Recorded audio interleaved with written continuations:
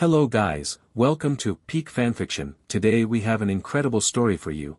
What if Naruto replaced Issei and used the Sage of Six Paths power to claim Rias Gremory as his queen? If you enjoy the video, please like and subscribe. Let's get into it. Chapter 1, The Wrong Guy to Kill. The Dimensional Rift opened at 11:47 p.m. on a Tuesday, which Naruto thought was a pretty undignified time to get thrown across reality. One moment he'd been standing at the Valley of the End, watching the last embers of the Fourth Shinobi World War die down, the residual chakra from his clash with Sasuke still crackling across the stone like dying lightning. Hagoromo's power was still warm in his palms, that golden, ancient weight that felt less like a technique and more like a heartbeat. And then the air in front of him had simply torn open. Not explosively. Not dramatically. Just a quiet, vertical seam in the world, like someone had taken a knife to the fabric of the sky.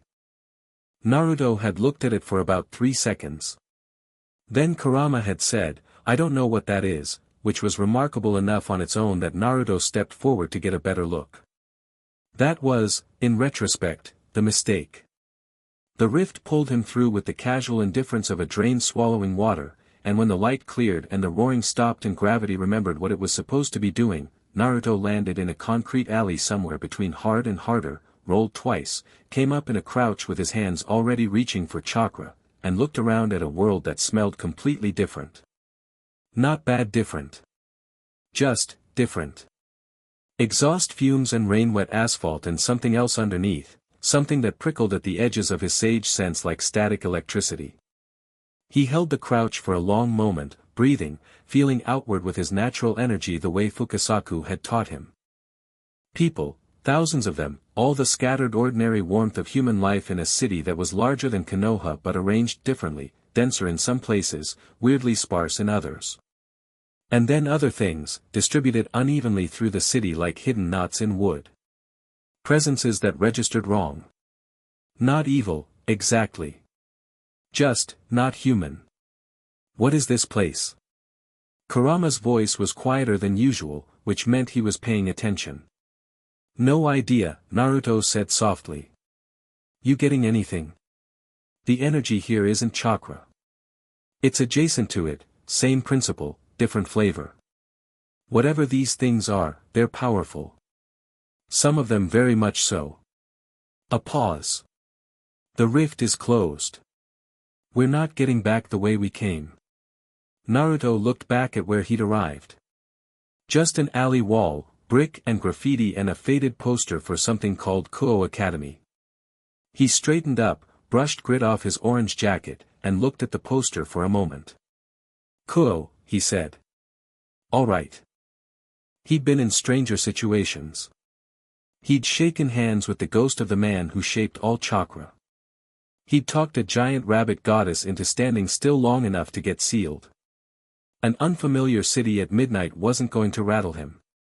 What he needed first was information, and information meant people, and people at midnight in an unfamiliar city meant. He looked toward the distant glow of what appeared to be a convenience store and started walking. He'd been in Kuo for approximately 40 minutes, had established that the language was Japanese, good, same as home, that the money in his pocket was useless here, less good, that his clothes were getting stares, the orange jumpsuit was apparently not standard civilian wear in this dimension, which, fair enough, and that the non-human presences he'd been feeling were more numerous and more varied than he'd initially thought, when he turned a corner and walked directly into a girl. She went down. He caught her before she hit the ground, hands quick, and set her back on her feet. Sorry, he said, stepping back. Didn't see, he stopped. She was young, his age, maybe a little younger, with dark hair and a school uniform that put her somewhere in the Kuo Academy demographic. She had a sweet face, a nervous energy that came off her in waves, and eyes that were slightly too wide and slightly too wet, like she'd been crying recently and was trying very hard not to start again. None of that was what made him stop. What made him stop was the way his sage sense reacted to her, a sudden pulse of something that felt like sorrow and guilt and a very old wound that hadn't healed right. Not threatening. Just heavy. The kind of weight a person carries when they've been alone with something terrible for a long time. Are you okay? he asked. She blinked at him. Yes. I'm sorry, I wasn't watching where. She noticed his clothes. You're not from around here. That obvious? A ghost of a smile, small and uncertain. A little. She looked at him properly, the nervousness reorganizing itself into something more curious. Are you lost? Completely, Naruto said cheerfully. But that's fine, I'm good at finding my way. I'm Naruto. Irina, she said. Then, like she'd decided something, you should be careful walking around at night here. Kuo isn't, there are things out after dark that, she stopped herself, glanced around with the reflexive caution of someone who'd been keeping a secret for a while. Just be careful. What kind of things? She shook her head. I've said enough. Be safe. She walked past him quickly, and Naruto watched her go with his sage sense tracking her until she rounded the corner, and then he felt the other presences converge on her path from 2 streets over, and he frowned. Not her, though. They were moving parallel to her, not toward her. Moving toward, he felt it a half-second before he saw it. A presence that didn't belong to the ordinary fabric of the street, moving fast, dropping from above, and then a girl was standing in front of him with black wings folded behind her and an expression like she'd just found something she'd been looking for. She was beautiful in the way that something specifically designed to be beautiful often was, calculated, precise, constructed to maximize a particular response. Long dark hair, a purple outfit that was technically a uniform and practically an argument, and eyes that did something complicated when she smiled. Naruto looked at her. Looked at the wings. Looked back at her face. Fallen angel, he said, because his sage sense was telling him exactly what she was, that same adjacent to chakra energy, but tainted, like water that had sat too long in a rusted pipe. The beautiful expression flickered. Just for a moment, a crack of surprise that she smoothed over quickly. You can see through my concealment. Wasn't trying to. You just felt wrong the moment you landed. He tilted his head. You were following someone. I found someone better, she said, and her smile came back, different this time. Predatory. A human boy wandering Kuo alone at night, practically glowing with power he doesn't understand. That's interesting. I understand it fine, Naruto said. Oh. She raised one hand, and 3 spears of purple-black light materialized around her fingers like she was holding burning cigarettes. Power of light, she said, almost conversationally. Sacred gear enhanced. It'll kill a human cleanly. And you feel very much like a human to me. Naruto looked at the spears. They were genuinely impressive, that crackling, condensed light had real weight to it, real intent. He could feel the killing edge on them the way you could feel the edge of a properly made blade just by looking at it. You're going to throw those at me, he said. I'm going to throw those at you, she confirmed. Why? Something moved in her eyes. It was fast, faster than the smile, faster than the predatory calculation, a flash of something that might have been reluctance. Orders, she said, and threw them. Naruto sidestepped the first 2 without moving his feet, just a slight lean and a shift of his center of gravity, the way you learned to move when you'd sparred with someone who could level mountains. The third one he let graze his shoulder because he was curious about what it felt like. It felt like getting stabbed with something very cold and very bright. A real wound, blood, pain, the wet heat of it soaking into his collar. He looked at it with mild interest. Rainier stared. That actually hurt, Naruto said, which was true and also the most surprised he'd been all evening. Ha! He looked up at her. You said orders. Who gave them? She threw 6 more, rapid fire, and Naruto moved through them the way water moves around stones, never quite where she was aiming, that sage of 6 paths awareness painting the whole world in perfect, unhurried clarity. He was behind her before the last one dissipated, not touching, just present. Who, he said quietly, gave you the orders? She spun, wings snapping out, and the light coalesced around her in a corona of burning purple-white, and then she hit him with everything she had, and it was genuinely a significant amount. The blast caught him square in the chest, detonated like a small star, cratered the alley wall behind where he'd been standing, and he walked out of the smoke, orange jacket scorched through, chest wound bleeding freely, looking tired in the way someone looks when they've been moderately inconvenienced. Rainier took 2 steps back. Her hands were shaking. "What are you?" "Tired," Naruto said honestly. "And a long way from home. And I just want to know who sent you." She hit him again. And again. And on the third one, she stopped pulling her power and let the full weight of a fallen angel's light land straight through his sternum, and Naruto felt something that he had not felt in a very long time. He felt his body decide it was done. The ground came up. He caught himself on one knee, looked down at the wound in his chest with something between surprise and annoyance. His healing was already working, Kurama's chakra flooding the damage, trying to seal it, but the light was fighting back, burning the repair faster than it could be made, and Naruto understood, distantly, that this particular combination in this particular dimension was doing something that very little had managed to do since Hagoromo's power settled into his bones. It was killing him. "Kid," Kurama said, and there was an edge in his voice that Naruto hadn't heard in years. "I can't get ahead of this. The light it's something I don't have a counter for. Not fast enough." "It's fine," Naruto said. His voice was steadier than the situation warranted, which was either discipline or stubbornness, and he'd never been able to tell the difference. "Stop moving," Rainier said from somewhere above him. She sounded strange. Not triumphant. Not satisfied. Her voice had that fractured quality again, the reluctance he'd clocked during that half-second before she'd thrown the first spear. "It'll be faster if you stop." "Not really my thing," Naruto said, and tried to stand up, and made it halfway before his legs registered a complaint he couldn't argue with. He went down properly, hands catching the wet asphalt, and looked at his palms. The 6 Paths chakra was still there, warm and golden even as the rest of him was being systematically dismantled by divine light. Hagoromo's gift.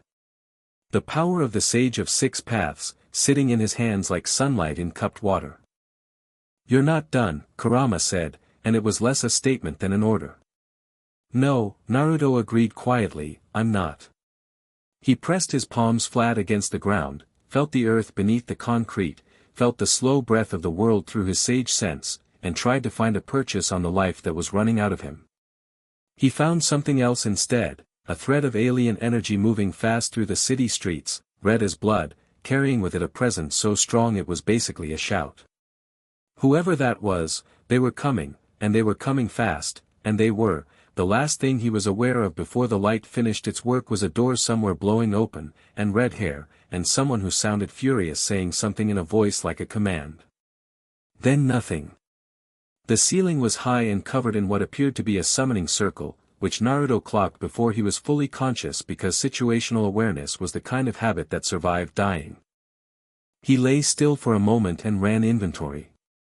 Pain, present but manageable, a deep ache in his chest like someone had replaced his sternum with a hot coal. Chakra, there but diminished, Kurama's presence a steady background warmth that felt almost careful, which was unusual. Limbs, all present, responsive, cooperating. Clothes, someone had changed them, which he filed under observations without immediate action required. He opened his eyes properly. The room was large and clearly inside a school. He could smell institutional cleaning products underneath the wood polish and the faint, persistent smell of old books. Bookshelves lined every wall. Couches, a desk, afternoon light through windows that meant he'd been out for hours at minimum. The summoning circle on the ceiling was ornate, clearly old, clearly powerful. Sitting across from him, in a chair that she occupied with the kind of posture that suggested she'd been raised to treat every seat like a throne, was one of the most striking people he'd ever seen. Red hair. Not sunset red, not copper, the deep, vivid red of fresh blood or an autumn maple, falling past her shoulders in waves that caught the light in a way that looked deliberate even when it probably wasn't. Blue-green eyes that were currently watching him with an expression he recognized, the look of someone who has just witnessed something they cannot explain and are deciding whether to be frightened or fascinated. She'd landed on fascinated, barely, but the frightened was still visible underneath. She was wearing a school uniform. She was probably 17. She held herself like someone who expected to be the most important person in any room she entered, and in Naruto's objective assessment, she probably usually was. Behind her stood a woman with long black hair and violet eyes who radiated carefully contained danger, and two others further back, a young man with neat blonde hair and the quiet stillness of someone who knew how to wait, and a small white-haired girl who was sitting on a couch with her knees pulled up, watching Naruto with eyes that were doing something complicated and precise. "You're awake," the red-haired girl said. "Usually am," Naruto agreed, and sat up. His chest complained but obeyed. "How long?"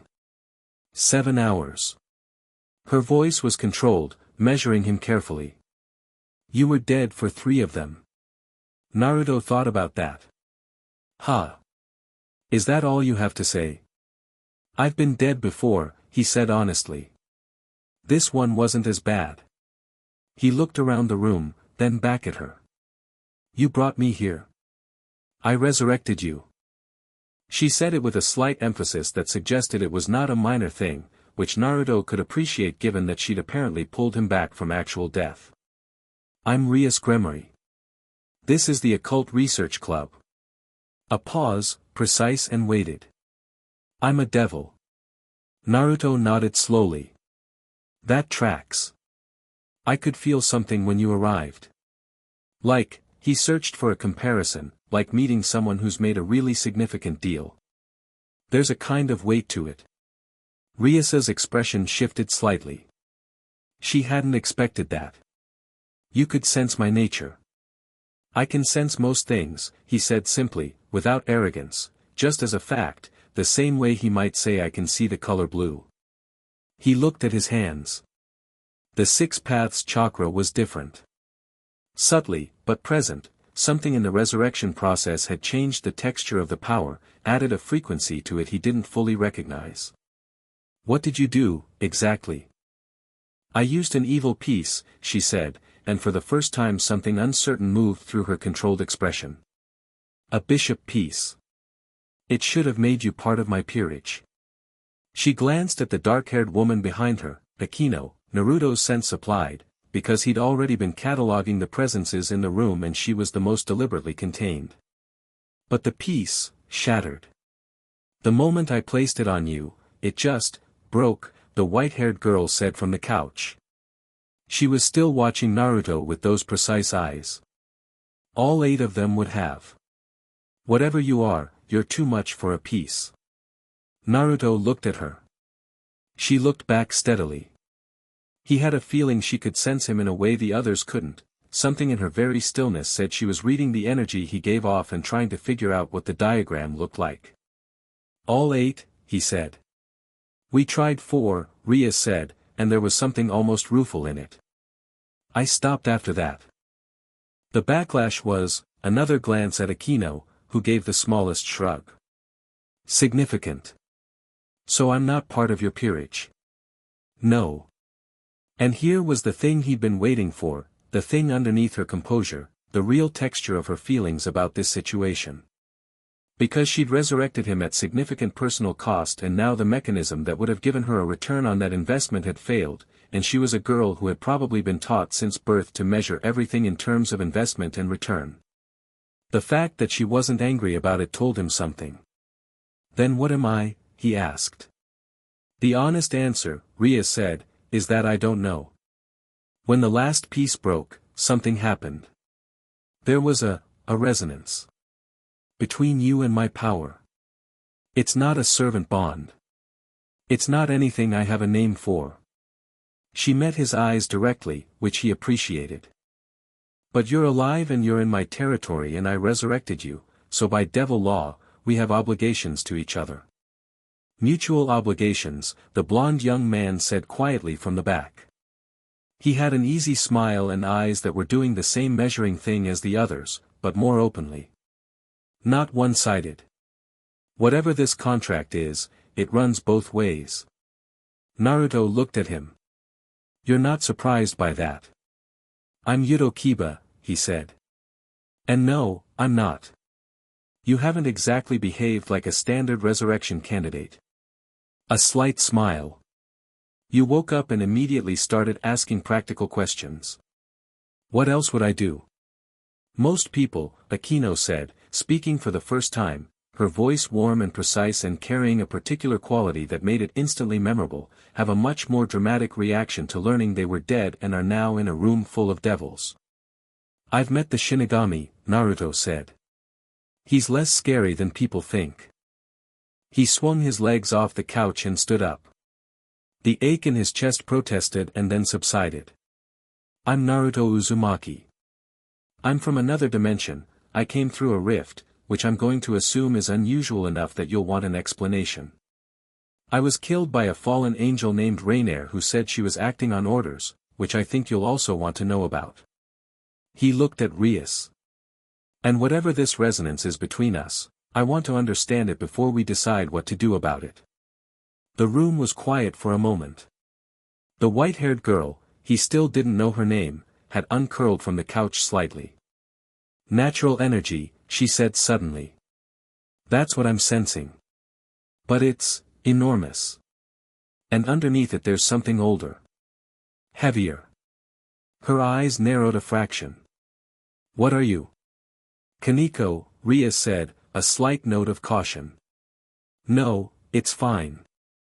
Naruto looked at Kaneko, her name settling into place from Rias's tone, and considered how to answer.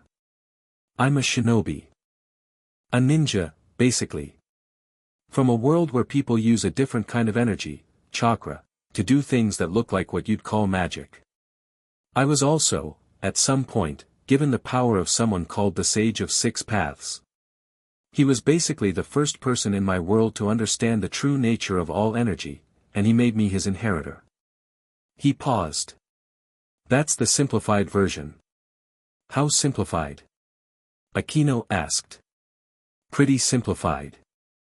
I felt your power when I arrived, Rias said. She'd stood up while he was talking, and she was taller than he'd expected, not as tall as him, but close, and she was watching him with that mix of fascination and calculation that was, he was starting to think, probably her default mode. When I knelt over you, before I placed the piece. Your energy was, she stopped, seeming to look for a word. Like standing next to a sun, Kaneko said quietly. That's what it was. Except the sun knew you were there. That was one of the more accurate descriptions Naruto had ever heard. He looked at Kaneko with genuine appreciation. Yeah, he said. That's about right. Rias moved to her desk and stood behind it, not hiding behind it, just anchoring herself, he thought. A habit. I need to explain your situation, she said.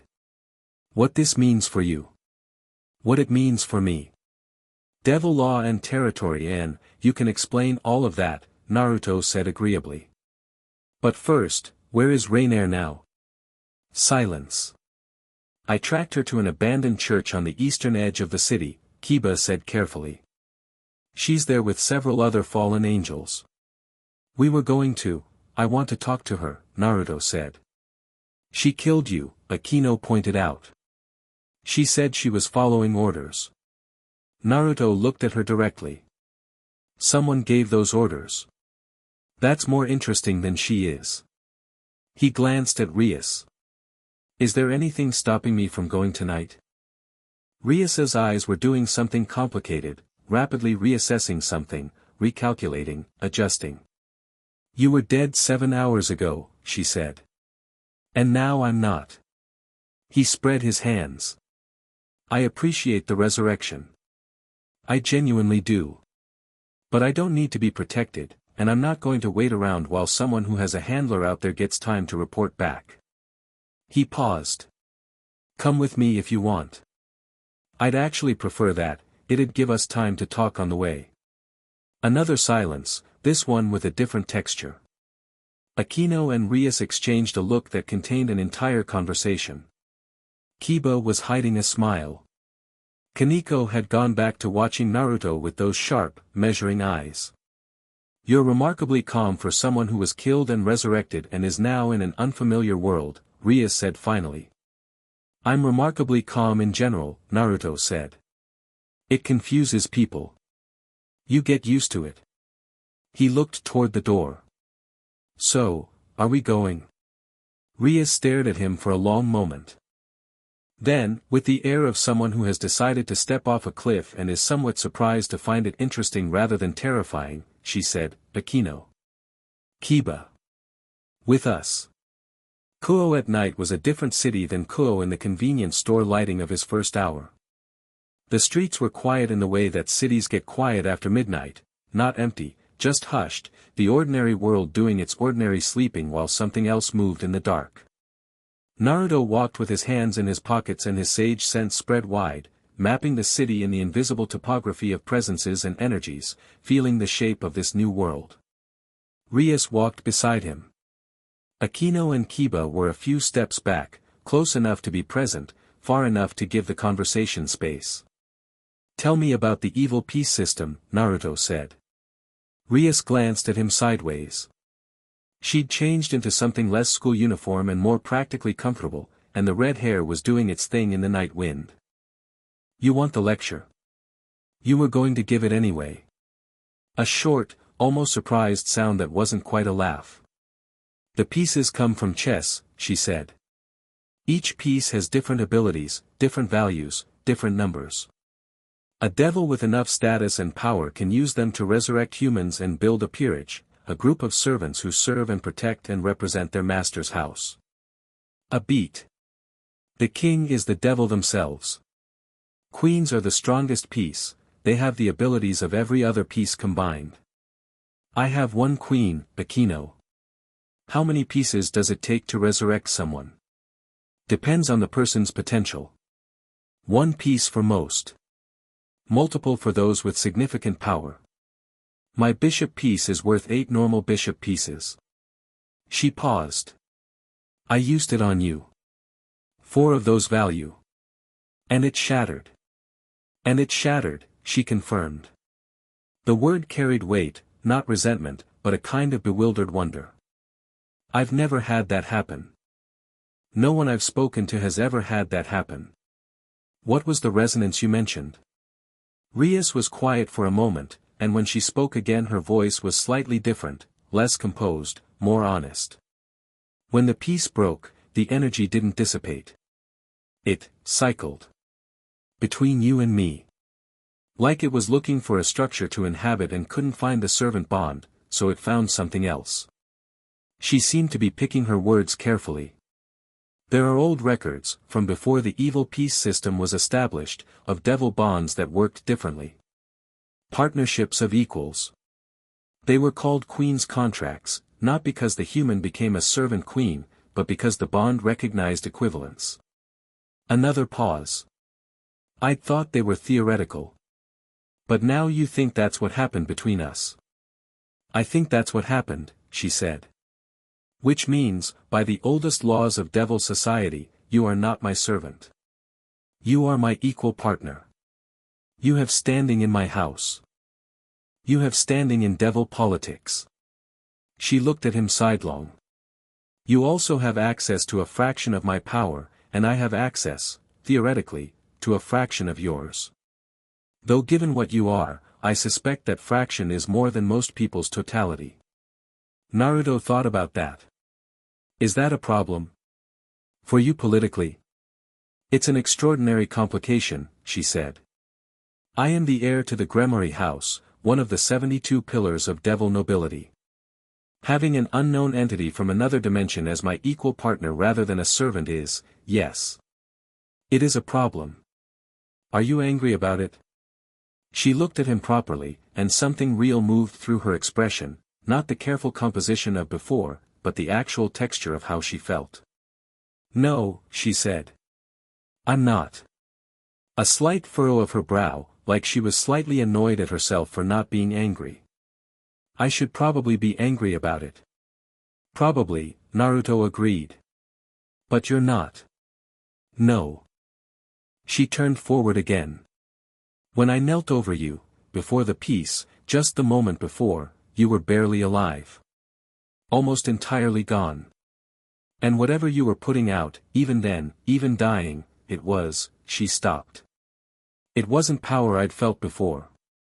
It wasn't like any devil or angel or human.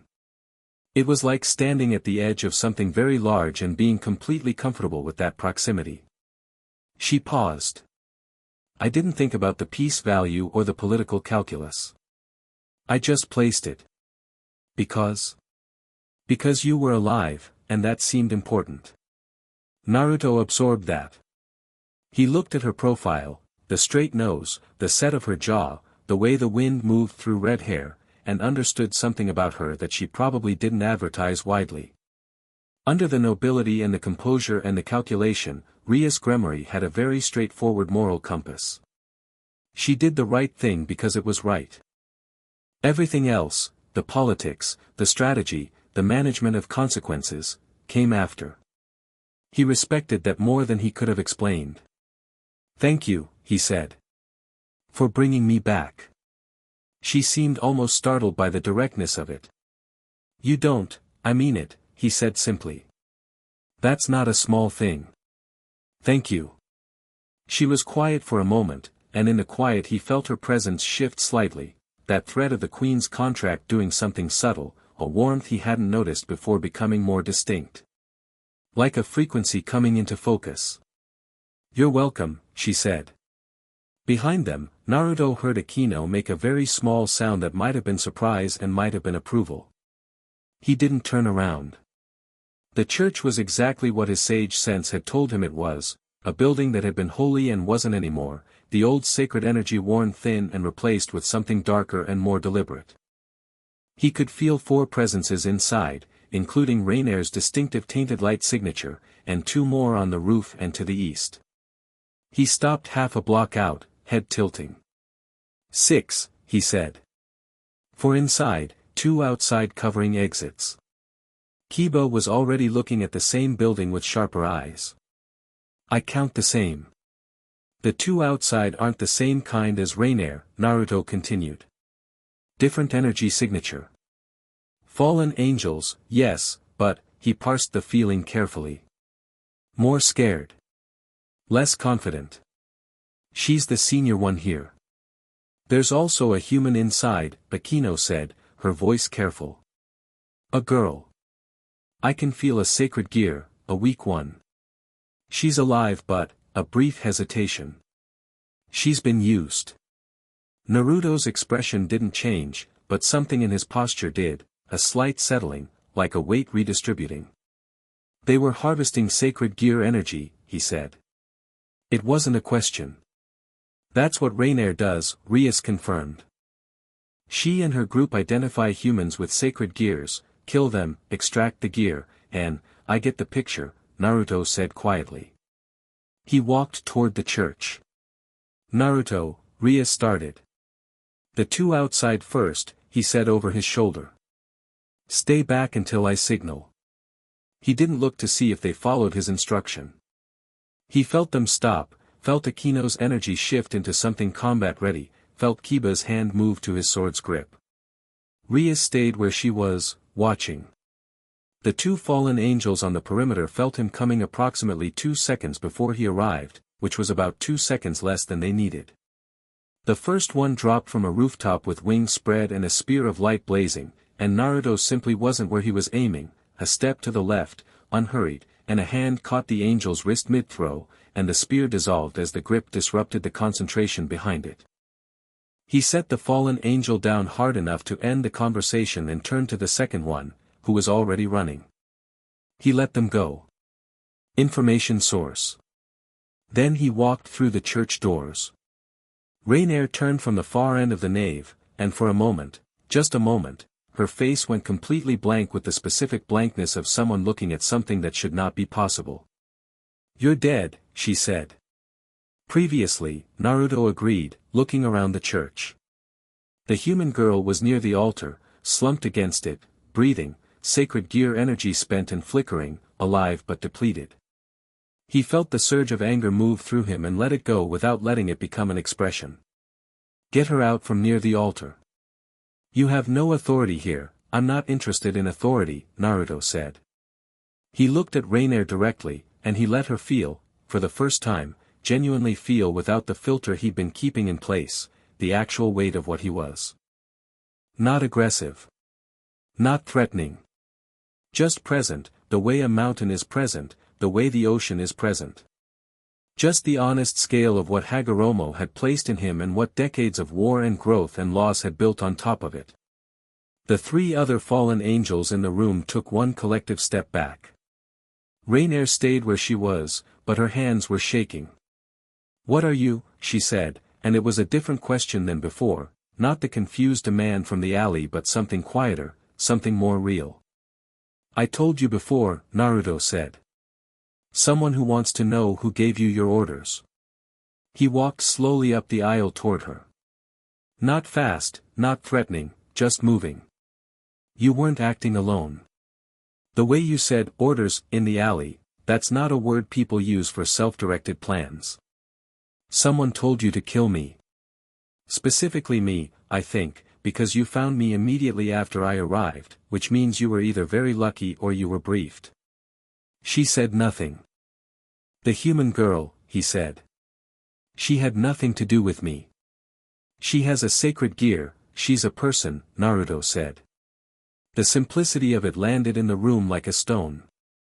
She's a scared kid who probably didn't even know what she was carrying. He stopped 3 meters from Rainier. Get her somewhere safe. Then tell me who gave you your orders. And if I don't? He looked at her the way he'd looked at Pain, the way he'd looked at Obito, the way he'd looked at every enemy who turned out to be a wound wearing a human shape, and saw the same thing he always saw. Someone making a terrible choice because they believed they had no other ones. You tried to kill me, he said. And honestly, I'm more curious than angry about it. That probably tells you something. He held her gaze. But if something happens to that girl because of tonight, I'll be considerably less philosophical about the whole situation. Rainier stared at him. Then she made a small, sharp gesture at one of the other fallen angels, who crossed to the girl and knelt beside her. Rainier turned back to Naruto, and her expression had done something he hadn't expected, it had gotten tired. Not defeated. Tired, the way people get tired when they've been pretending something is fine for too long. Kokobile, she said. The name dropped into the room and the other fallen angels flinched at it. He's building towards something, Rainier continued, her voice quieter. He wanted to test something in Kuo. The rift your arrival created sent ripples through every kind of perception. He wanted to know what came through it. I was supposed to, she stopped. It was supposed to be a reconnaissance and removal. You weren't supposed to survive the first hit. Kokobile, Naruto repeated. Where is he? Not here, she said. Not yet. He's watching. He's always watching. She looked at him with something that took him a moment to identify as honesty. He sent me because I was expendable. He told me a human came through a rift but that the ripple read as something significant. He wanted to know if killing you would eliminate the anomaly or make it worse. A pause. I think he has his answer. What's he planning? Something that starts a war, she said simply. He wants a war. Between every faction. He thinks the current peace is a cage and he wants to burn it down. She met Naruto's eyes without flinching. I've been working for him for 3 years. I thought, she stopped again. I thought what he wanted and what I wanted were the same thing. I'm less certain of that than I used to be. Naruto studied her for a long moment. Then he said, the girl. Is her gear damaged? Rainier shook her head. Depleted. It'll recover. Good. He turned toward the door. Come out of the church and talk to Rias Gremory. She'll listen, Naruto said. I'll make sure of it. He walked back down the aisle, felt the weight of 4 fallen angels watching him, felt the threat of the Queen's contract pulling him back toward where Rias waited outside like a warm compass bearing. At the door he paused without looking back. "The girl's name," he said. "Do you know it?" "A beat." "Asia," Rainier said quietly. "Her name is Asia Argento." Outside, Rias was standing with her arms folded and an expression that suggested she'd felt everything through the contract and was still in the process of recalibrating what she thought she knew. Aquino had both hands clasped loosely in front of her, that careful containment dialed up slightly. Kiba was watching the door with professional attention. "Kokabile," Naruto said when he reached them. Rias's expression sharpened into something precise and concerned. "That name is a problem, I know. Rainier is going to come out. Don't attack her." He looked at Rias directly. "She has information we need, and she's not a threat right now." "She killed you," Rias said, and there was something in her voice, not quite anger, but related to it, something protective and sharp, that she seemed to notice herself, because her expression went briefly neutral before settling. "She was following orders," Naruto said. "From someone who's trying to start a war." A pause. "That's a more complicated situation than I expected for tonight," Kiba said. "Tell me about it," Naruto agreed. The church doors opened and Rainier stepped out, wings folded, hands visible, the universal language of "I'm not here to fight," and looked at Rias Gremory with the expression of someone who had spent years being an enemy and was finding the transition awkward. Rias looked at her for a long moment. Then she looked at Naruto, and whatever she found in his expression made something in her own settle. "Tell me everything," she said to Rainier. And then, quietly, to Naruto, the girl inside, Aquino. Aquino was already moving toward the church door, that contained, careful presence shifting into something gentler as she crossed the threshold. Naruto watched the night and kept his sense wide and steady, feeling the city breathe, feeling the new unfamiliar weight of the Queen's contract humming between him and Rias like a string that had just been tuned and was still finding its note. He was a long way from home. He was starting to think that might be alright. Later, when Rainier had given them everything she had and been released into a wary, watched freedom, because Naruto had made a point of not asking Rias to keep her, and Rias had made a point of not volunteering it, and Asia Argento had been gathered up by Aquino with a gentleness that suggested Aquino had a much wider emotional range than her default presentation indicated, and the group was walking back toward the school in the gray pre-dawn, Kiba fell into step beside Naruto. "You knew she wouldn't fight you," he said. "In there. You walked in alone because you knew." "I had a feeling," Naruto said. "What kind of feeling?" Naruto thought about the alley, about the half-second of reluctance before the spears, about the way orders had sounded. The kind where someone's doing something they've been told to do and it's been wearing them down for long enough that they're almost looking for a reason to stop. He glanced at Kiba. "You know that feeling?" Kiba was quiet for a moment. "Yes," he said. "I do." They walked in comfortable silence after that.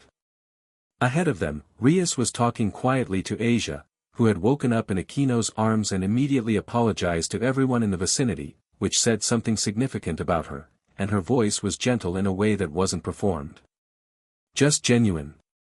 Kaneko appeared from a side street with perfect timing and no apparent explanation, fell into step beside Naruto, and said nothing for a full block. Then, your natural energy. When you're just walking like this, it's calm. It doesn't push. She seemed to be working something out. Most powerful things I've been around, the energy presses outward. It wants you to know it's there. She looked up at him sidelong. Yours doesn't. It knows what it is, Naruto said. It doesn't need to prove it. Kaneko thought about that. Then she gave a small, nearly invisible nod, and looked forward again, and walked the rest of the way back in a silence that felt distinctly different from the silence before. The sun came up over Kuo as they reached the school, painting the rooftops in thin gold, and Naruto paused at the gate and looked at it for a moment, this specific quality of morning light in this specific unfamiliar world, the feeling of the city waking up underneath his sage sense, the thread of the Queen's contract warm in his chest like something new finding its shape. Rias stopped beside him, following his gaze. What are you thinking? She asked. That Kokobeel's going to be a problem, he said. Yes. And that Asia needs somewhere safe to stay. We can arrange that. And that I need to understand how the rating game system works, because I have a feeling we're going to need it. Rias looked at him with that expression she'd been using since he woke up, the one that was recalibrating something. You've been here less than 12 hours, she said. Long enough, he said simply.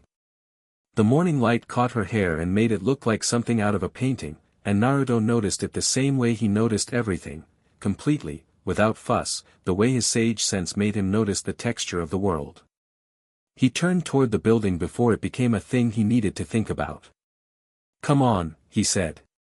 You've got a lecture to give me about Devil Society, and I want breakfast first. Behind him, he heard Rias make that not quite laugh sound again. And then her footsteps, following, and Akino's quiet amusement, and the soft padding of Kaneko keeping her own pace. He walked into Koa Academy as the bell for first period drifted out over the courtyard, and the door closed behind all of them, and the morning continued. Chapter 2, Nobody's Pawn. The Occult Research Club had a kitchen. This was the detail that made Naruto decide, somewhere around 6 in the morning while scrambling eggs on a 2-burner range that was inexplicably tucked into the back corner of a room that was also inexplicably inside a school building, that he could probably work with this situation. Kaneko was sitting on the counter watching him cook. She'd followed him into the kitchen with the specific energy of someone who had no particular reason to be there and wasn't going to acknowledge that. You eat a lot, she observed. Fast metabolism, Naruto said, flipping eggs. Also died recently. Body's compensating. A pause. That's logical. How many people am I cooking for? She held up all 5 fingers on one hand, then 3 on the other. 8, Naruto confirmed. Asia included. A small nod. He cooked for 8, which was more a function of intuition than precise measurement. He'd cooked for larger groups in worse conditions, field camps during the war where the only equipment was a fire and whatever Choji hadn't already eaten. 2 pans, everything seasoned properly, rice from a bag he found in the back of a cabinet. Kaneko watched the entire process with the focused attention of a quality inspector. You're good at this, she said, when he slid a plate in front of her. I lived alone for a long time, he said simply, and left it there. She looked at the plate. Then at him. Then she picked up her chopsticks and ate without another word, which he was starting to understand was Kaneko's version of a compliment. The others filtered in by degrees, Kiba first, already looking like he'd slept and changed, that easy competence he wore like a second uniform. Then Akino, who paused in the doorway with an expression of genuine surprise at the smell of food, then recovered her composure and settled into the seat at the far end with the grace of someone who'd been taught to make every movement look intentional. Asia came in last, holding the doorframe slightly, still uncertain in the way of someone who isn't sure they're allowed to take up space. Naruto pointed at the empty chair beside Kaneko. Sit.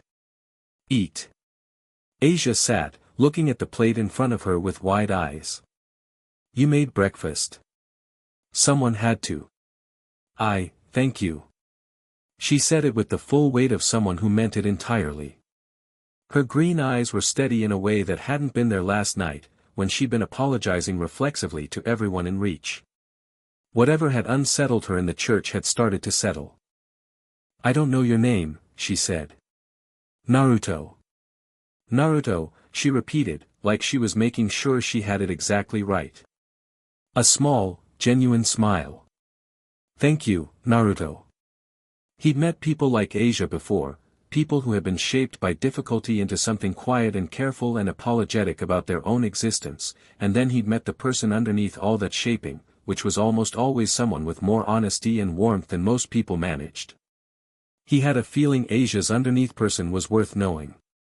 Rias came in while he was washing the pan, red hair damp from a shower, wearing something that was more comfortable than the school uniform and less composed than her usual presentation. She stopped in the kitchen doorway, looked at the 8 plates, looked at the people eating, looked at Naruto's back.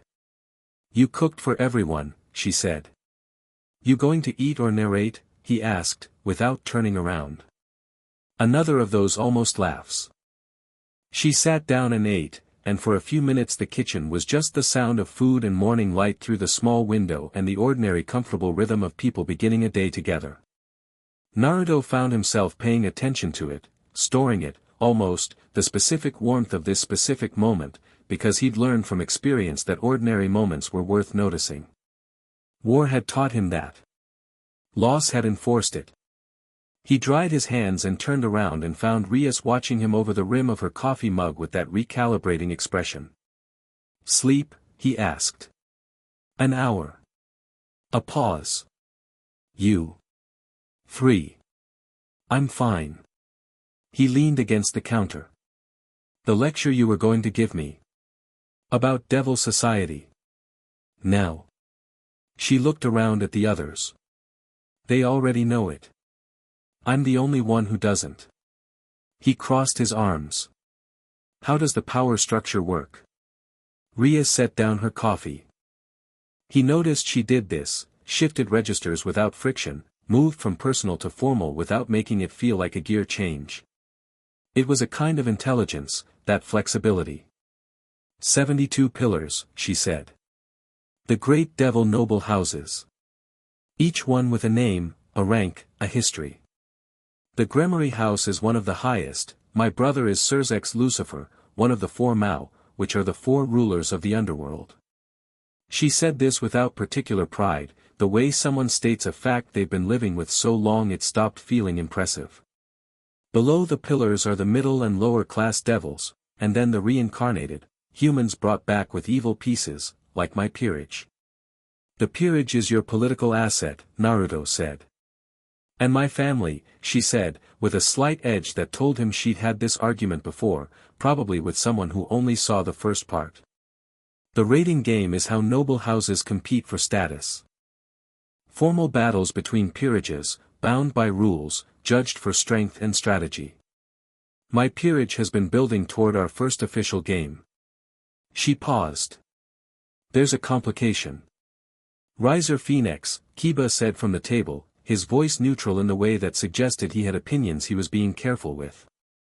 My betrothed, Rias said, and the word landed flat and sharp, like she'd practiced keeping it emotionally neutral and had gotten very good at it. Arranged by our families. He's the 3rd son of the Phoenix house, another of the high pillars. He's also an experienced rating game competitor with a full peerage. She met Naruto's eyes. He believes the engagement is settled. It's not. What does he believe about it? Naruto asked. That it's a political transaction and I'll comply because I understand the value of political transactions. A beat. He's not wrong that I understand them. He's wrong about what I'll do. How far along is the engagement? Far enough that refusing it outright creates a political incident my family would have to manage. Her jaw set slightly. My brother is on my side. He won't force me. But there are procedures, challenges, formal objections, and they require standing power. Credibility within the game framework. She looked at him steadily. Your presence changes that calculation. Naruto let the silence sit for a moment. You brought me back without knowing any of this would work out, he said. Yes. And now I'm an unexpected asset in a political problem you already had. Yes. She held his gaze. I want to be clear that I didn't, I know, he said. I'm not accusing you of anything. And he meant it, her energy through the contract was as honest as anything he'd ever read through Sage Sense. Whatever Rias Gremory was, she wasn't someone who'd calculated this in advance.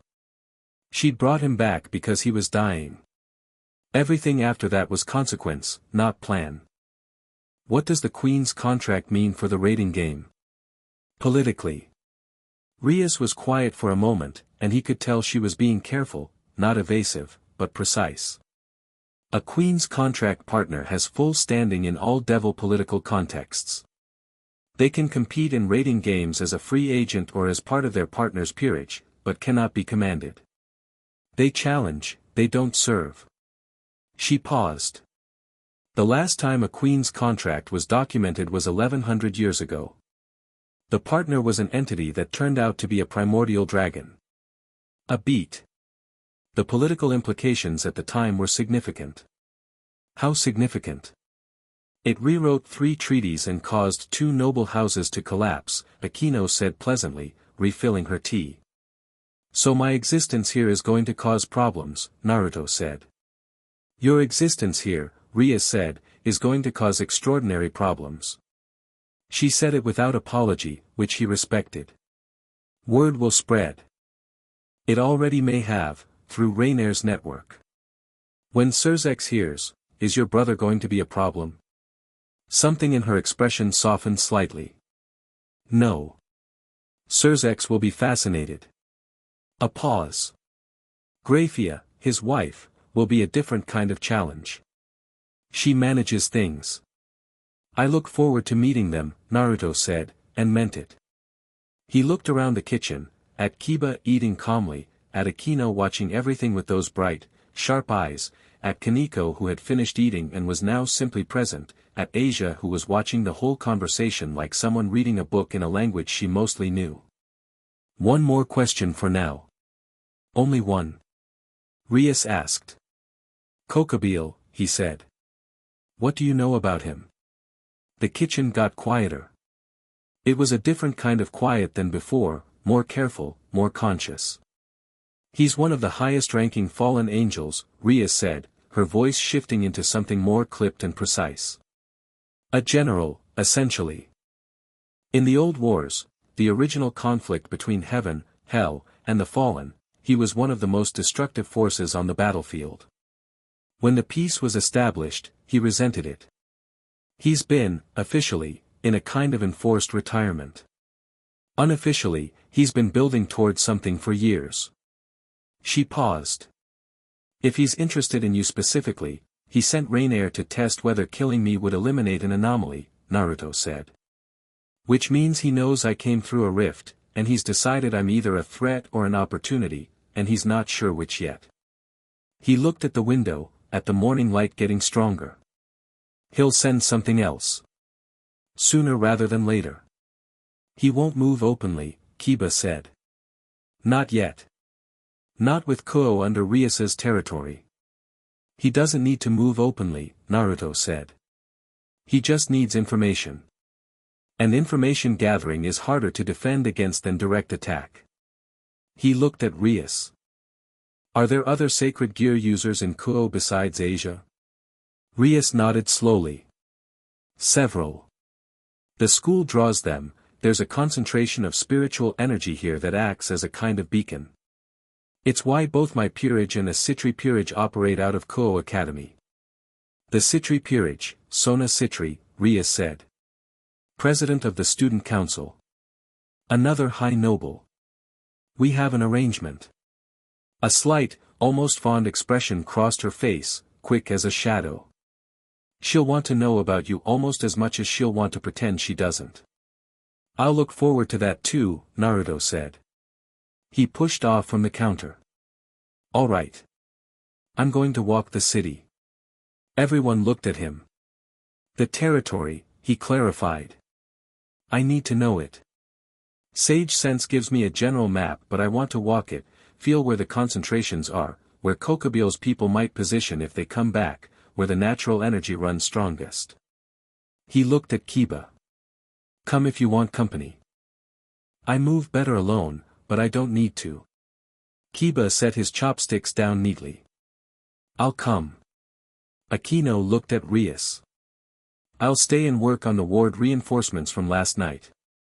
Rias nodded, then looked at Naruto. Be back by evening.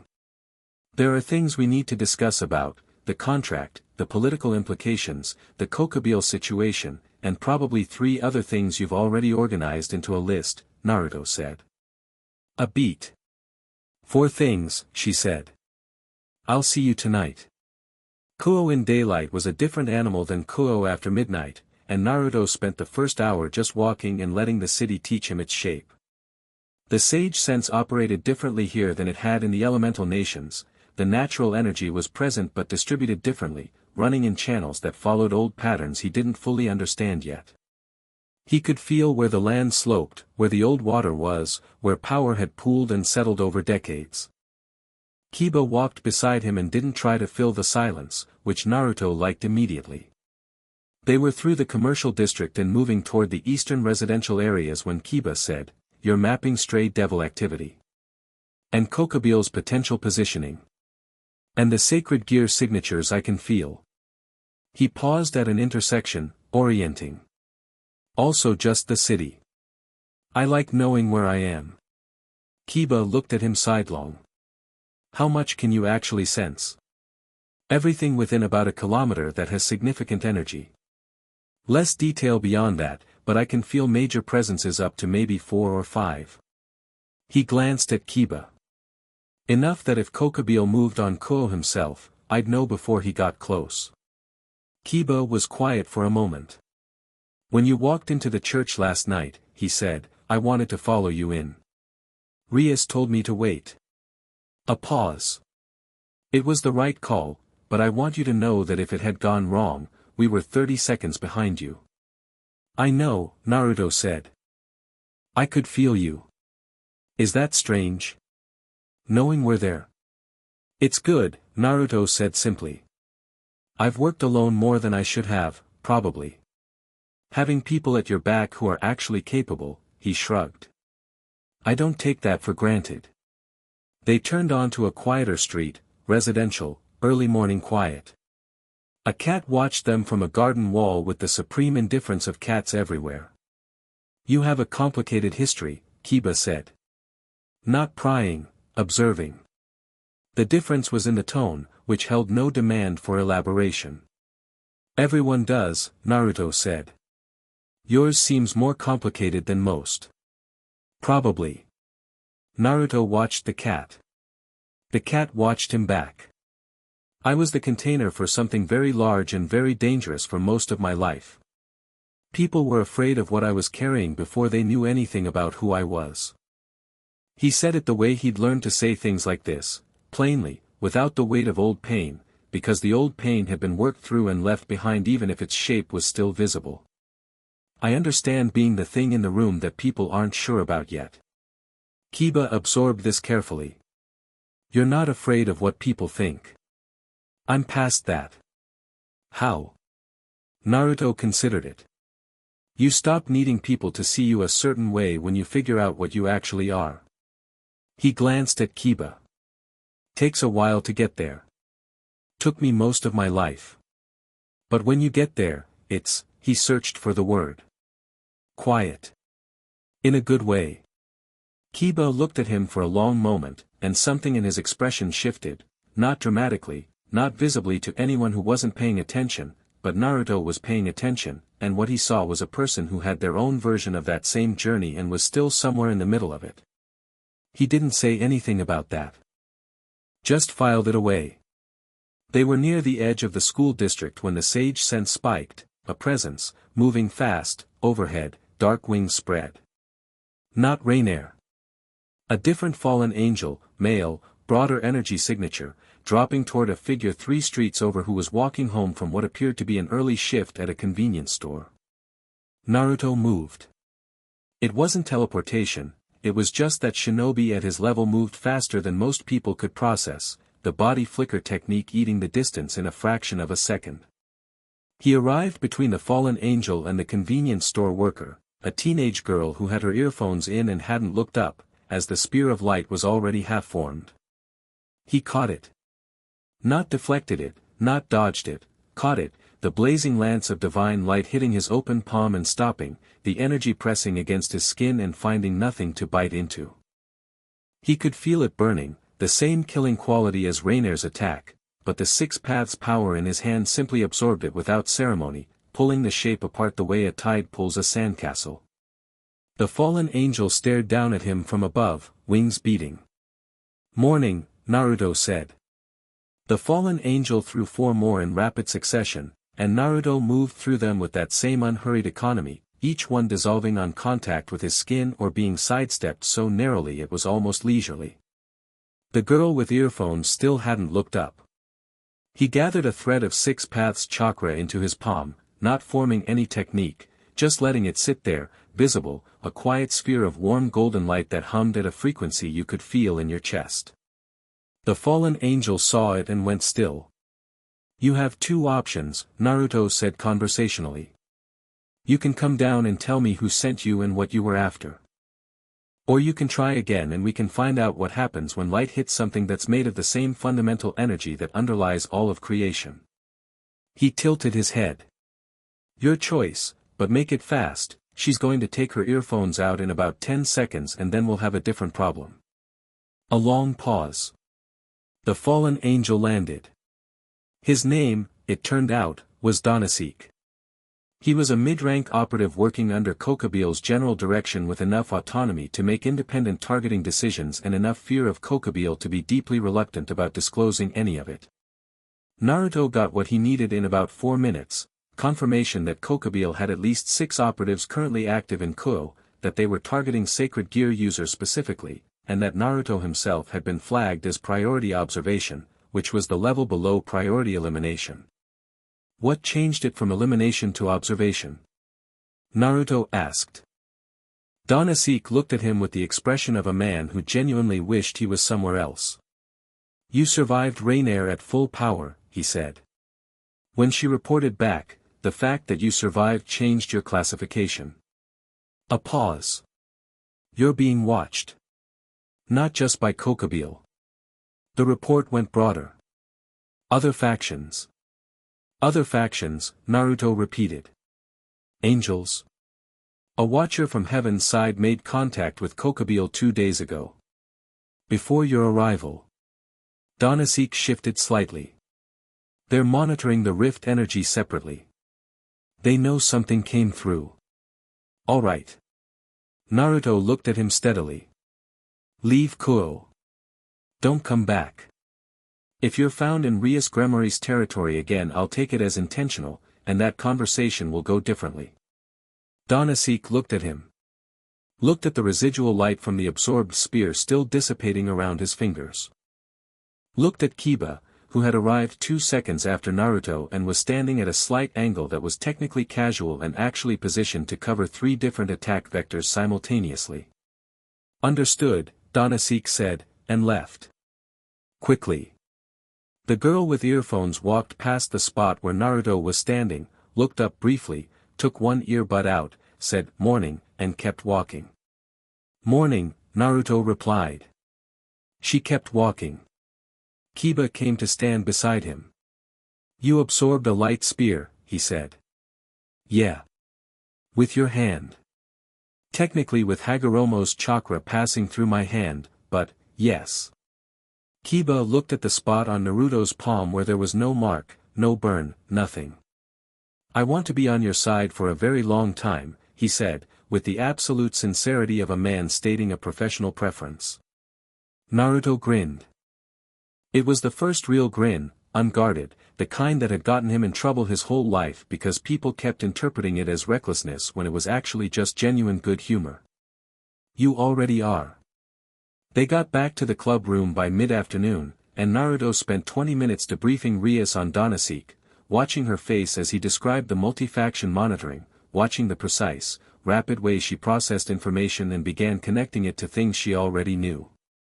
She was smart in a specific way, not just intelligent but organized, the kind of mind that built structures out of information the way some people built architecture, always checking load-bearing points. 6 operatives minimum, she said, when he finished. And heaven monitoring separately.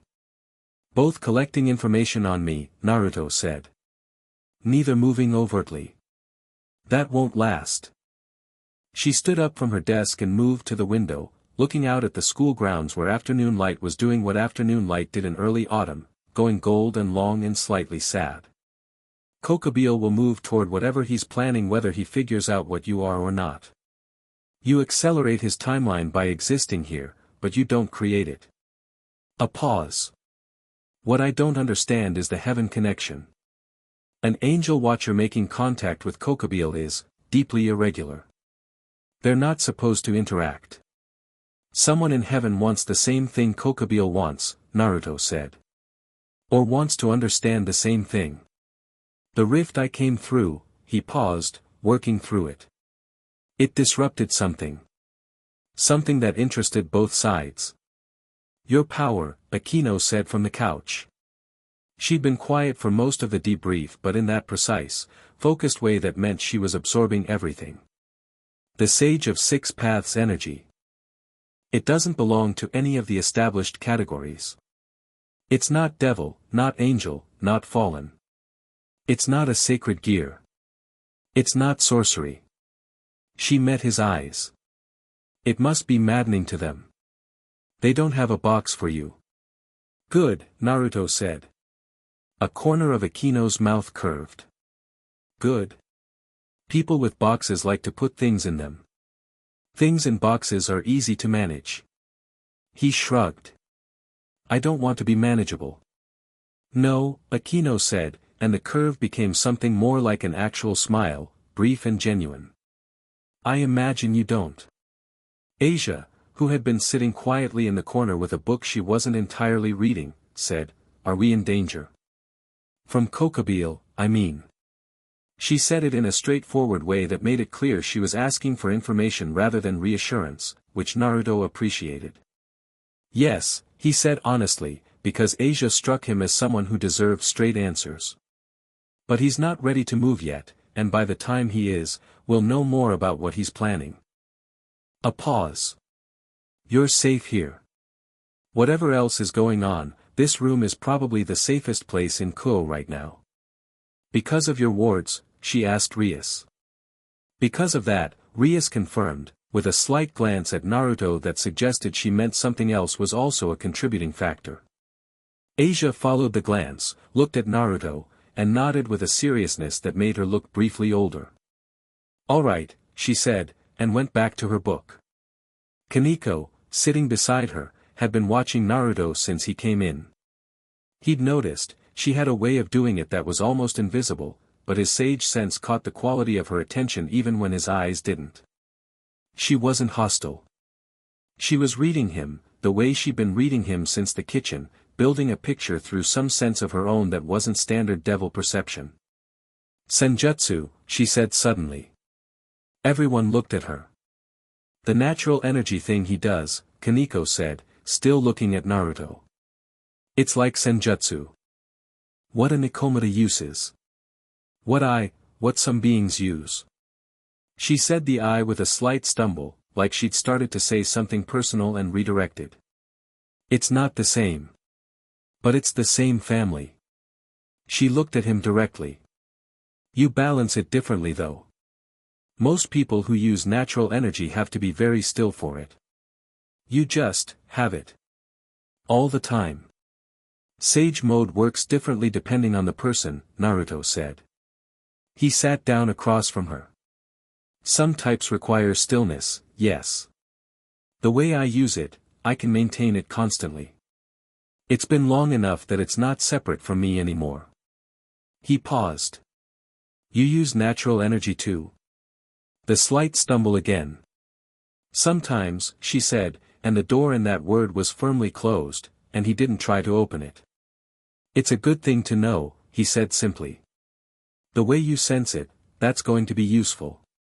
You probably caught things about Donasek and Rainier that a standard power reading would miss. She looked at him. The fallen angel this morning was afraid, she said. Not normal afraid. The kind of afraid that comes from having something bigger watching over your shoulder. A pause. Kokobile doesn't give his people room to fail. No, Naruto agreed. He doesn't. The room sat with that for a moment. Rias turned from the window. She had that organized mind expression on, the one where she'd been processing while the conversation happened and had arrived somewhere specific. I want to show you something, she said to Naruto. Tonight. After dinner. She looked around at the others. Just him and me. Aquino raised an eyebrow with the precision of someone who raises eyebrows professionally. The territory map, Rias said flatly. The energy grid. The things I've been building in Kuo for 3 years. A slight color in her cheeks that she ignored with absolute composure. The things he needs to understand if he's going to help protect this.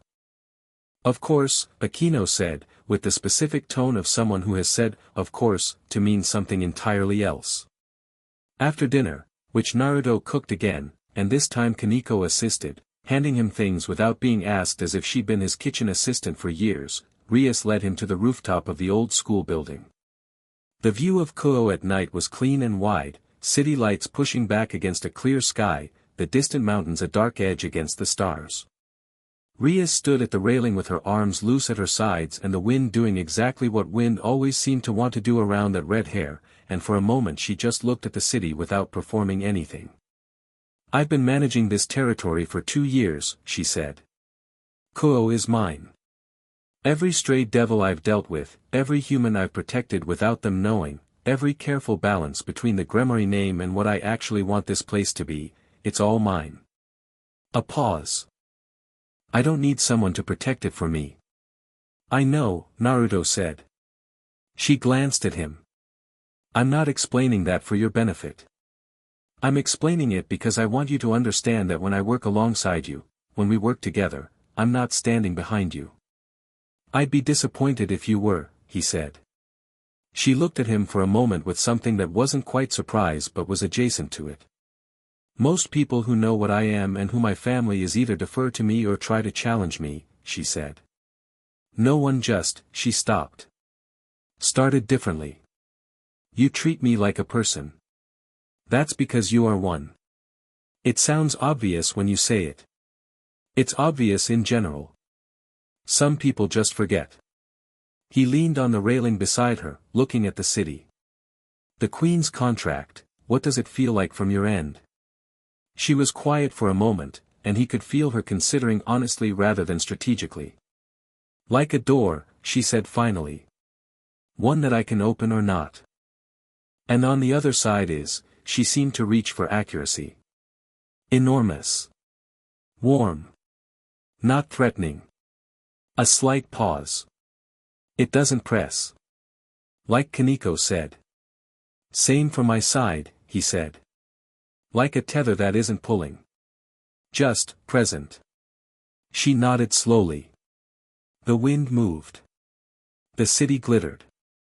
"I need to tell you about Riser," she said, and her voice changed, not colder, but more careful, the way your grip gets careful when you're holding something you know is fragile. "Not the political situation. Riser himself. A beat. He's intelligent.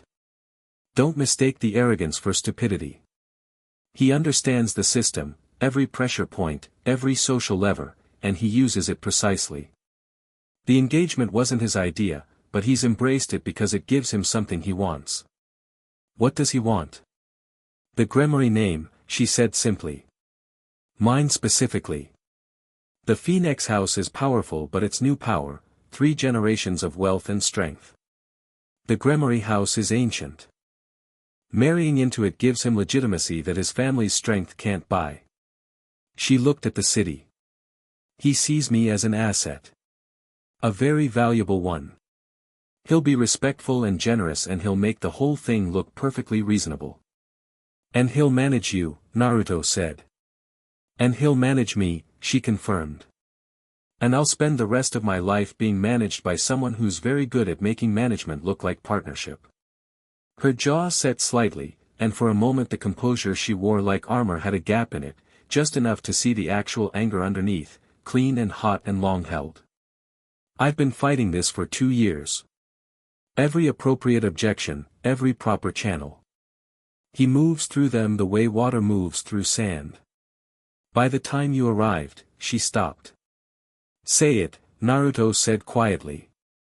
She turned to look at him, and whatever was in her face when she did it was honest in a way he didn't think she showed people often. "By the time you arrived, I was running out of ways to fight it that didn't blow up my family's politics and my brother's position and everything I've built here." A pause. "I'm not using you as a chess piece," she said, with a directness that was almost fierce. "I want that stated plainly." "I know," he said again, and he did. "The Queen's contract gives me standing I didn't have before," she continued. It gives my objection weight in a context where weight matters. But I need you to know that isn't why. She stopped a second time, visibly frustrated with herself, which was not an expression he'd seen on her before. You brought me back because I was dying, Naruto said. That's where all of this starts. Everything else is consequence. He looked at her directly. And I'm here now. Whatever comes from it, we figure out together. A pause. That's what the contract means, right? Not that you protect me or I protect you. That we face things the same direction. Rias stared at him for a long moment. Yes, she said. That's exactly what it means.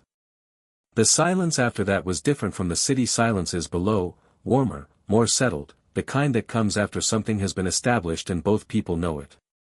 Riser is going to come to Kuo, Rias said eventually, back to the organized mind voice but with something looser underneath it now.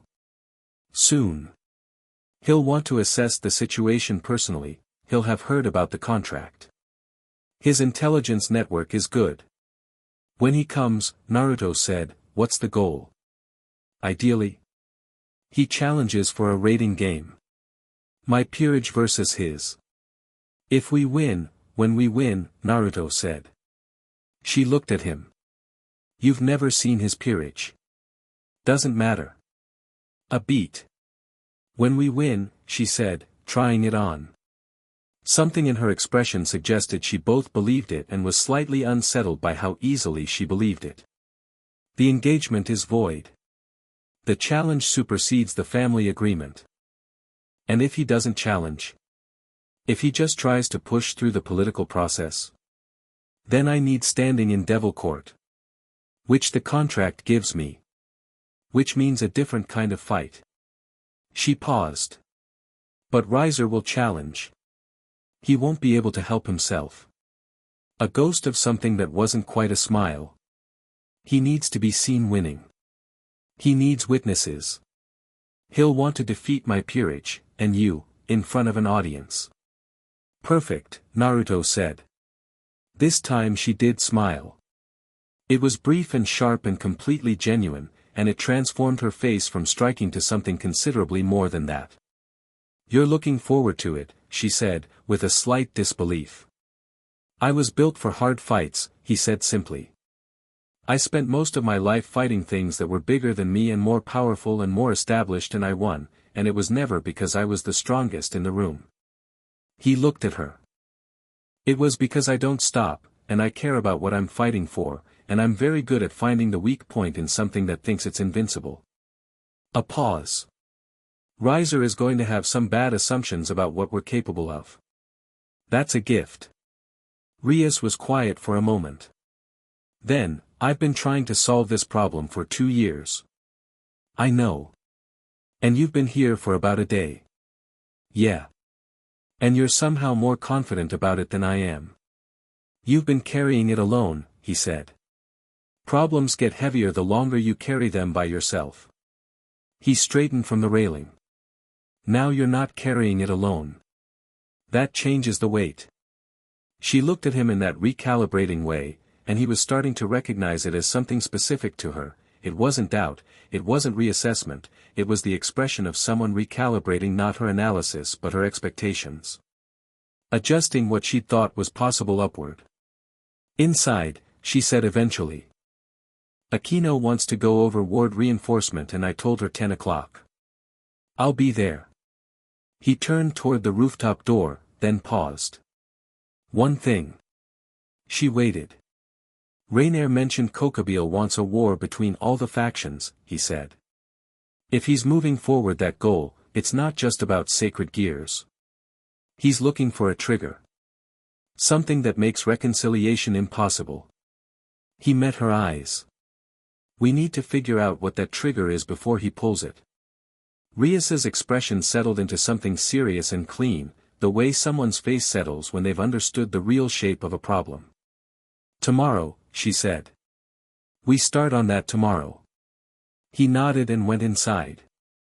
She stayed on the rooftop for another moment, looking at the city she'd been protecting alone for 2 years, feeling through the new threat of the Queen's contract, that warm, enormous, unhurried presence, and found herself, for the first time in a long time, not simply managing the situation but genuinely unafraid of what was coming.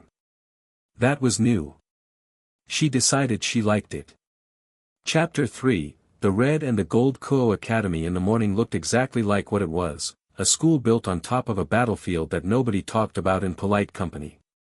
Naruto sat in homeroom and let the ordinary chaos of first period wash over him while he catalogued every supernatural presence in the building through pure habit.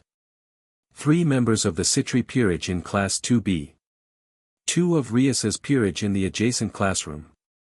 4 human students with nascent sacred gear signatures who had absolutely no idea what they were carrying. And underneath all of it, the steady ley lines of spiritual energy that ran through the school grounds like a circulatory system, old and deep, feeding the concentrated supernatural activity that made Kuo what it was. Also a very boring lecture about the Meiji Restoration that he was pretending to take notes on. The girl at the desk to his left had been staring at him since he sat down. He'd been enrolled with the casual administrative efficiency that suggested Rias had done this before, paperwork appearing from nowhere, a seat materializing, a schedule that put him adjacent to at least one member of the peerage in every class. The girl staring at him was not a peerage member. She was just a regular human who had apparently never seen someone fill a school desk quite the way Naruto filled one. "Transfer student," she whispered. "Yeah," he said. "Where from?" "Far away." She absorbed this. "You have a scar on your cheek." "I have 2, he said helpfully. 1 on each side." She thought about this for the length of approximately 1 sentence of Meiji Restoration lecture, then whispered, "That's kind of cool, actually." He grinned at the textbook. She turned pink and faced forward. After class, in the hallway, Kiba materialized beside him with the smoothness of someone who had mastered the art of appearing without seeming to arrive. "Sona Sitri wants to meet you," he said, voice low and even. "Today. Student council office at lunch." A slight pause. "She sent a formal request to Rias last night. Rias said to tell you it was your choice." "She give me any briefing on Sona?" Kiba considered his words carefully. "Sona Sitri is extremely competent. She runs the student council the way a general runs a campaign. She's also a legitimate high noble, Leviathan's younger sister, which gives her a political weight that matches Rias's almost exactly." Another pause. "She and Rias are rivals, but the kind of rivals who've been rivals long enough to become something like friends, except neither of them would use that word." A slight smile. "She'll try to assess you in the first 30 seconds. "Can she?" "I genuinely don't know," Kiba said. "She might be the only person in this school who could." He glanced at him sidelong. "She uses logic like a scalpel. Don't give her more information than you intend to." "Thanks," Naruto said, and meant it. He spent the next 3 periods confirming his topographical sense of the school, exits, structural load points, the places where the spiritual ley lines converged most strongly and would amplify any energy working done there, not because he expected trouble but because knowing a space was something he did the same way he breathed. Automatic. Ongoing. The opposite of paranoid, which would have been reactive. This was just awareness.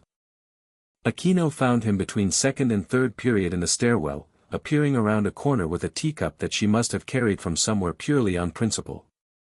"How are you finding the school?" she asked. "Ordinary on the surface," he said. "Busy underneath. That's Kuo in general." She fell into step beside him, and he noticed again the precision of her containment, the way she moved, the way she spoke, the way her energy presented itself was all managed, all deliberate. Not fake. Just chosen. Very carefully chosen. "Rias told me about the rooftop conversation." "Did she?" "She tells me most things," Aquino said, without apology. "I'm her queen. It's my job to know." She glanced at him with those violet eyes. She said you told her she wasn't carrying the problem alone anymore. I did. She doesn't let people say things like that to her usually. A pause. Not because she's not capable of accepting help. Because most people who offer it have conditions attached. She looked forward again. You're a complication she wasn't expecting. Most things I do are complications people weren't expecting, he said honestly. The corner of her mouth moved. I've noticed. She stopped at the third-floor landing. I want to say something directly. Go ahead. I've been Rias's queen for years, she said. I've watched people try to manipulate her, underestimate her, and use her name like currency. I've also watched her carry things she shouldn't have to carry alone. A pause, and for a moment the careful containment had a gap in it, not as large as Rias's had been on the rooftop, but present. Something real underneath. Whatever the contract is, whatever the politics are, if you hurt her, that's between you and me. Naruto looked at her. Noted, he said. You're not bothered by that. Should I be? Most people would at least be slightly unnerved. You're protecting someone you care about, he said. That's one of the cleaner motivations there is. Why would I be unnerved? He held her gaze. I'm not going to hurt her. Akino studied him for a long moment with those sharp, bright eyes. Then the containment settled back into place, smooth and complete, but with a slightly different quality underneath it, something that might have been, tentatively, the beginning of something like trust. Lunch, she said. Sona will be exactly on time. She went up the stairs, teacup steady, posture perfect. The student council office was on the 4th floor and ran with a quiet organizational efficiency that was actually impressive even by Naruto's standards, which included the Hokage's office during wartime. Every surface had a purpose. Every person at every desk was doing the specific thing they were there to do. There was no wasted motion. Sona Sitri was at the central desk, and she looked up from what appeared to be an actual paper ledger, not a computer, an actual ledger, which said something about her either being old-fashioned or having decided that digital records had failure mode she didn't accept, the moment he walked in. She was dark-haired, dark-eyed, slim, and wearing her glasses with the specific confidence of someone who had never once considered removing them to look more approachable. She looked at him the way you look at an equation you've been given partial values for and are now seeing in full. Naruto Uzumaki, she said. Please sit. He sat. She looked at him. He looked back. Rias says you're from another dimension, she said. That's right. She also says you're operating under a queen's contract, which hasn't been documented in over 1,000 years. Also right. And that you absorbed a light spear with your bare hand yesterday morning. She set the ledger aside with a precise movement. I spoke with 3 separate people who confirmed that last point. I'd have discounted it from 1. What do you want to know? Naruto asked. She seemed slightly surprised by the directness of it. Most people who sit in that chair try to manage what they give me, she said. Most people in that chair probably have something to hide, he said. I don't, particularly. She studied him for a moment, and he let her, the same way he'd let Kaneko study him, because people reading you carefully was fine when you had nothing to be concerned about. Let them read. What they found was what was actually there. You're genuinely unconcerned, she said. It wasn't an accusation. It was an observation, and from the way she made it, she was filing it as a data point. Not performed calm. Actually unconcerned. A pause. That's either evidence of extraordinary confidence or extraordinary naivety. Which does your assessment tell you it is? He asked. Confidence, she said immediately. The naivety reading doesn't fit with how you moved through Rainer's operation or how you've been orienting to Kuo since your arrival. She folded her hands on the desk. Kokabile. You have good intelligence, he said. I have good intelligence, she confirmed, without arrogance, just as a fact. The fallen angel activity in Kuo is moving toward something. My peerage has been tracking it for 3 weeks. Since your arrival, the activity has, she considered her word choice, sharpened. It's more focused now. I'm the focal point, Naruto said. You're the variable that changed the equation, she corrected, and he understood the distinction was meaningful to her. Kokobile was already moving. You've accelerated his timeline and given him a new factor to account for, which means his planning has to adapt, which means his operatives are doing reconnaissance rather than execution right now. A pause. That's actually a brief window of relative safety for the sacred gear users in Kuo while he recalibrates. Brief, Naruto said. Possibly a week, Sona said. 2 at the outside. She looked at him steadily. I'm not Rias's ally in this. I'm my own faction with my own responsibilities. But Kokobile moving in Kuo affects both of us, and I think you understand that cooperation against a common problem isn't the same as political alignment.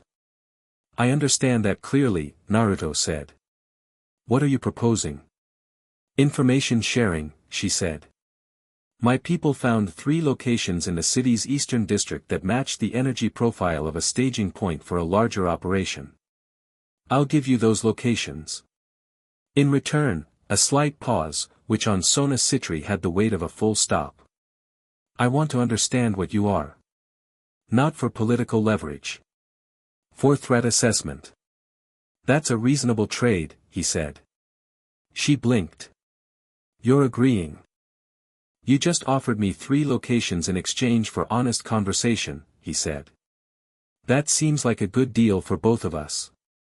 A long pause during which Sona looked at him with an expression that was recalibrating rapidly. Rias said you were straightforward, she said. I thought she was simplifying. She wasn't. He settled back in the chair. What do you want to know? What followed was the most efficient 45-minute conversation Naruto had ever had, and he'd negotiated with Kage, with the Sage of 6 Paths, with the ghost of the founding Hokage. Sona asked precise questions and processed the answers immediately, following threads, identifying implications, occasionally interrupting with a clarifying question that cut straight to the exact thing he'd been about to explain. She was, he thought, possibly the sharpest mind he'd encountered in this world so far.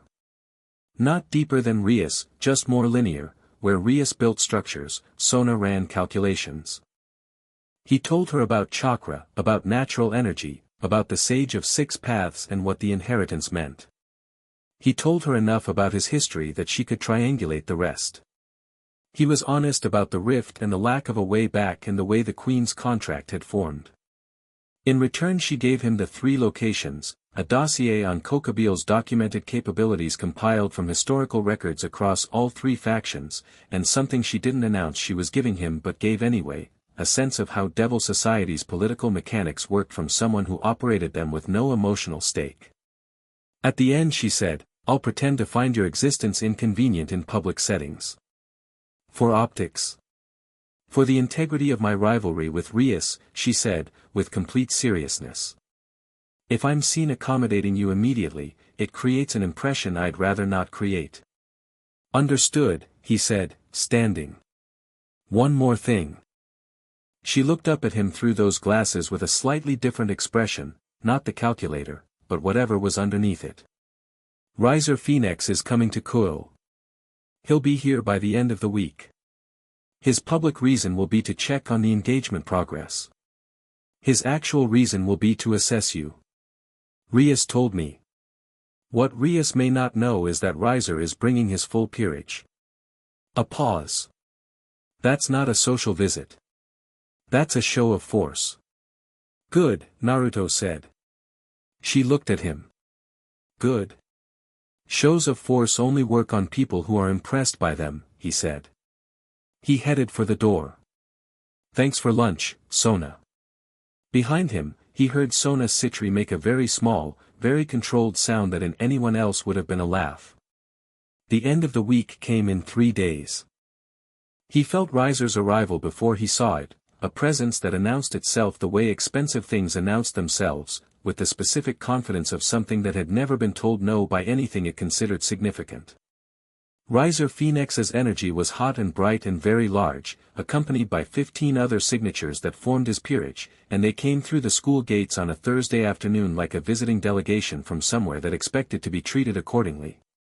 Naruto was on the roof of the old building when they arrived. He didn't go down immediately. He watched Riser cross the school grounds from above, blonde, tall, dressed impeccably, moving with the loose-limbed ease of a man who genuinely believed himself to be the best thing in any room he entered.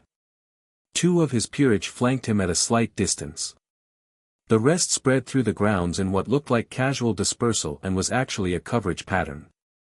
Kiba appeared beside him on the roof. 15 peerage members, Naruto said. He leaves nobody back. He likes witnesses, Kiba said, echoing what Rias had told him. Everything Riser does is for an audience. The peerage, any standouts? Yubaluna, Kiba said. His queen. She's the only one with combat power that approaches his. She uses high-tier explosion magic. A pause. Riser himself is essentially unkillable in a standard fight. He regenerates from anything short of extreme holy-type attacks.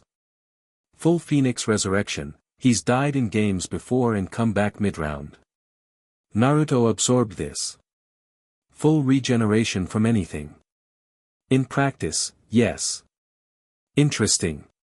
He looked down at the courtyard. Riser was smiling at something one of his peerage said, easy and confident, and even from this height the performance of it was visible, the way it was slightly too perfect, aimed slightly too broadly, constructed for observers. How's Rias handling his arrival? Composure, Kiba said. She's good at composure. She shouldn't have to be, Naruto said. Not in her own territory. He straightened from the railing. Let's go. The meeting was in the Occult Research Club, which was Rias's deliberate choice of ground, her space, her environment, the implicit message of "you came to me" built into the furniture arrangement. She was at her desk when Riser entered, Akino to her left and slightly back, Kaneko on the couch in the corner with the specific stillness of something that has decided to wait. Riser walked in like he was arriving at a party held in his honor, and his smile was warm and genuine, seeming in the way that things that have been practiced long enough start to look genuine. Rias, he said, and the familiarity was deliberate. You look wonderful. Riser, she said, and it was perfectly controlled. I wasn't expecting you until the weekend. I wanted to see you sooner, he said, and it would have been charming if it weren't a statement of ownership dressed as affection. He looked around the room, at Akino, at Kaneko, at the general space, and then his gaze landed on Naruto, who was leaning against the bookshelf with his hands in his pockets. The pause was just barely perceptible. A professional poker player would have missed it. Naruto didn't miss it. Riser's smile adjusted. Still warm. Something slightly different underneath. And you must be the extraordinary new addition I've been hearing about, he said, crossing toward Naruto with the easy confidence of someone extending social territory. He stopped a meter away and offered a hand. Riser Phoenix. Naruto looked at the hand. Shook it. Naruto. Just Naruto. That's the one that matters. A beat.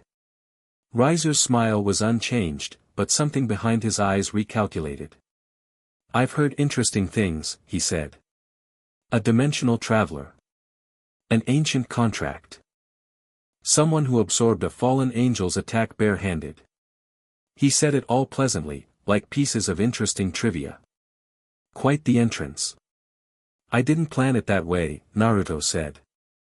Of course not.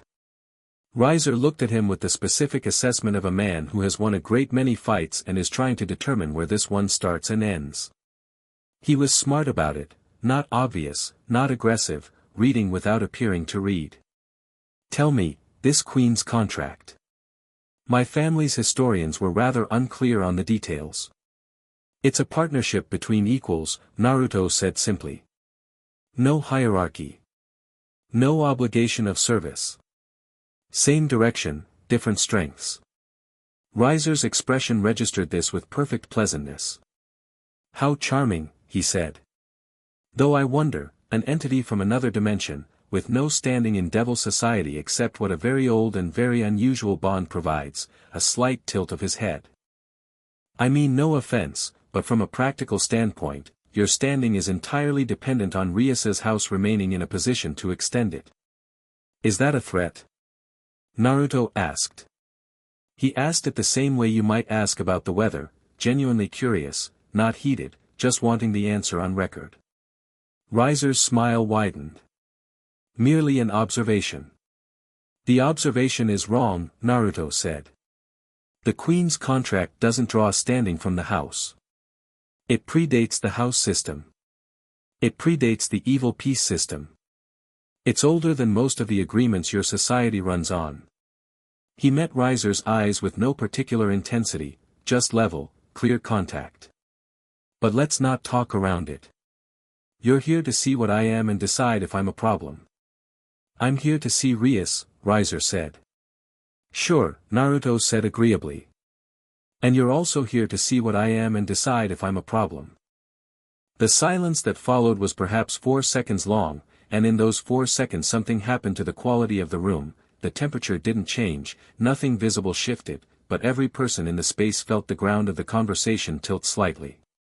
Riser Phoenix had walked into a great many rooms and had learned to read them quickly, and what he was reading now was something he hadn't encountered before. Not aggression. Not posturing. Not the performing dominance that he used as both a greeting and a test. Just, someone looking at him without being in any way affected by what he represented, and doing it without effort, the way you look at something that simply doesn't concern you. I like you, Riser said, and for the first time in the conversation something slightly real had crept into his tone. You're direct. So are you, Naruto said. When you want to be. Rias, who had been watching this from her desk with the stillness of someone watching a chess match that's proceeding faster than expected, said, Riser.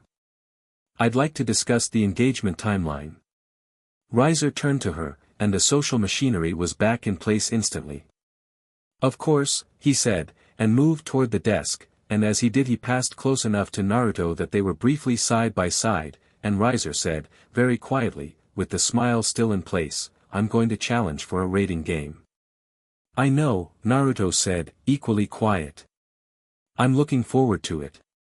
Riser moved to the desk without looking back, and Naruto stayed where he was against the bookshelf and watched the rest of the meeting with his sage sense tracking everyone in the room.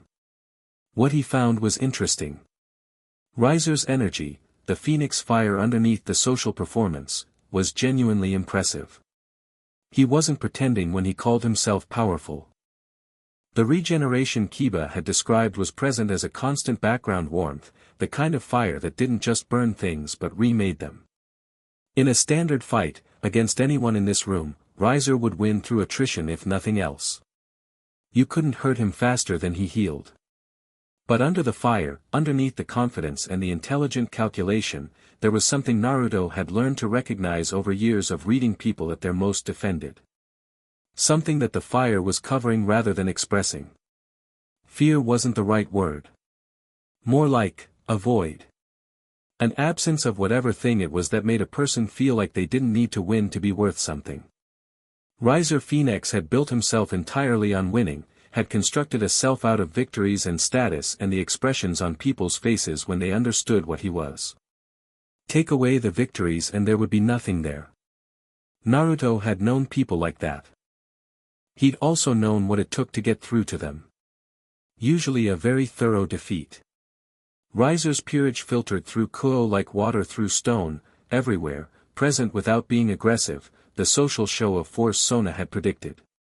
Naruto spent the afternoon doing exactly what he'd have done anyway, walked the city, felt the energy, watched the position peerage members with his sage sense without acknowledging them. By evening he'd counted every one of them, mapped their coverage patterns, identified which ones were competent and which were present for optics, and noted 3 of them who felt like they'd rather be anywhere else, a quality of reluctance that suggested Riser's peerage had at minimum a few complicated relationships with their king. He was back at the club room for dinner, which Asia had cooked, tentatively at first, then with more confidence when Kaneko began making small suggestions that were technically observations but functioned as encouragement, when Rias came in and sat down across from him with the specific kind of tiredness that came from spending 3 hours being immaculately composed in front of someone you found deeply frustrating. He officially requested the rating game, she said. I know, Naruto said. She looked at him. You know. He told me on his way past. While he was smiling at you. He picked up his chopsticks. What are the formal terms? She pulled a folded document from somewhere. Actual parchment, not paper, old formal practice for old formal things. 3 weeks from Saturday. His peerage versus mine. Standard rules. She set it on the table. Winner takes precedence in all contractual matters relating to my engagement status. So if we win, the engagement is void. Yes. And Riser is confident, she said. Her voice was flat in the specific way of someone understating something. He agreed to the challenge with enthusiasm. A pause. His peerage outnumbers mine significantly. He has 15 members against my 6, not counting you. She met his eyes. The rules allow for a queen's contract partner to participate as a 7th, but you don't function like a standard peerage member. There are questions about how the rules apply. What kind of questions? Whether you can be retired from the game the way a standard piece can, Kiba said from down the table. If the rules treat you as a king equivalent rather than a regular piece, you'd need to be kept safe rather than sent forward. He paused. Which would be a waste. I'm not interested in being kept safe, Naruto said mildly. I know, Kiba said. I'm saying the rules might require it. Then we find out how the rules handle something they've never encountered before, Naruto said. He looked at Rias. What's the actual gap between your peerage and his? She was honest about it, which he appreciated. In raw power, significant. Riser is a high-tier devil with phoenix immortality. His queen is a top-tier combatant. He has several pieces of serious quality. She paused. My peerage is strong but still developing. I've been building carefully, choosing for potential over current power. A slight pause. Some of my choices are beginning to show returns. He looked around the table, Akino, who had power she was still choosing to control rather than expressing, Kiba, whose precision and skill were extraordinary and whose determination ran deeper than skill ever went alone, Kaneko, who was, he was increasingly certain, sitting on something significant that she hadn't unlocked yet, Asia, who had no combat capability but carried something else, a healing ability that changed the calculus of every fight. Good pieces, all of them. Smart choices. 3 weeks, Naruto said. We train. You want to train, Rias said, with a slight tone that he was coming to recognize as her version of gentle skepticism. With everyone, he confirmed. Together. I want to see how you all move, what your power does in combination, where the gaps are. He paused. And I want you there, he said to Rias directly. I'll be competing, she said. I know. I want to see how you fight. He held her gaze. You're not a manager watching your pieces move. You're a king who fights. She looked at him for a moment, a kind of surprised assessment, like the statement had landed somewhere unexpected. Yes, she said quietly. I am. Then I need to know how. Simple as that. Asia, from down the table, said, Can I help? I can't fight but I can, she stopped, uncertain. You're the most important one, Naruto said.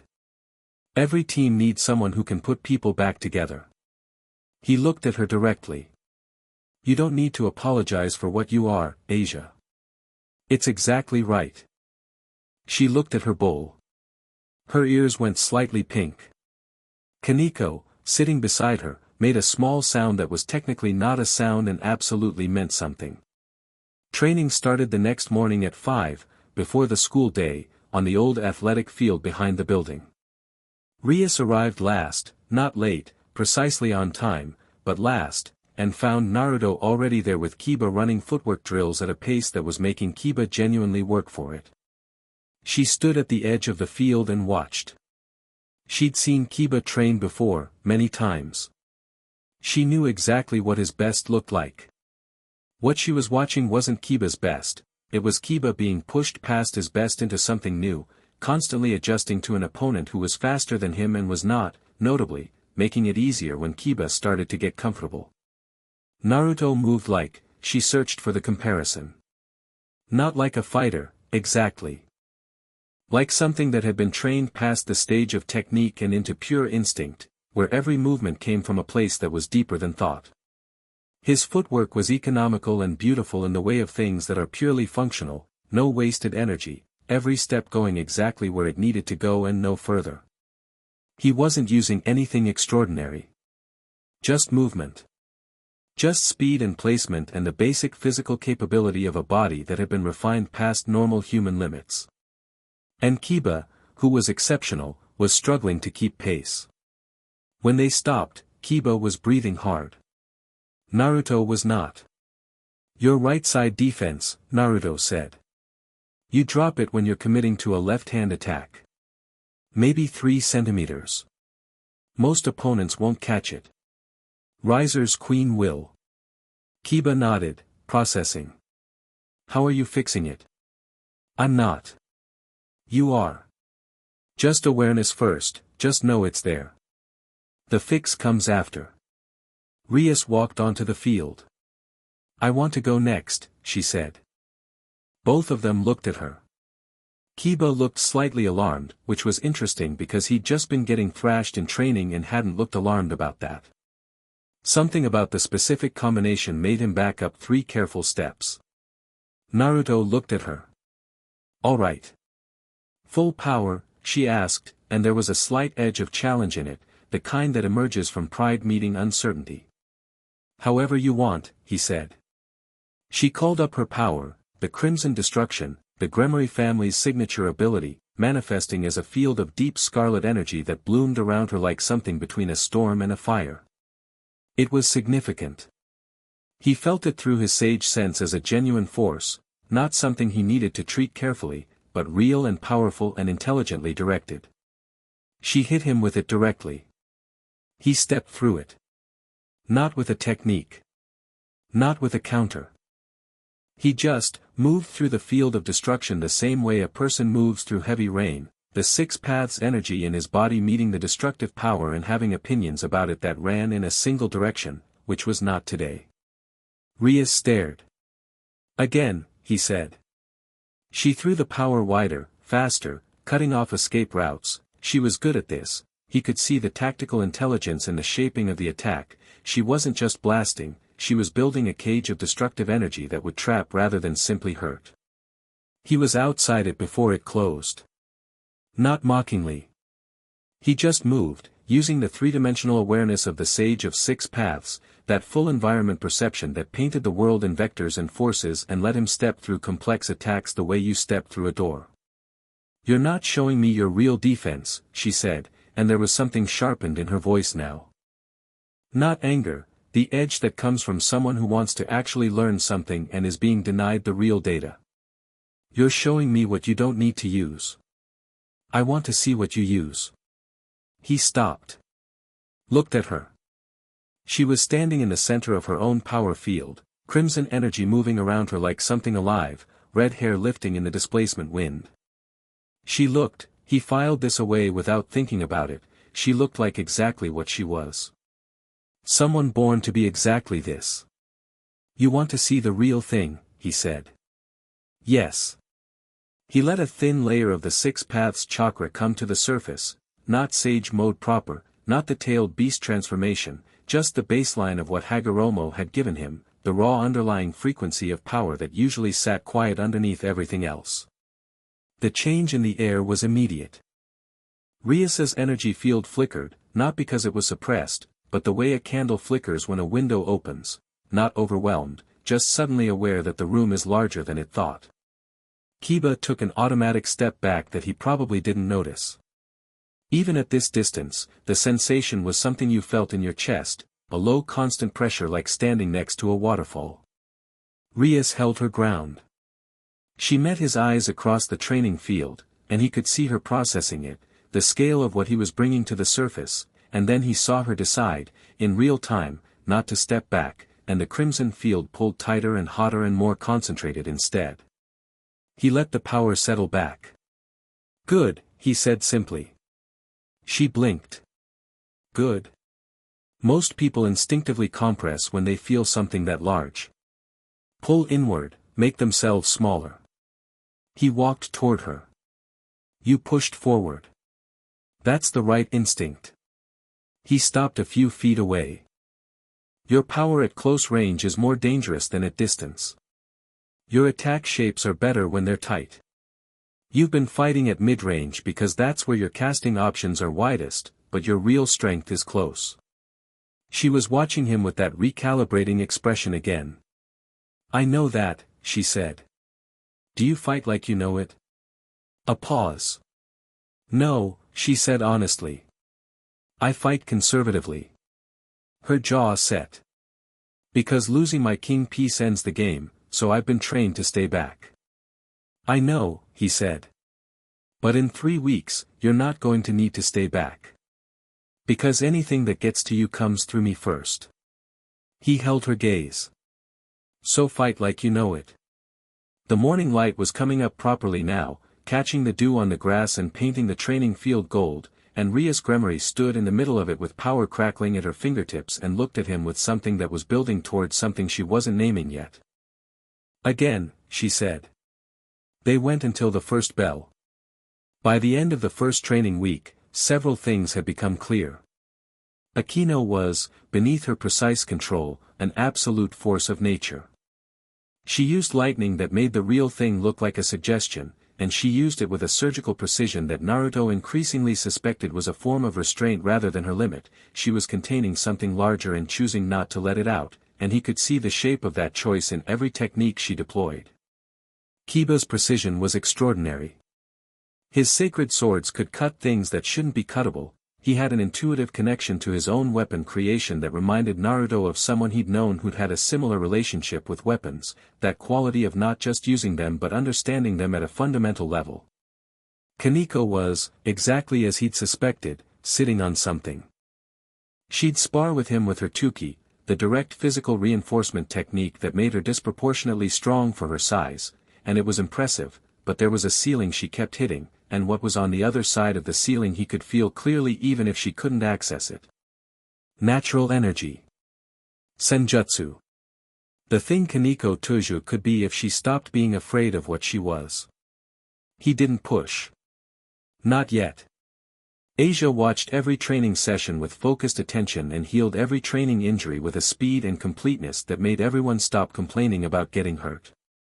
She also, quietly, started keeping notes, observations about each person's fighting style, patterns she noticed, small things. He saw her writing and didn't comment on it. It was useful, and she'd share it when she was ready. Rias fought every session with the building confidence of someone who was discovering that the conservative approach she'd been taught wasn't actually her best approach.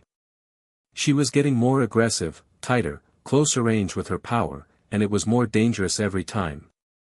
And Riser's peerage watched from a careful distance, and Naruto felt their attention without acknowledging it, and let them watch, because letting them report back to Riser that the training sessions looked intensive but manageable was fine. What they couldn't report back was what it felt like to stand within range of the thing Naruto was containing, because they hadn't been within range, and he'd been careful about that. Let Riser make his assumptions. They'd find out what they were missing in 3 weeks. The evening after the 6th training day, Naruto found Rias in the library section of the clubroom, surrounded by old documents about the Queen's contract and looking like she'd been at it for hours. She didn't look up when he came in. "The last Queen's contract partner," she said, without preamble. "The one 1100 years ago." She turned a page. "The records are incomplete, but the consistent element across all the accounts is that the contract didn't form because the partner was powerful.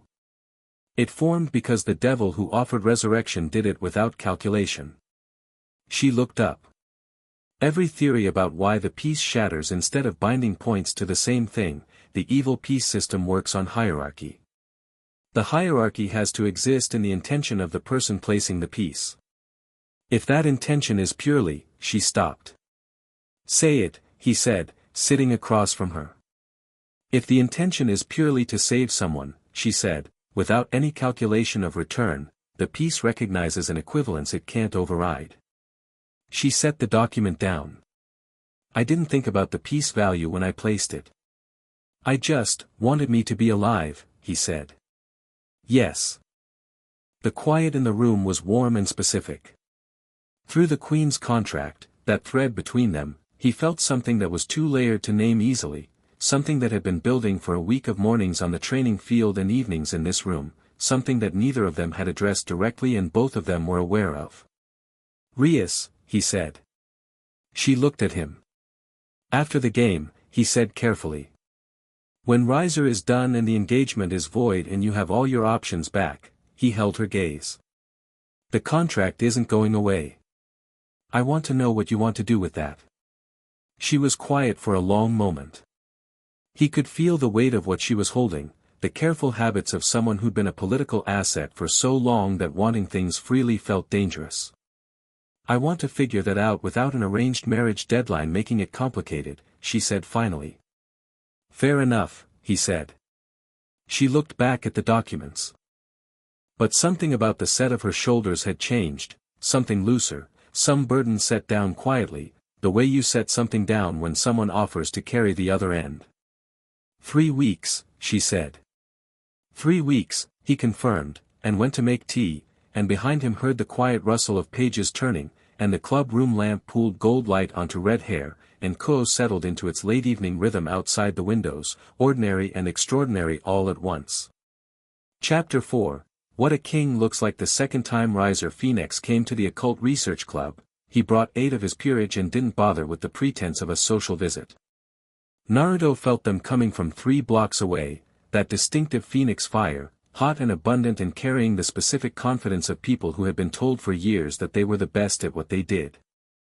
He was in the middle of helping Asia with a healing technique adjustment when the signature crossed the school gate, and he set down the small piece of chalk they'd been using to diagram energy flow patterns and said, "Riser's here," without looking up. Asia looked toward the window. All of them? 8. Plus him. He picked up his jacket from the back of the chair. Where's Rias?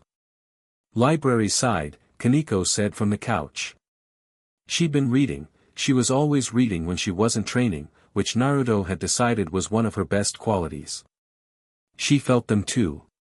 Rias came through the inner door a moment later, composed as always, but the composure had a different texture today, something underneath it that was less controlled and more deliberate. Not anxiety. Readiness. The distinction mattered. He's moving faster than I expected, she said. He found out about the training, Naruto said. His watchers sent a report. He's decided to compress the timeline before we get further. He looked at her. He's going to want a conversation today that's actually a dominance demonstration. I know. Let him have the demonstration, Naruto said. She looked at him. Excuse me? Let him set the stage the way he wants it, Naruto said. Social performance is his strongest ground. Let him stand on it. A pause. The demonstration isn't going to go the way he plans. Rias held his gaze for a moment, then gave the smallest nod. Something in her eyes said she trusted this, which he took seriously. Akino appeared from somewhere, already dressed for combat in the way that Akino was always technically dressed for combat while managing to look entirely unconcerned about it. Kiba's in the east corridor, she said. He felt them. Tell him to come here but don't position, Naruto said. Normal seating. This isn't a standoff until it is. She looked at him with those bright eyes, and the slight curve at her mouth said she understood exactly what he was doing. She sent a message through some means he didn't see and settled into her usual chair. Riser knocked. Which Naruto noted, he could have walked in. He knocked, which was its own kind of performance, the display of someone who wanted witnesses to his courtesy before demonstrating something else. "Come in," Rias said, from her desk. Riser entered, and he dressed for this, not school casual, the actual Phoenix House presentation, something between formal and military that sat on him with the ease of long habit. 8 of his peerage arranged behind and around him with the precision of people who'd run this entrance before. He looked around the room. He found Naruto standing to the left of the window with his hands in his pockets, looking at nothing in particular. He found Akino and Kaneko in their regular positions. He found Kiba, who had come in from the east corridor and was sitting with exactly the right amount of casual. "Rias," Riser said. "Warm. Easy. I hope I'm not interrupting." "We were in the middle of something," she said, without heat, just fact. "But here you are." He moved to the center of the room, and his peerage moved with him, and the space reconfigured itself around their positions in the specific way that 8 additional bodies in a room changes the geometry of everything. It was meant to make the room feel smaller, feel occupied, feel like territory that was being politely but unmistakably claimed. Naruto stayed exactly where he was and didn't reconfigure. "I've been thinking about the raiding game," Riser said, addressing Rias but with his peripheral attention clearly tracking Naruto. "And I want to be honest with you, because I think honesty is undervalued in formal proceedings." A smile. "My peerage is experienced. Yours is talented but young. The contract partner is," a slight pause, "appreciative and calculated. Extraordinary, from what I've seen. But extraordinary doesn't change arithmetic." "What arithmetic?" Rias asked. 15 against 7, Riser said. "Even with your partner's unusual capabilities, the base disparity is significant." He spread his hands in the gesture of someone being reasonable. "I'm not saying this to intimidate you. I'm saying it because I genuinely believe there's a better outcome available than a game that goes badly for your peerage." His gaze moved directly to Rias. "We could resolve the engagement now, on good terms, before anyone gets hurt in a formal game." "Your concern for my peerage is touching," Rias said. Her voice was perfectly even. "And completely unnecessary." Riser's smile held. "Rias, Riser. Not unkind. Just final." He looked at Naruto. Directly, squarely, abandoning the peripheral approach. "You're the variable I can't fully assess," he said. "I'll be direct about that. My intelligence on you is incomplete." A slight pause. "What I do know is that the contract exists, that you absorbed a mid-tier fallen angel's attack, and that my people who've been watching your training sessions found the sessions impressive." He tilted his head. "What I don't know is your ceiling." "Does it matter?" Naruto asked.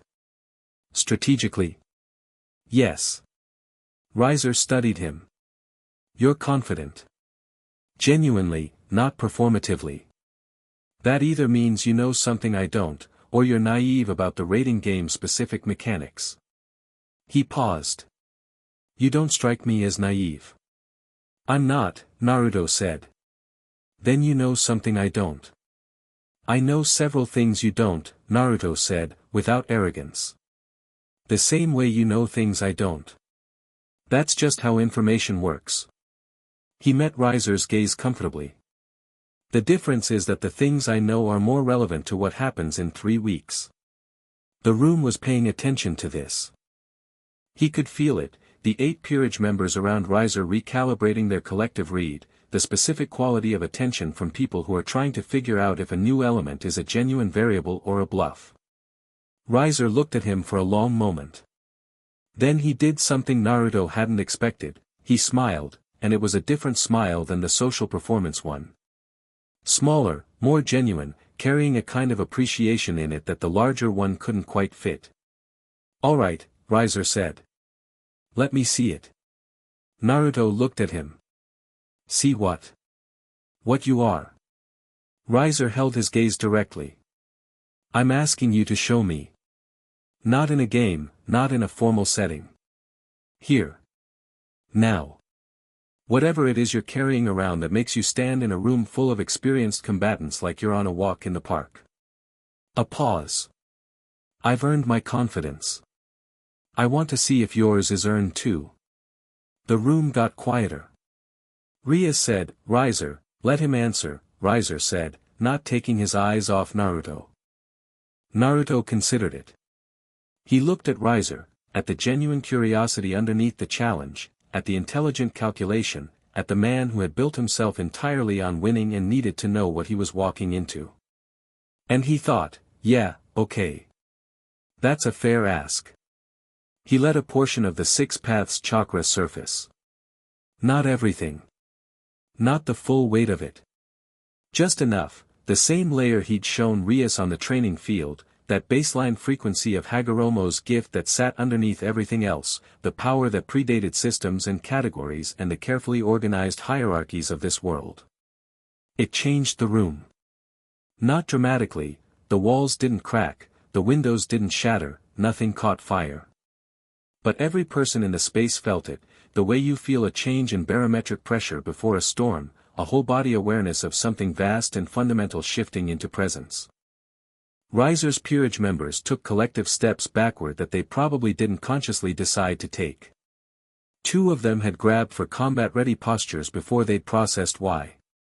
Riser himself stood where he was.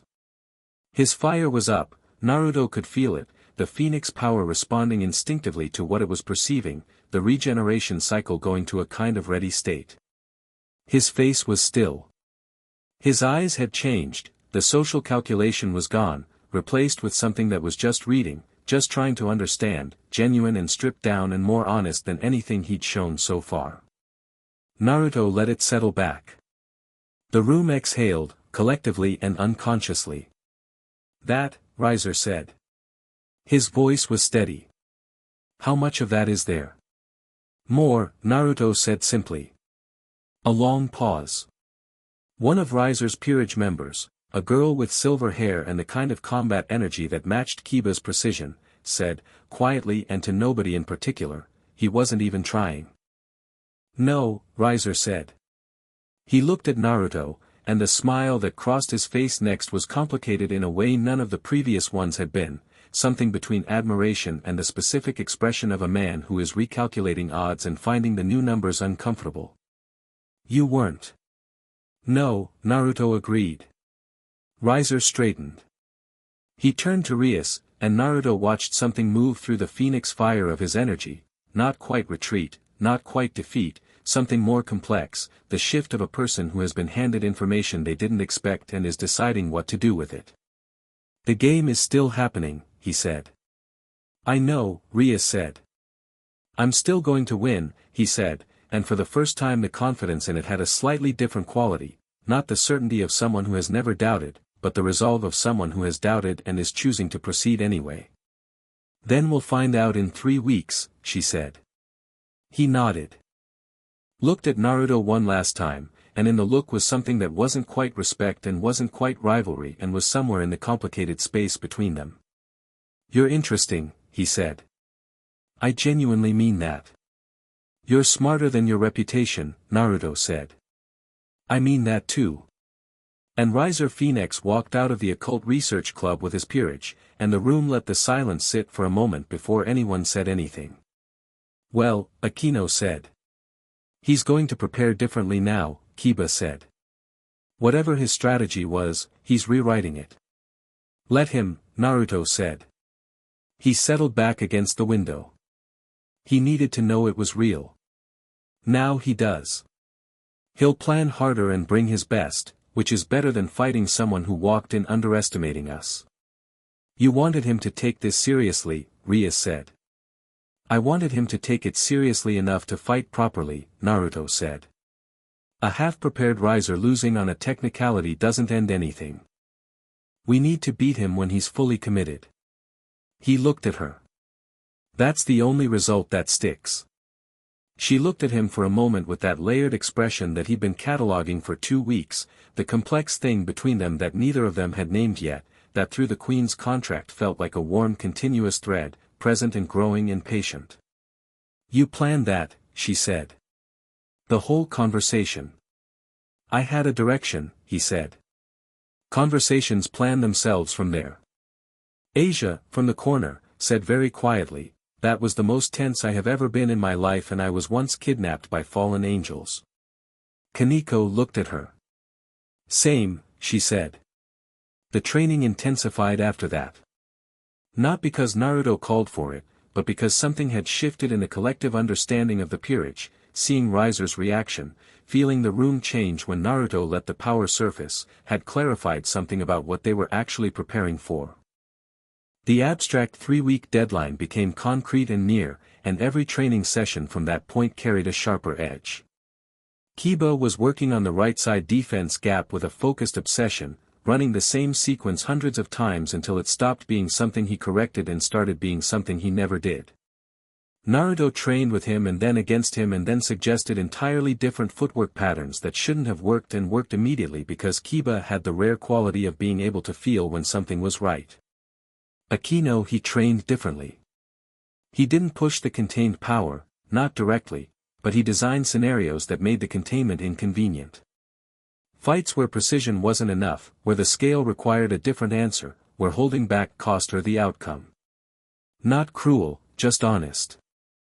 He watched her process those outcomes and rebuild without comment, and after each session she would sit quietly for a few minutes with the specific stillness of someone revisiting a decision.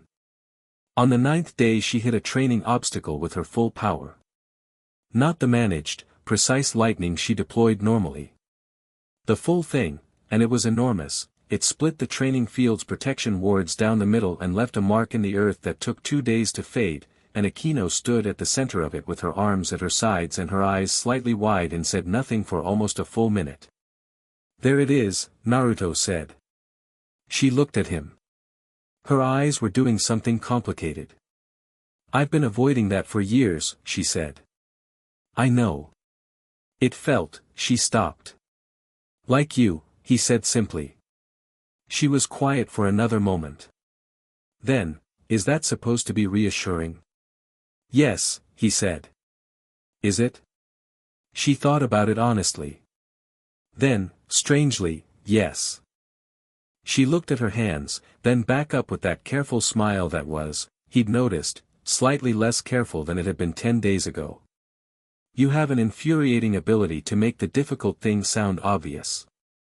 Sasuke always said the same thing, Naruto said, and there was a warmth in it and also a distance, the way you hold things you love that are also far away. It's not that it's obvious. It's just that I refuse to make it complicated. She studied him. You miss your world. Every day, he said. No performance, no management. Just true. And you're still, she gestured at the training field, at the school, at the direction of the clubroom. Still here, he said. Might as well do it right. She looked at him for a long moment, and the thing that was tentatively beginning to be trust finished the last of the tentative and became something cleaner. Back to the drill, she said. Back to the drill, he agreed. The incident happened on day 12. It was a school day, mid-morning, during the gap between second and third period when the hallways were full of the ordinary chaos of 2,000 students moving between classes. Naruto was cutting through the second-floor corridor when his sage sense spiked, not the gradual awareness of something approaching, but the sudden alarm of something already present. 3 fallen angels, concealed, in the school building. Not Kokobeel's regular operatives, he knew their signatures now, had them mapped and catalogued. These were new. Better concealed, better trained, different frequency.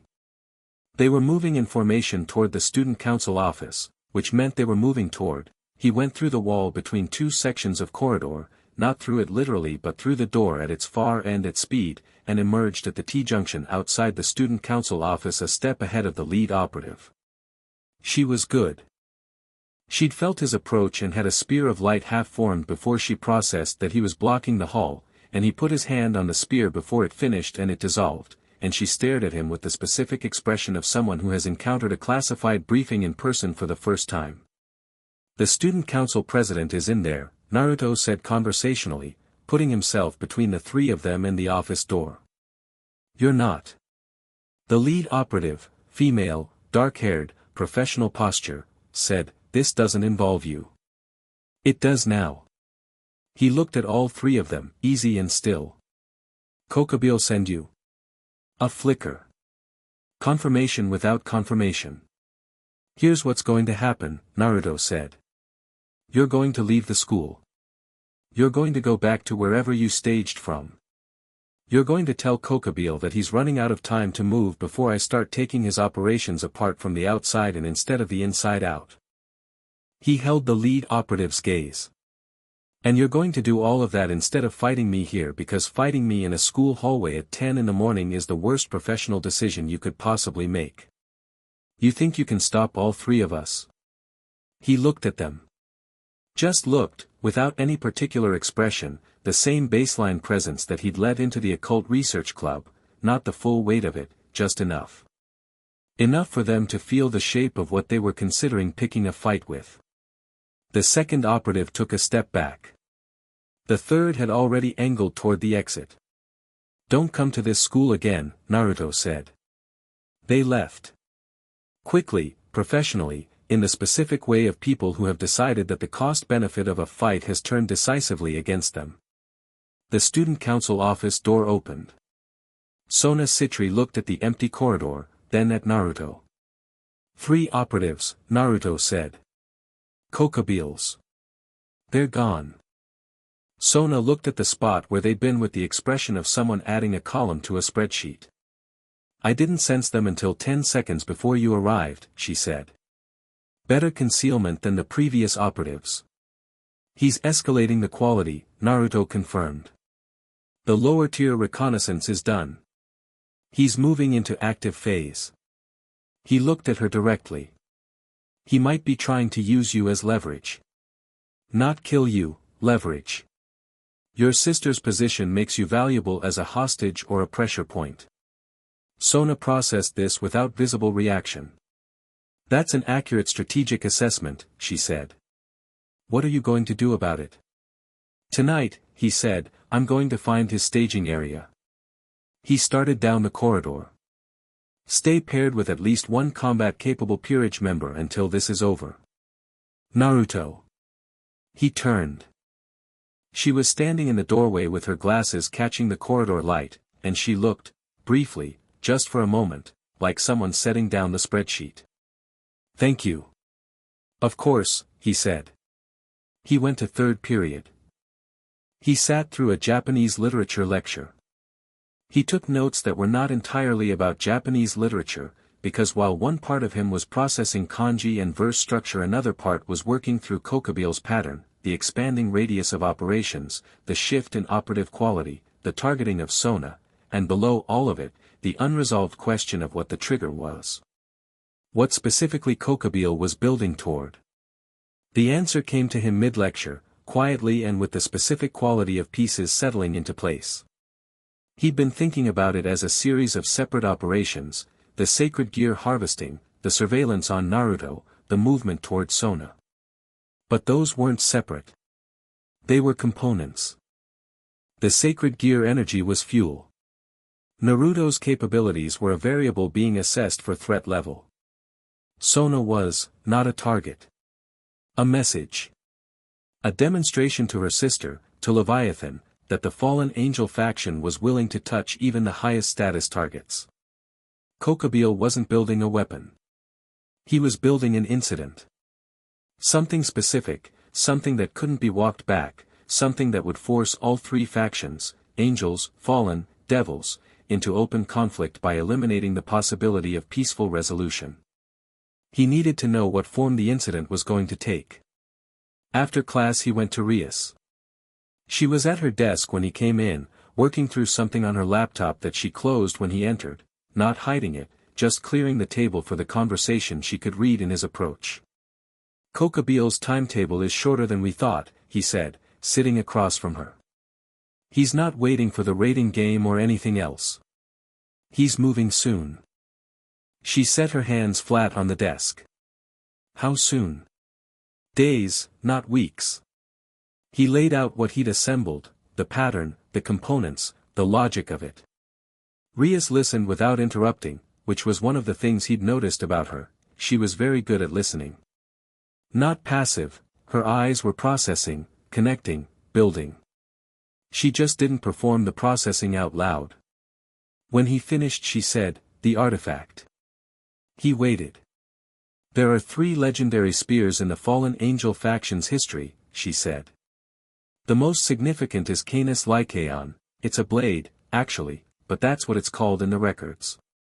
Forget that one, it's sealed." She stood up, moved to the bookshelves, pulled something old and paper-smelling from a high shelf. "The one Kokabeel has been linked to in intelligence reports going back years is different. A weapon that doesn't kill, it undoes agreements. Sacred truces, divine contracts, faction peace accords. He's believed to have been searching for it for decades. And if he finds it, if he uses it on the 3-faction peace accord, the accord dissolves," she said. She set the book on the desk. "Not metaphorically. The actual binding that enforces the peace collapses. Every faction reverts to the rights and obligations of open war." She met his eyes. "It's not an instrument of destruction. It's an instrument of permission. He doesn't want to start the war with a battle. He wants to start it by taking away everyone's legal reason not to fight." Naruto was quiet for a moment. "He has it already," he said. "He's been in position for weeks. The sacred gear harvesting wasn't fuel, it was a power source. Something to amplify a weapon that needs extraordinary energy to activate." Rias looked at him. "He's not building toward the incident," Naruto said. "He's been ready for it. He's been waiting for something." He paused. "He's been waiting for me to show my hand." "Why?" "Because if I'm what he thinks I am, a power that predates the 3-faction system, then my presence in Ko changes what happens when the accord dissolves.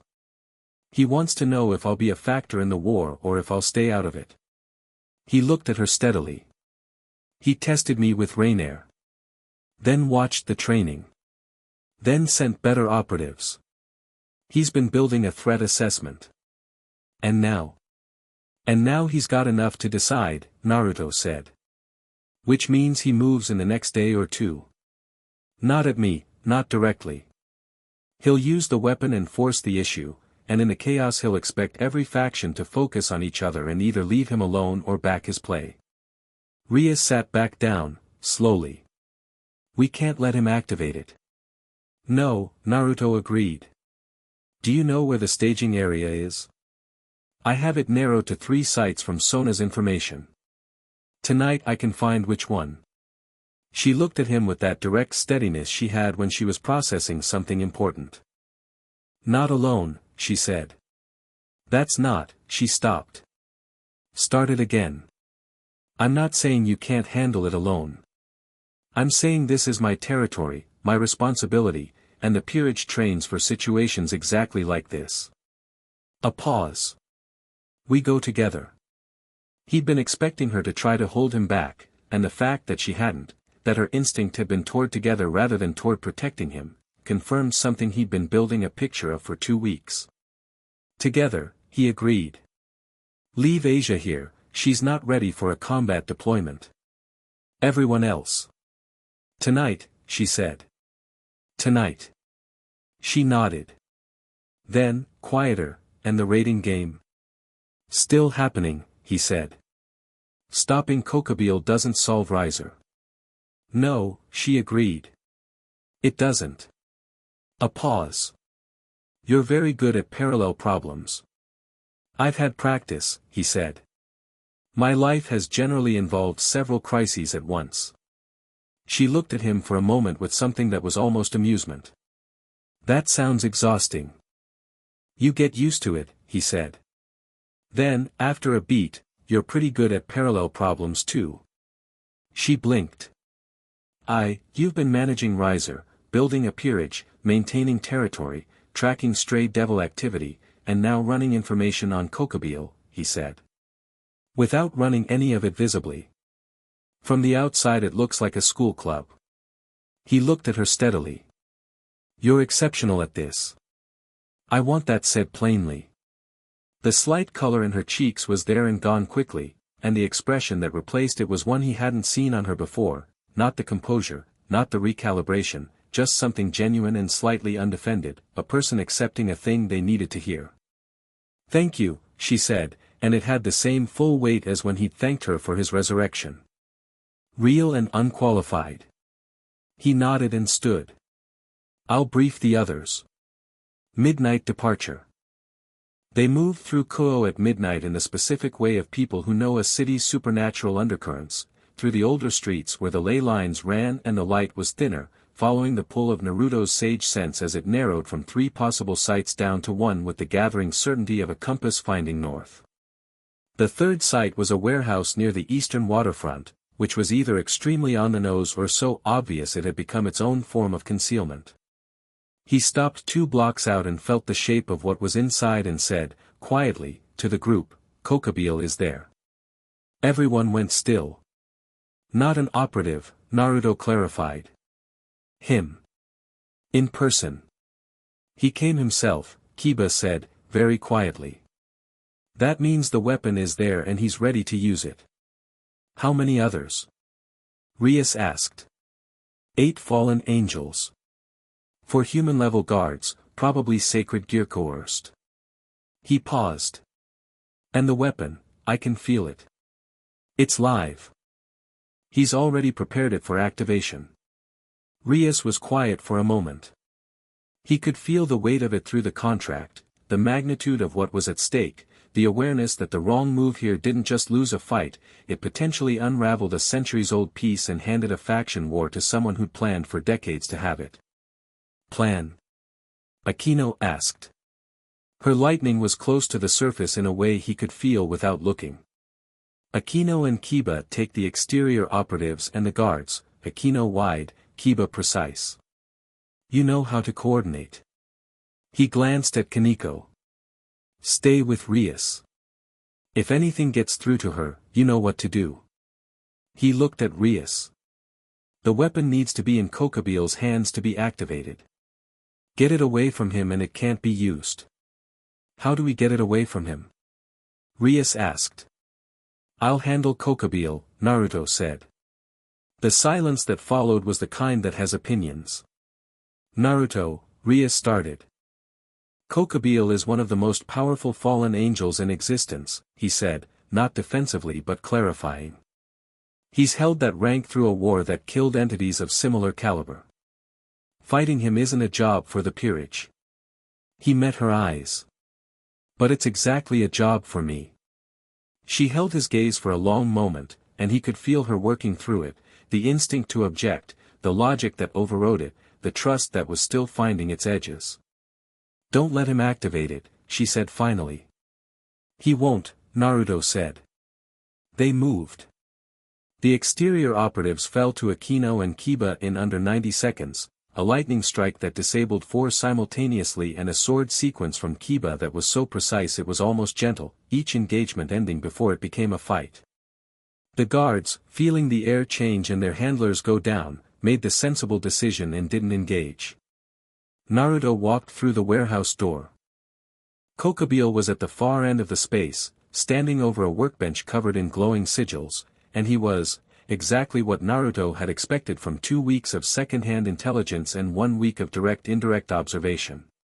Tall, powerfully built, dark hair, wings that were black where fallen angels were dark-feathered and had a quality of absolute density that spoke to something ancient and genuinely formidable.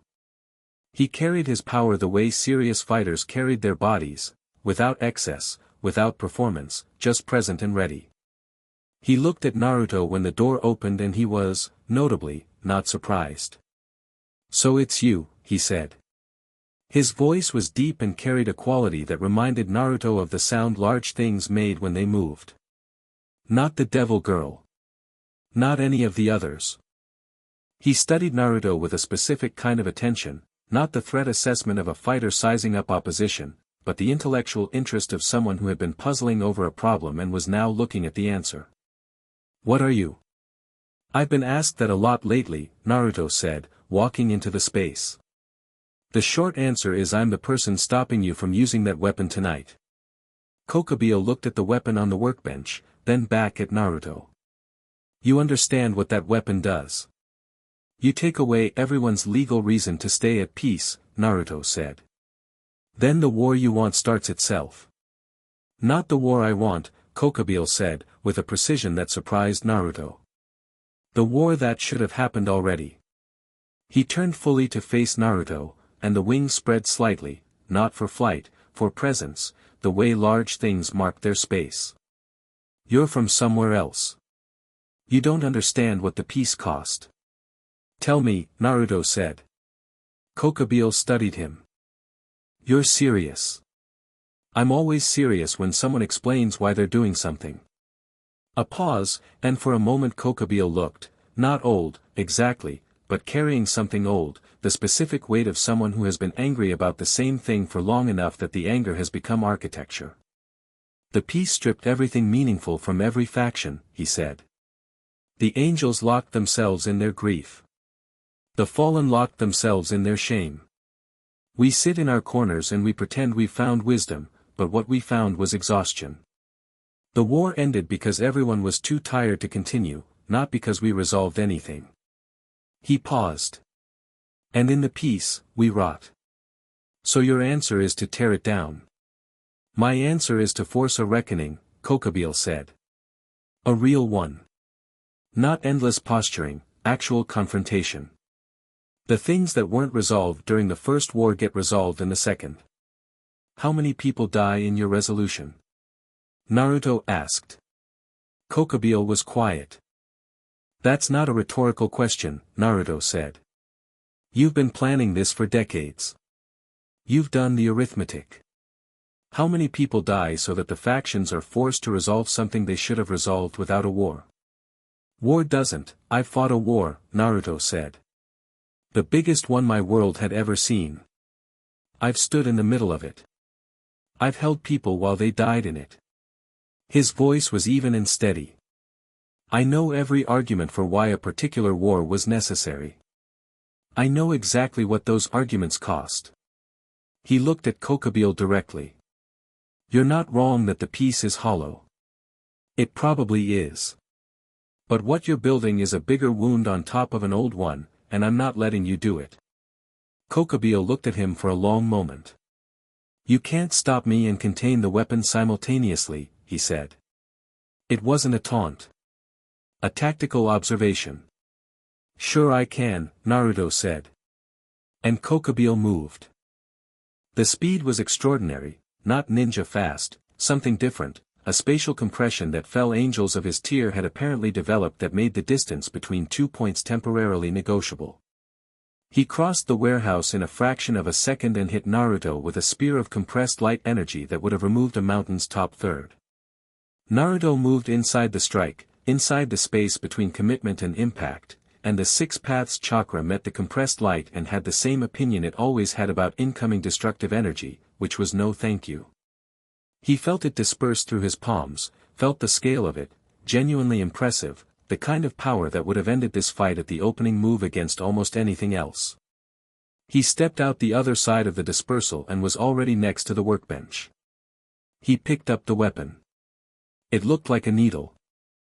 That was the thing, after all the build-up, after everything Rias had described, the instrument that could dissolve centuries of peace was about 15 centimeters long and thin as a knitting needle, made of something that wasn't quite metal and glowed with a cold, specific light that felt like a contract waiting to be broken.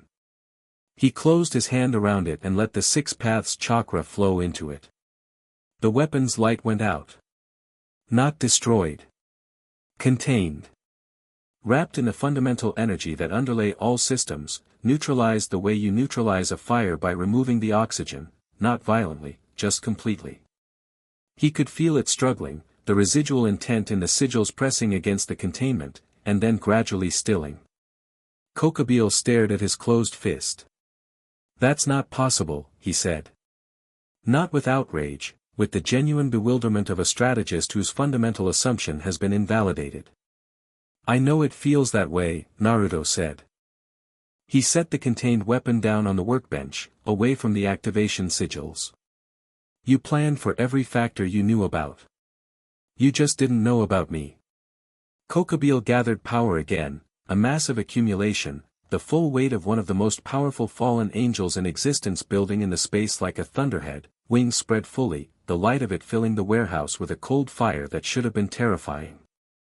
Naruto stood and looked at it. "I could fight you properly," Kokubile said, and there was something in his voice that was almost curious. "But I'm looking at you and I don't think that resolves anything." "It doesn't," Naruto agreed. "You beat me, the weapon is still contained and your network in Kuo is gone. I beat you, same result with you additionally out of commission." He paused. "What you want, the resolution, the real reckoning, that doesn't come from a weapon or a war." "Then how?" Kokubile asked, and it was the first thing he'd said that had no tactical motive behind it. Just the question, raw and direct. From someone actually dealing with the things that got left unresolved, Naruto said. Honestly. Without the war as leverage. He held Kokubile's gaze. That's not tonight's conversation. But it's a real one. Kokubile stared at him for a long moment. Then, slowly, the power gathered around him began to dissipate, not defeat, but decision. The wings folded. "You're going to be a problem for a very long time," Kokubile said. "Probably," Naruto agreed. Kokubile looked at the contained weapon. "That's irreversible." "No," Naruto said. "But I'm keeping it. Not to take it from you permanently, to make sure it doesn't get used before the real conversation happens." He paused. "When you're ready for that conversation, you know where I am." A long silence. Kokubile looked at him one final time, and this was different from all the previous looks, different from the tactical assessment and the power display and the philosophical argument. This was just a person recognizing something in another person, the specific quality of attention that happens between two entities who have both been at the center of very large things and understand what that costs. "I'll be in contact," Kokubile said. He left through the roof. No drama. Just gone. Rias was at the warehouse door when Naruto turned around. She'd been there for the last part of the conversation, he'd felt her arrive through the contract, felt Kaneko with her, both of them having made their way in after the exterior was secured. She looked at the empty space where Kokubile had been. Then at the workbench. Then at Naruto. "You talked him out of it," she said. "I gave him a reason to wait," Naruto corrected. "That's different. He's one of the most powerful and intractable enemies the peace has had for 300 years, she said, and you gave him a reason to wait. He's someone who's been angry about something real for a very long time and nobody has ever engaged with the actual thing he's angry about," Naruto said. "That's a specific kind of person. I know that kind of person." He picked up the contained weapon. "We should take this back. I'll explain the full containment to you and Sona. You should both know how it works." Rias looked at him standing in the ruined warehouse with a needle-thin weapon in his hand and the aftermath of Kokubile's power still dissipating in the air, and something in her expression completed a journey it had been making for 2 weeks. "You didn't contain him," she said quietly. "You didn't defeat him. You actually reached him." "I tried," he said. "Whether it holds, that depends on him." He walked toward the door. "Let's go home." Home. The word had come out without deliberation, and he heard it land and felt Rias notice it through the contract, that warmth, that thread, humming with something that had very quietly become sure of itself. She walked beside him out of the warehouse and into the Kuo night, and Akino and Kiba and Kaneko fell in around them, and nobody said much on the walk back because some things were better held quietly than spoken into pieces. But when they reached the school gate and Rias stopped briefly to look back at the city she'd been protecting, Naruto stopped beside her, and she said, "Thank you. For tonight." "Same direction," he said. She looked at him, and in the look was everything the last 2 weeks had been building toward, the respect, the growing warmth, the beginning of something that neither of them had named yet because it didn't need a name yet, it just needed time. "Same direction," she agreed, and went inside. Chapter 5, Old Gods, New Wars. The morning after the warehouse, Kuo looked exactly the same as it always did. That was the thing about supernatural conflicts, they left no marks on the ordinary world.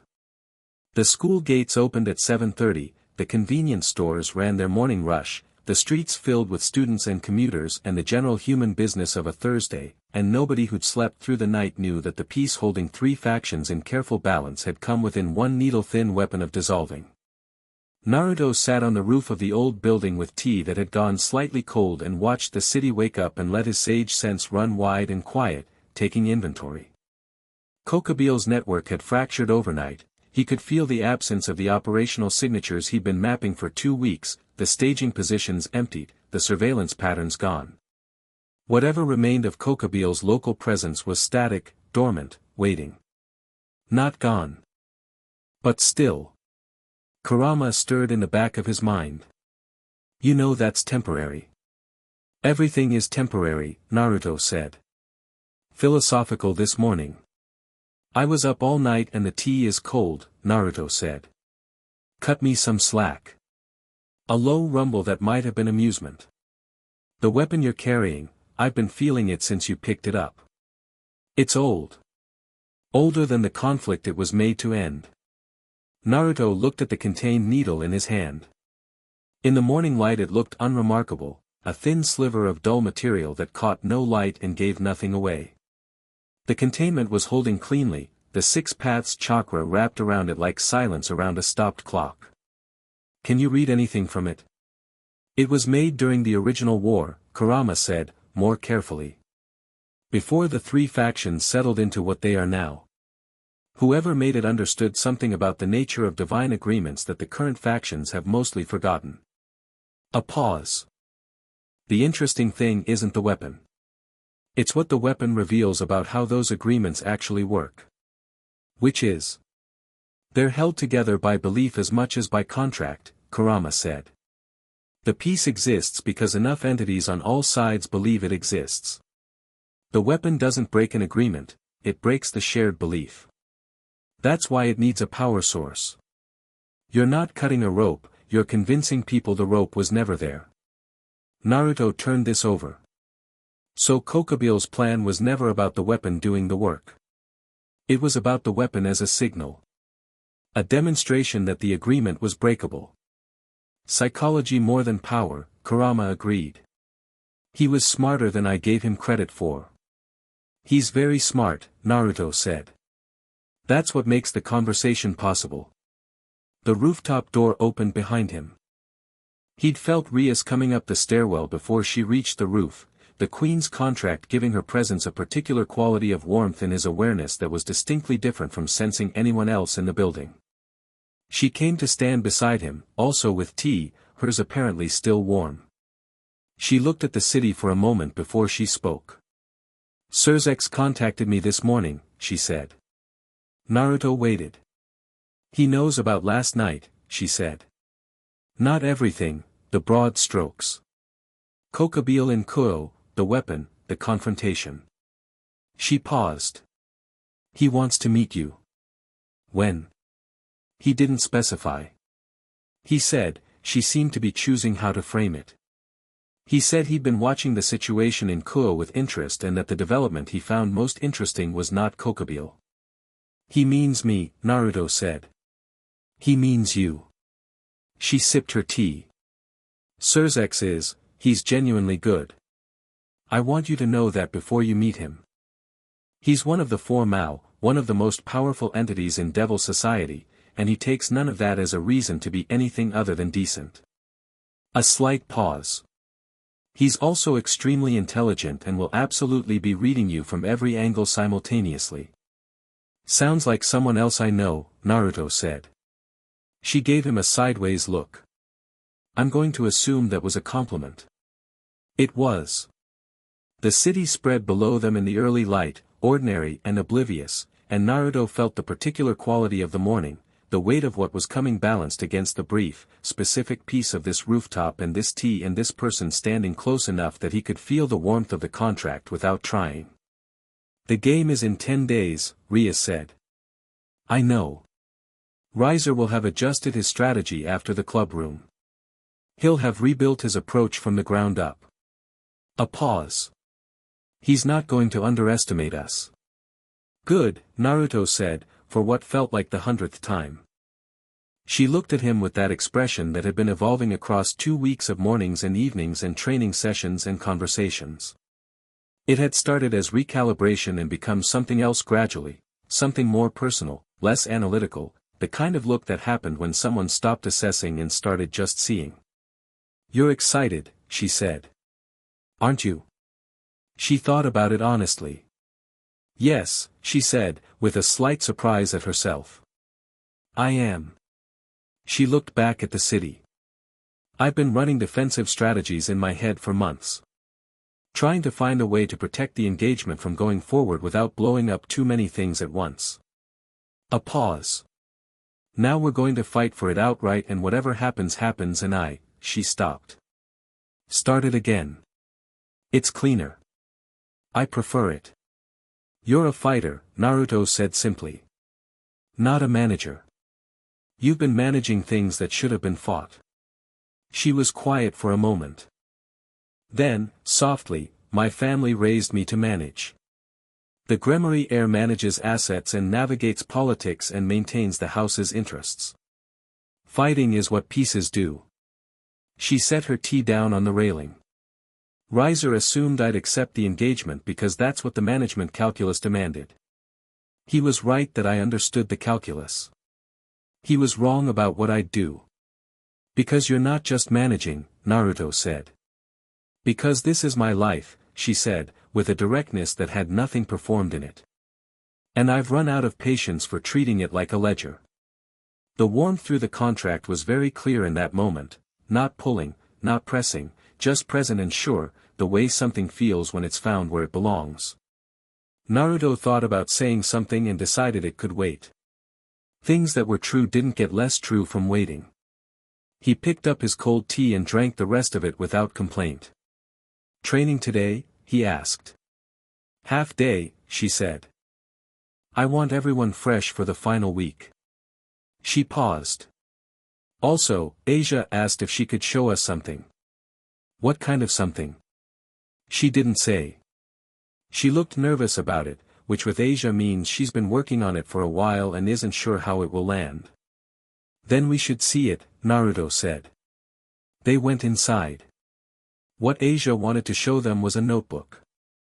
She set it on the table in the club room with the specific care of someone presenting something they're worried people won't understand, and opened it to the first page, and Naruto looked at what she'd been doing for the past 2 weeks while they trained. It was a tactical analysis. Not the kind that came from combat experience, Asia had none of that. But it was the kind that came from paying very close attention to people who did have it, and Asia had been paying extremely close attention.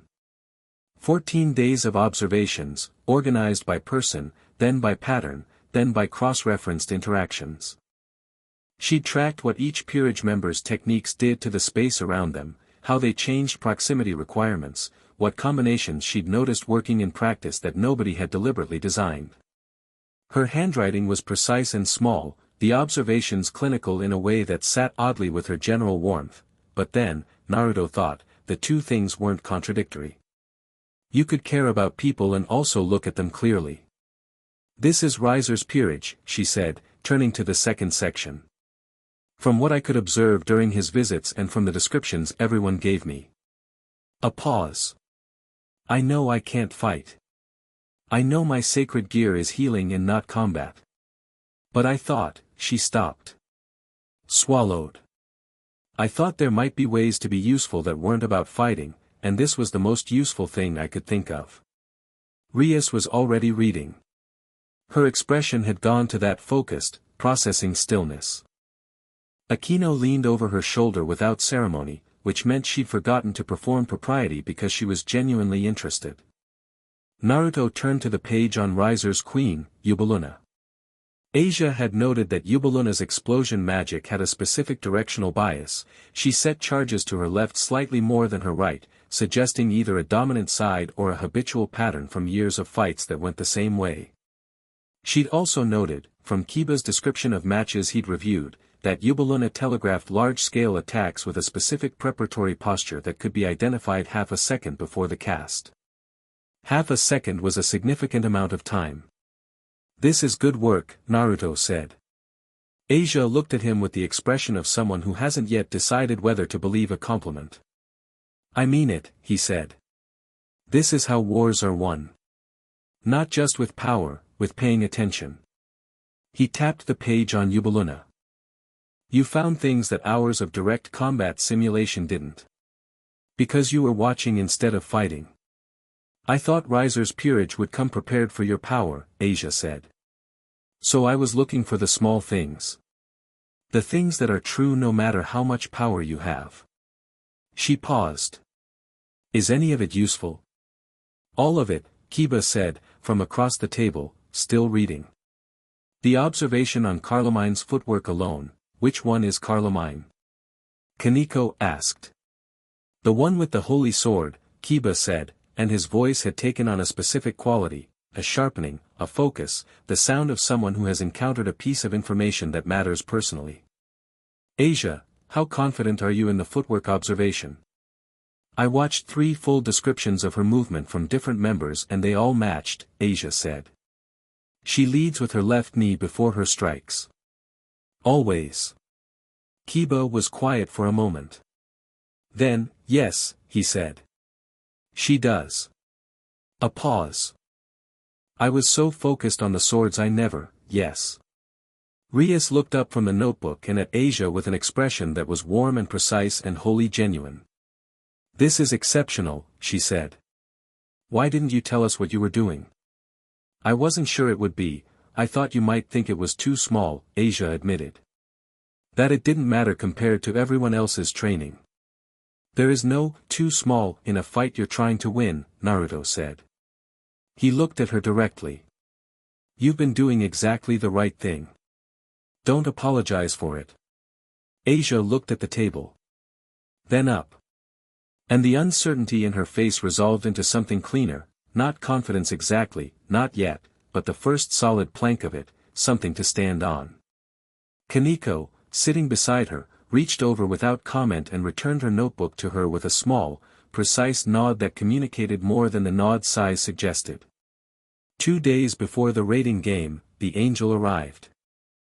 Naruto felt the signature the moment it crossed Koa's boundary, not fallen, not devil, the clean bright edge of heaven's energy, different from both in a way that was immediately obvious. Pure, high, precise. No taint, no darkness, no of the practiced weight of devil power. Just clean divine light, moving through the city with the careful deliberateness of someone who was not trying to hide but also not trying to announce themselves. He was in the middle of the final prep session on the training field when it crossed the school gate. He stopped. The others noticed and stopped. Angel, he said. High tier. Coming here deliberately. Heaven's been monitoring since you arrived, Rias said, her voice level but carrying a careful quality. We knew contact was possible. Is it a problem? Kiba asked. Don't know yet. Naruto turned toward the gate. I'll go. Naruto, if they wanted a fight, they'd have come differently, he said over his shoulder. The way this presence is moving is too careful to be aggressive. He met the angel in the courtyard. She was tall, silver-haired, wearing something that was functionally a school uniform the way a sword is functionally a piece of metal, technically accurate, practically beside the point. Her wings were white and folded against her back with a neatness that suggested they were always exactly where she chose them to be. She had the kind of face that would have been beautiful if it weren't so thoroughly composed, everything about it under precise management. She looked at Naruto for a moment before she spoke. You're harder to read than I expected, she said. I was briefed extensively. Your briefing was probably accurate, Naruto said. I'm just not performing anything. She absorbed this. My name is Irina, she said. Something moved in his memory. Dark hair, a school uniform, a nervous energy, you should be careful walking around at night here. He'd been in Kuo less than an hour when they'd bumped into each other in the street, and she'd been, the girl from the alley, he said. My first night here. Something shifted in her composure, not cracking, but adjusting, like a lens refocusing. You remember. You warned me, he said. I thought you were just a human who knew something was off about Kuo at night. He looked at her. You're not human. I was, once, she said. Reincarnated as an angel some time ago. A pause. I've been in Kuo for 3 weeks. Heaven sent me to monitor the rift activity and assess whatever came through it. Another pause, longer. I saw what happened with Rainier. I reported it. My superior, Michael, sent additional instructions after Kokabiel's weapon was neutralized. What instructions? To make contact, she said simply. To tell you that Heaven is aware of what you did and what you are, and that Michael would like to speak with you. When you're willing. Naruto looked at her. Does Michael want something specific from that conversation? Honestly? She seemed to decide something. I think Michael wants to understand you before making any decision about what Heaven's position should be on your presence here. A slight pause. You've disrupted 3 separate faction agendas in 3 weeks without aligning with any of them. That's unusual. I'm not interested in aligning with any faction, Naruto said. I know, she said. That's one of the things Michael finds interesting. She held his gaze with those clear, composed eyes.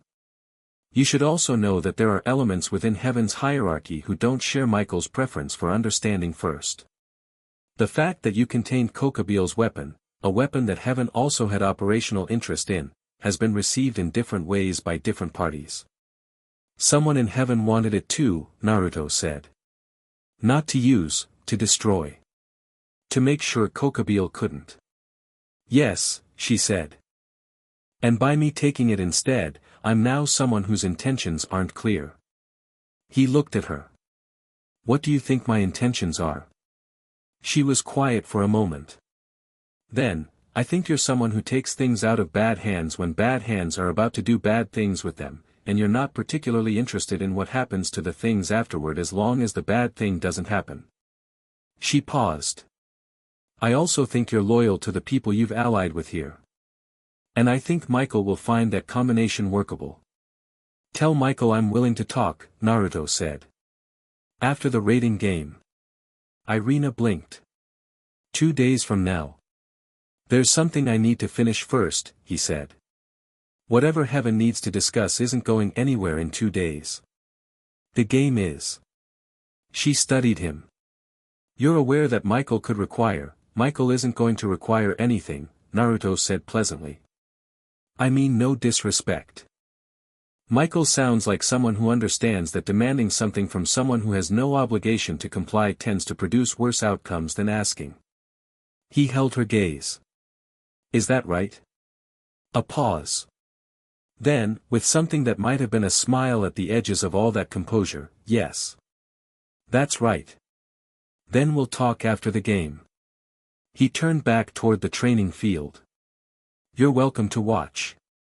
2 days from now, early morning. She was quiet for a moment. The raiding game? Yes. You're inviting a representative of Heaven to watch a devil raiding game. You've been watching everything else, he said. Might as well watch this. Give Michael the full picture. He walked back to the training field and felt her gaze on his back until he reached the others. Rias was watching the exchange from across the field with that sharp processing focus. What did she want? To tell me Michael wants to talk. I said after the game. He looked at her. Is that a problem for you? A heaven-side contact at the game? Technically it's highly irregular, she said. A heaven angel observing a devil raiding game, does it hurt us? She considered it properly. No, she said. If anything, it extends our witness pool. The result of the game having multiple faction witnesses makes it harder to contest. That's what I thought, he said. She looked at him. You thought of that already. I thought of it a few seconds ago, he said honestly. She shook her head slightly, not frustrated, something more like affectionate, and turned back to the drill. From the top, she said to the others. Full sequence. Last full run before the game. The night before the raiding game, the club room was quiet. Not the tense, pressured quiet of the night before a battle, something different, the particular stillness that comes after everything that can be done has been done and the waiting is all that remains. Kiba was doing a slow, methodical check of every sacred sword he carried. Akino had a book open but wasn't reading it. Kaneko was eating with the focused attention she gave everything, and Asia was reading her notebook for the final time, committing her own observations to memory. Rias was at her desk, not working, just sitting. Naruto came in from the hallway and settled onto the couch across from Kaneko, and for a while nobody said anything and it was fine, the kind of fine that a group of people reaches when they've been through enough together that shared silence has its own language. "I want to say something," Asia said. Everyone looked at her. She set the notebook down and looked at each of them with a steadiness that had been building since the day in the club room when Naruto had said, "You don't need to apologize for what you are. 2 weeks ago I was in a fallen angel's church being used for my sacred gear and waiting to die," she said plainly. "Not dramatically, I'd actually accepted it. I thought that was just what was going to happen." She paused. "Now I'm sitting in this room with people who are," she stopped, looking for the word. "Who are fighting for things that matter. Who treated me like I was worth fighting for before I'd done anything to deserve it." Her eyes were bright but dry, which Naruto had come to recognize as how Asia handled feelings she took seriously. "I know tomorrow is hard. I know Riser has advantages. I know there might be ways it goes wrong." She looked at Naruto, then Rias. "But I also know that everyone in this room is extraordinary, and I'm going to be here making sure that any time someone needs to keep going, they can." She paused. "That's all I wanted to say." The room was quiet for a moment. "Asia," Rias said. Her voice had that warmth that wasn't performed, the genuine version she kept close. "You've been extraordinary since the day you walked in here." A pause. "And tomorrow you're going to be our advantage." Asia looked down briefly, ears going pink, then back up steadily. Kaneko had moved slightly closer to her on the couch without acknowledging that she'd done it. Kiba set down the sword he was checking and said, quietly, "When I first joined Rias's peerage, I had a specific reason for it. A personal reason." He didn't elaborate and nobody asked him to. "I've been fighting for that reason since then, which has meant I've been fighting for something in the past." He looked at Naruto. "These 2 weeks, training with you, I've been fighting for something present. Something I'm building rather than something I'm avenging." A slight pause. "It's different. Better, I think." Naruto looked at him. "You'll still get what you came here for," he said. "The old reason. It doesn't have to be either/or." Kiba nodded slowly, and something in his expression settled. Akino closed her book. She looked at Naruto for a moment with those sharp, careful eyes, and said, "I've been the lightning behind everything for 3 years. The weapon Rias calls when the fight needs something significant." A pause. "Tomorrow I want to be something more than a weapon." She met his gaze. "Because of what you showed me on the training field. So, thank you for that." It was, Naruto thought, possibly the most direct thing Akino Himejima had ever said to anyone who wasn't Rias. "You've always been more than a weapon," he said. "Tomorrow you get to show it." She looked at him for a moment longer, and that tentative thing that had become clean trust looked back at him and held. Kaneko said, without looking up from her food, "We're going to win." "Yes," Naruto said. "Good." She ate another bite. "I'm going to sleep." She stood up and left, and the precise normality of it broke the tension of the room into something lighter, and Kiba laughed, a real one, quiet and genuine, and Asia smiled, and even Akino's composure softened into something warmer. Rias looked at Naruto over the space between her desk and his couch. "Are you ready?" Not out loud, through the contract, which they discovered they could do if the feeling was clear enough and the intention was deliberate. Not words exactly. More like weather. Since day one, he sent back. Her eyes moved slightly, just the change of someone receiving something they were glad to receive. The room settled into its nighttime quiet, and outside Ko prepared for a Thursday that didn't know it would be different from any other Thursday, and in the morning everything would change. The raiding game happened in a pocket dimension. Naruto had been in stranger spaces, the dimension where Kagaya had tried to freeze him in ice, the void between techniques that certain space-time jutsu passed through, but there was something specific about the game's space that was different from those. It felt constructed. Intentional. A world built entirely from the specifications of a competition, all of it oriented toward a single purpose.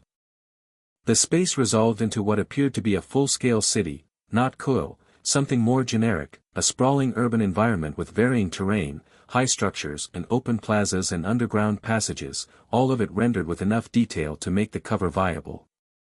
Riser's peerage materialized across the city from their starting position. Naruto felt them immediately, 15 signatures, spread by plan, taking predetermined positions with the efficiency of a team that had done this many times. Their own team's positions were simpler. Akino High, for area coverage and suppression. Kiba Mobile, cutting off flanking routes. Kaneko Anchor, close to Rias, the unmovable point. Rias herself at the center of their held territory, from which she could direct and strike. Naruto at the front. Not because the others couldn't handle themselves, they could, and the training and Asia's analysis had made them significantly sharper.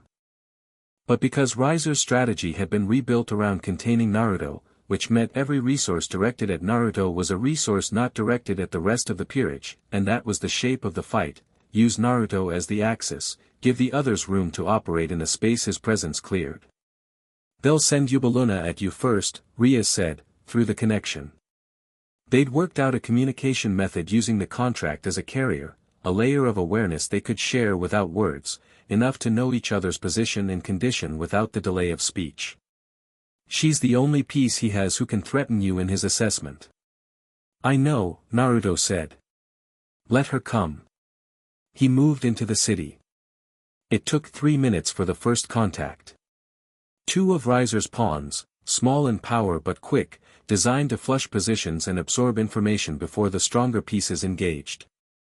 They hit him from 2 directions with precision and coordination, and they were good, genuinely good, the product of real training and real effort. He was through their combined attack before the second one landed, no technique, no power, just movement and the basic physical capability that was his floor rather than his ceiling. He set them both down without damaging them, retired from the game with enough gentleness that they'd be fine, and continued. 2 pawns, retired, he said through the contract. Akino has 2 on the eastern approach, Rias said.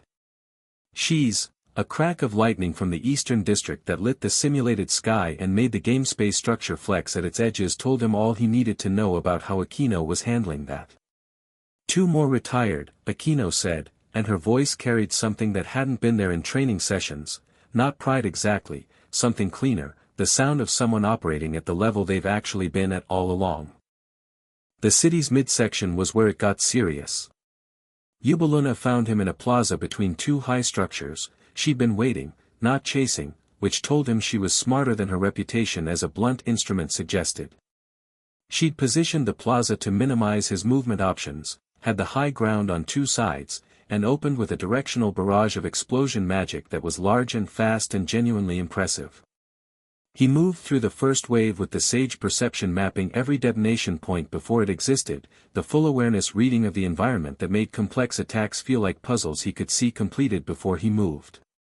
The second wave he let get closer, not because he needed to, but because he wanted to read the pattern.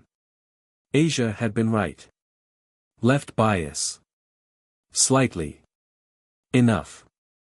He went right through the third wave's dead zone and was inside Yubaluna's optimal range, and she was already forming the close-range version which was faster and less directional, and he put his hand up and let the 6 paths chakra meet the detonation as it formed and it stopped, not absorbed exactly, just ceased to be a detonation and became instead a lot of suddenly directionless energy that dissipated without result. Yubaluna stared at him. You're good, he said honestly. The left bias, you probably can't feel it. It's very small. She hit him again.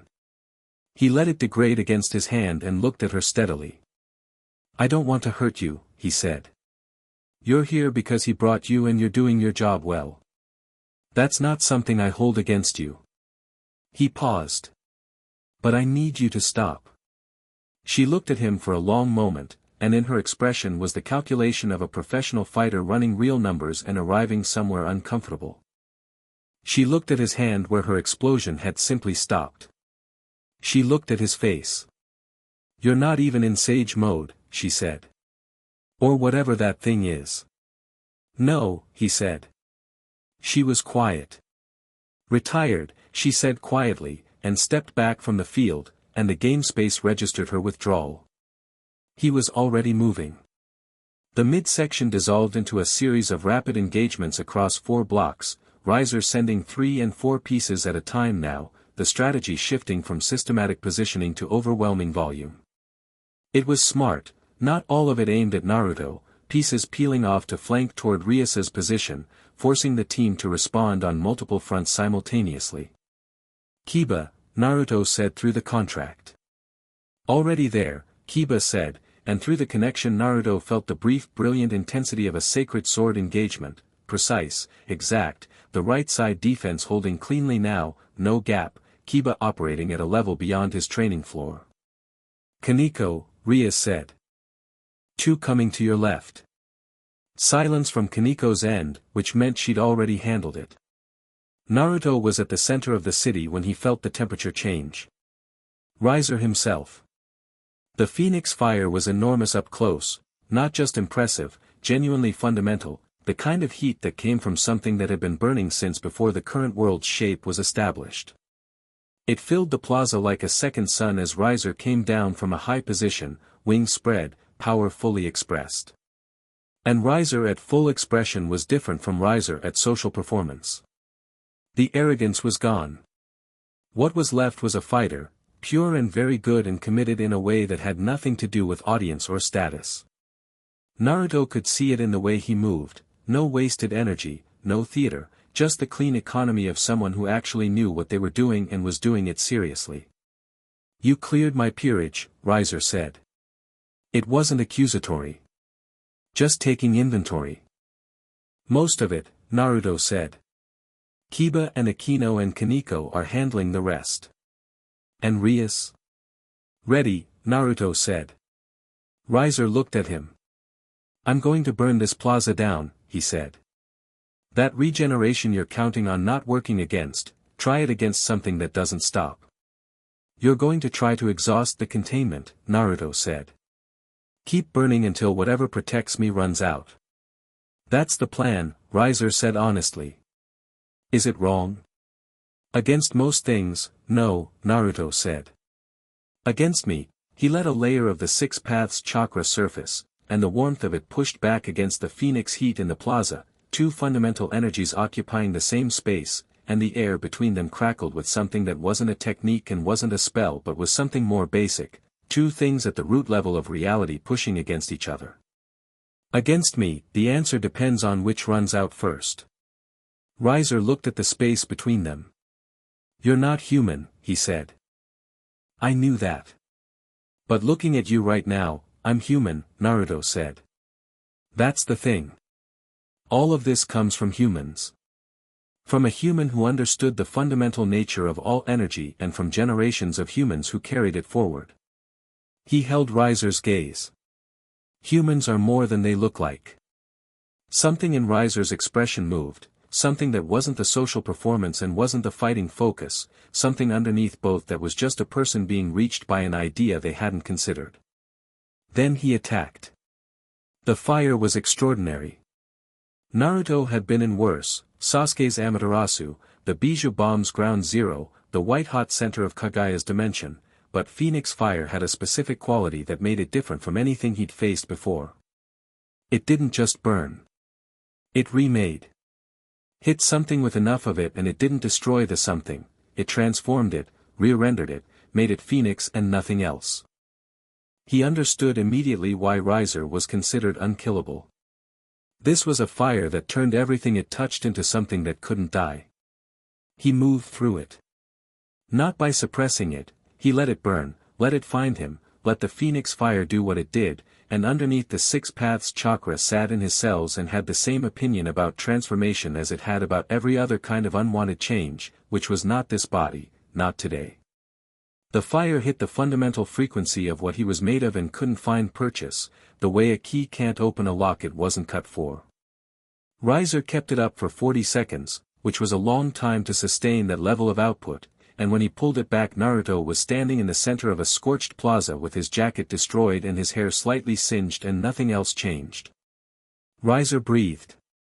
Actually breathed, not exhausted, but working, the first time he'd been pushed to real expenditure. "Your turn," Naruto said. He hit Riser with a Rasengan. Basic technique. The fundamental rotation of chakra and perfect compression, the first thing he'd ever mastered, the building block of every spiral-based technique he'd ever developed. Against Riser it wouldn't end the fight, nothing would permanently end a phoenix fight, but it would communicate something important, which was scale. The Rasengan hit Riser's defensive field and pushed through it the way a river pushes through a dam, not by breaking it but by being too much volume to stop, and Riser went back 15 meters and hit a building's facade hard enough to leave an impression. He came out of the crater already regenerating, already back to full, already moving. "All right," he said, and there was something in his voice that was raw and genuine and stripped of all the performance. "All right." He looked at Naruto across the plaza. "You could end this right now." "Yes," Naruto said. "Then why haven't you?" "Because winning the game isn't enough," Naruto said. "I told you in the club room, we needed you at your best.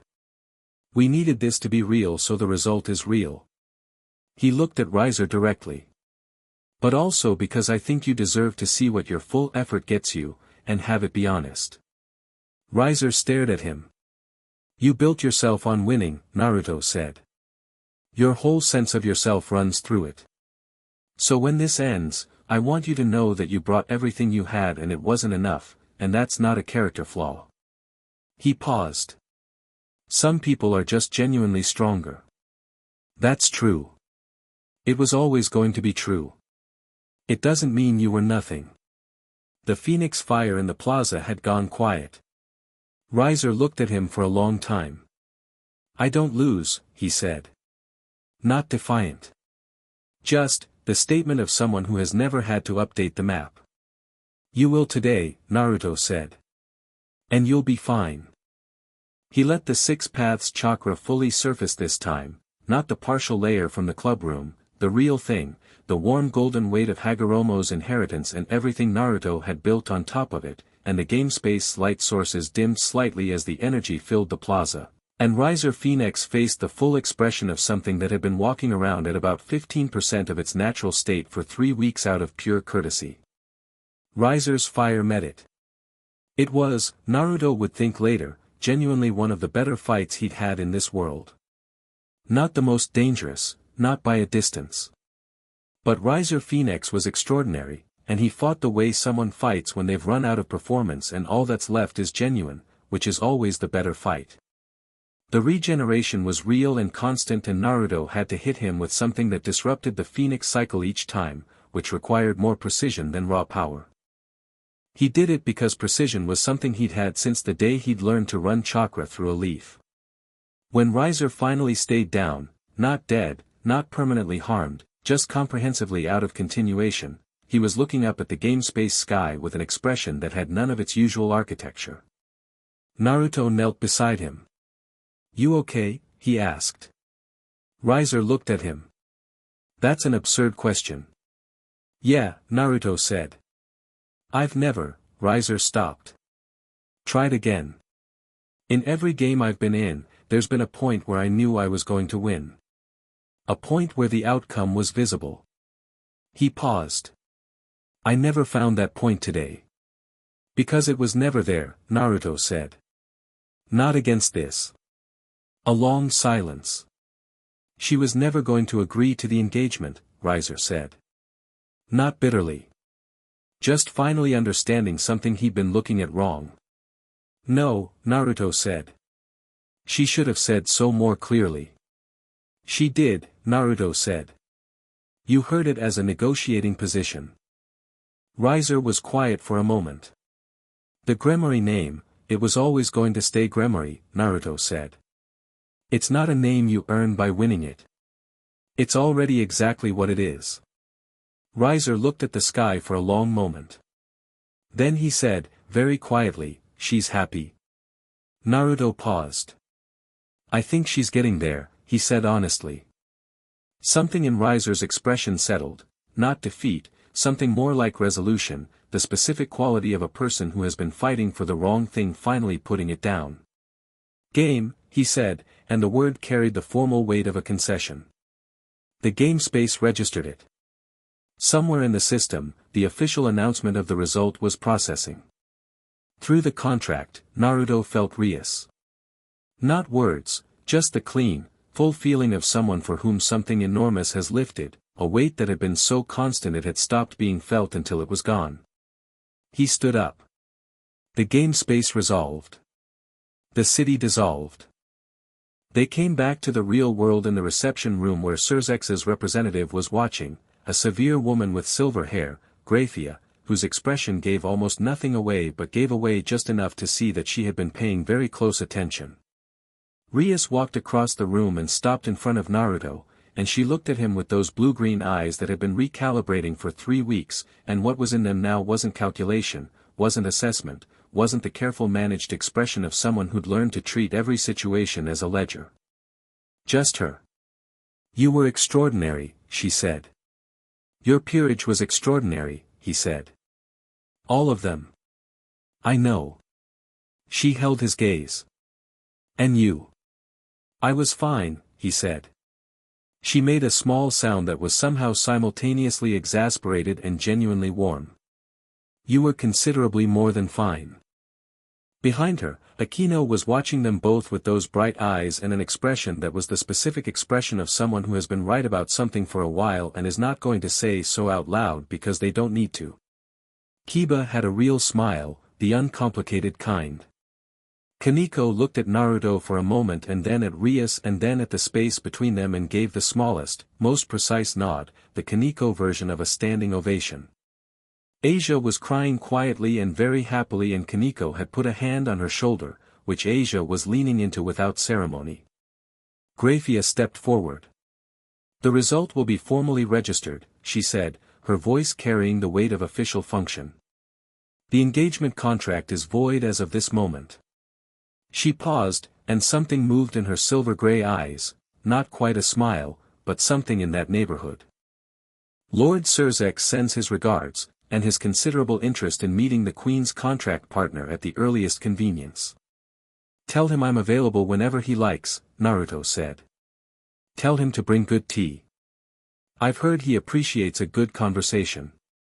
Graphia looked at him for a moment with an expression that was very nearly surprised before returning to its composed baseline. I'll pass that along, she said. The door to the reception room opened and the ordinary light of a cool morning came through it, clean and unhurried, and the group of them moved toward it, and Rias fell into step beside Naruto the way she'd been falling into step beside him since the first walk through Kuo at night, which felt like 3 weeks ago and also like something that had been true for much longer. What happens now? She asked, and the question was broad enough to mean everything. Surzex, Naruto said. Michael. Kokobile, eventually. Whatever comes next. He glanced at her. Same as always. Same direction, she said. Same direction. They walked into the light together, and the door closed behind them, and Kuo continued its ordinary Thursday morning, and underneath it all the supernatural world was already beginning to reorganize itself around a new variable that nobody had planned for and nobody could quite predict. Which was, Naruto thought, just about right. Chapter 6, The Queen's Contract. The formal registration of the game result took 48 hours. In those 48 hours, 3 things happened in rapid succession. First, Riser Phoenix left Kuo without incident. He gathered his peerage, said a brief and uncharacteristically quiet goodbye to Rias in the school hallway, no performance, no audience, just 2 people finishing something, and left. Naruto wasn't there for it. He didn't need to be. Second, Surzex Lucifer sent a formal communication that was 3 paragraphs of official language and 1 postscript that said, in handwriting clearly different from the formal script, "I've been wanting to meet someone who made Graphia look nearly surprised since approximately forever. Saturday works for me." Third, word got out. Not gradually. Not through careful channels. Out, the way news moves through a community that has very efficient informal networks and a significant investment in anything that disrupts established hierarchies. By Friday morning, every devil house with an intelligence operation of any quality knew that Rias Gremory's engagement had been voided by a rating game result, and that the game had been decided by a Queen's contract partner of unknown origin whose power had sent Riser Phoenix, who had not lost a rating game in 11 years, to a comprehensive defeat. The response was immediate and varied. 3 noble houses sent congratulatory messages to Rias that were written in the specific tone of people hedging their bets about which direction the wind was blowing. 1 house sent a formal inquiry about the Queen's contract partner's lineage and standing, which Naruto found genuinely amusing. 2 more sent nothing, which meant they were processing something they weren't ready to respond to yet. Sona appeared at the Occult Research Club on Friday afternoon, sat down across from Naruto, and said, "You've complicated devil politics significantly." "How's that different from Tuesday?" he asked. "On Tuesday the complication was localized," she said. "Now it's structural." She folded her hands on the table with the specific precision of someone who has organized their thoughts into a presentation. The rating game system is predicated on the premise that power determines outcome and power is roughly predictable within established categories. You're a category the system has no entry for.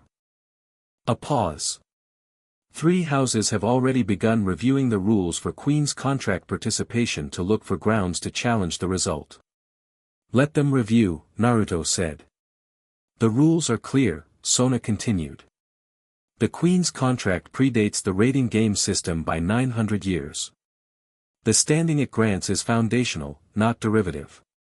There are no grounds." A pause. "But the attempt tells us something about how the high houses are going to respond to your existence." "Resistance," Naruto said. "Not uniformly. Some will be pragmatic. Some will be threatened." She met his eyes through the glasses. "You should know that the Phoenix House sent a formal protest to the Mao Council this morning." "Riser or his family?" "His father," Sona said. "Riser's name wasn't on it." She paused. "That's significant." Naruto thought about the plaza. Riser looking up at the gamespace sky with something finally settled in him. "Yeah," he said. "It is." Rias came in from the back of the room and set a cup of tea near Naruto's elbow without comment, which was something she'd started doing 2 days ago and which he'd noticed without mentioning. She sat down across from Sona and looked between them. "What did I miss?" "Sona is telling me that the high houses are unhappy," Naruto said. "The high houses are always unhappy about something," Rias said. "Now they're unhappy about me specifically," Naruto said. "That's an improvement," Rias said, with a dryness that sat in her voice like something that had been there for years waiting for the right conditions to be heard. "Previously they were unhappy about me not complying with their political expectations.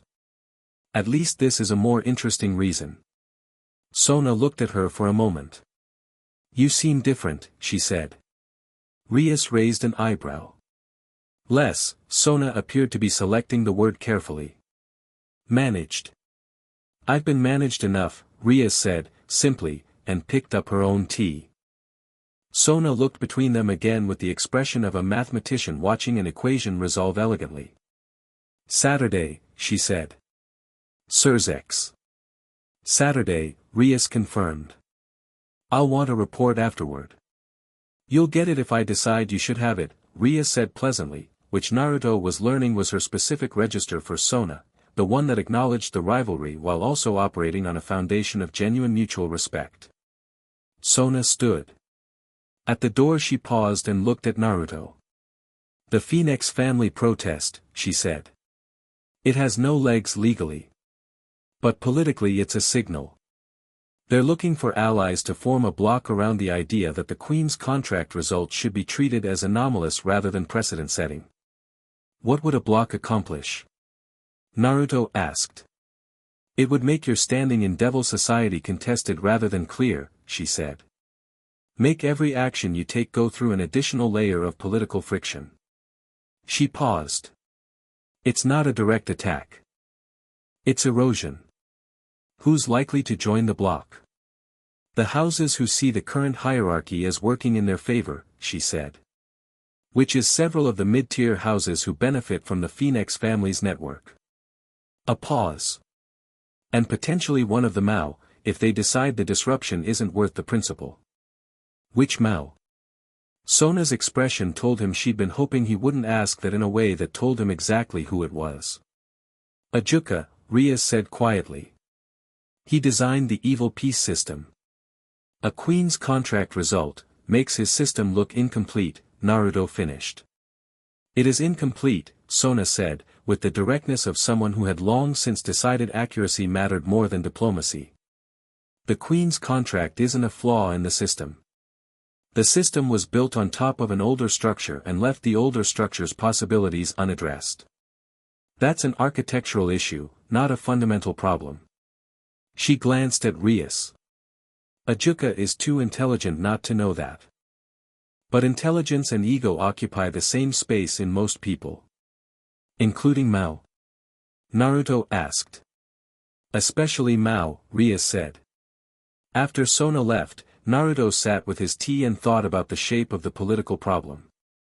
It was familiar in structure if not in content.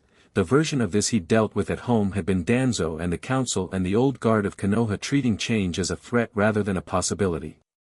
Same mechanics. Different world. Are you worried? Rias asked. About Ajuka? About any of it. The block, the formal challenges, the houses re-examining the rules. She was watching him with a direct steadiness that was, he'd noticed, how she asked the questions she actually needed answered. No, he said. These are the kinds of problems that look very significant until someone decides to stop treating them as significant. He looked at her. I'm not interested in playing political defense.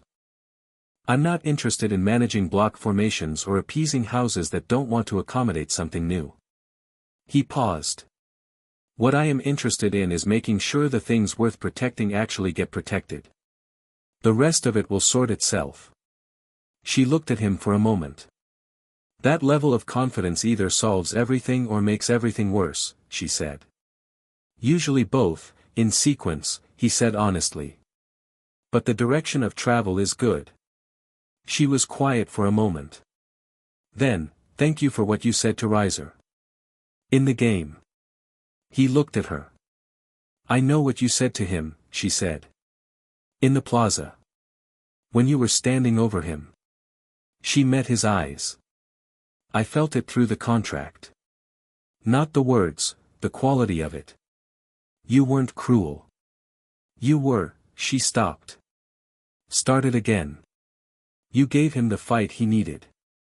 And then you gave him a way to understand it that wasn't about humiliation. He's not a bad person, Naruto said. He's a person the system made a certain way, and the system never gave him a reason to be different. A pause. That's not absolution for everything he is. But it's true.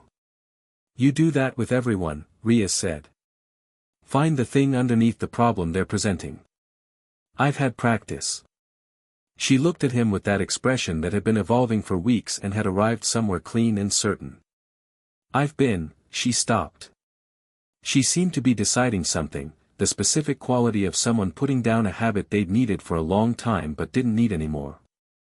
I've been careful about what I say and how I say it for most of my life, she said.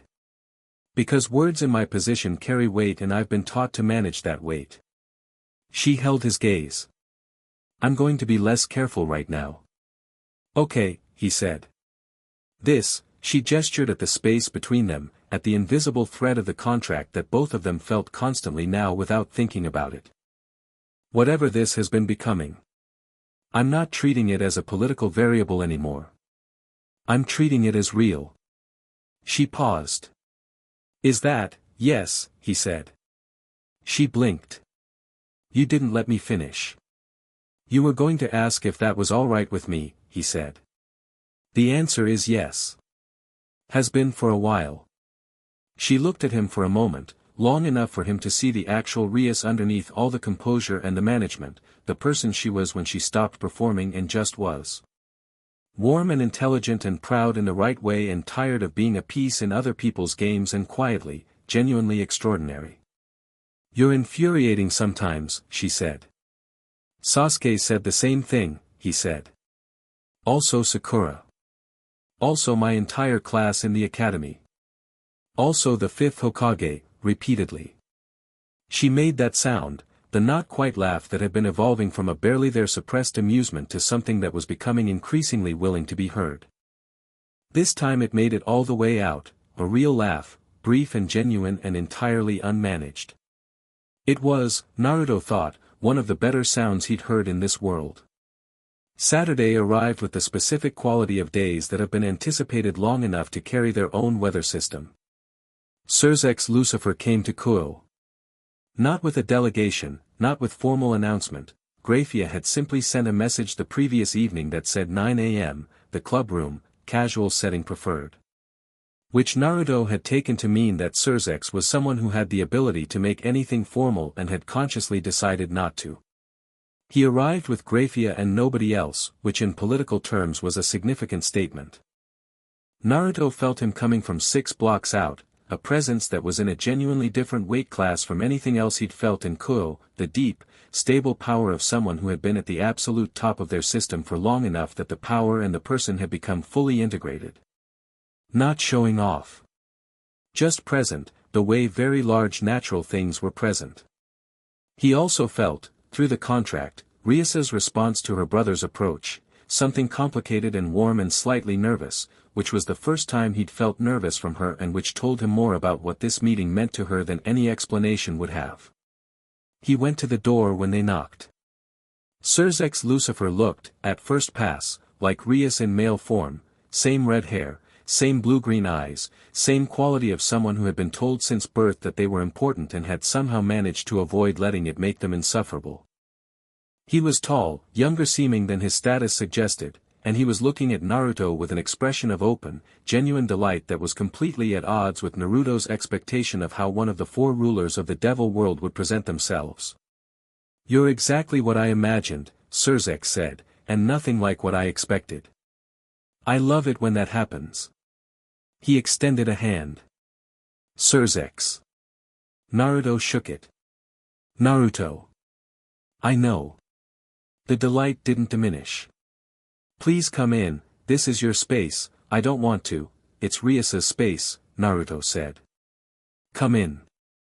Grafia came through the door behind her husband with the specific presence of someone who had spent years being the most competent person in any room she entered and had stopped needing to demonstrate it because everyone already knew. She looked at Naruto with those gray eyes and said, precisely, you're the one who made me nearly react in the reception room. I didn't mean to make that happen, Naruto said. I know, she said. That's what was surprising. Rias met her brother at the center of the room with the specific ease of siblings who have a genuine affection underneath the political structure of their relationship.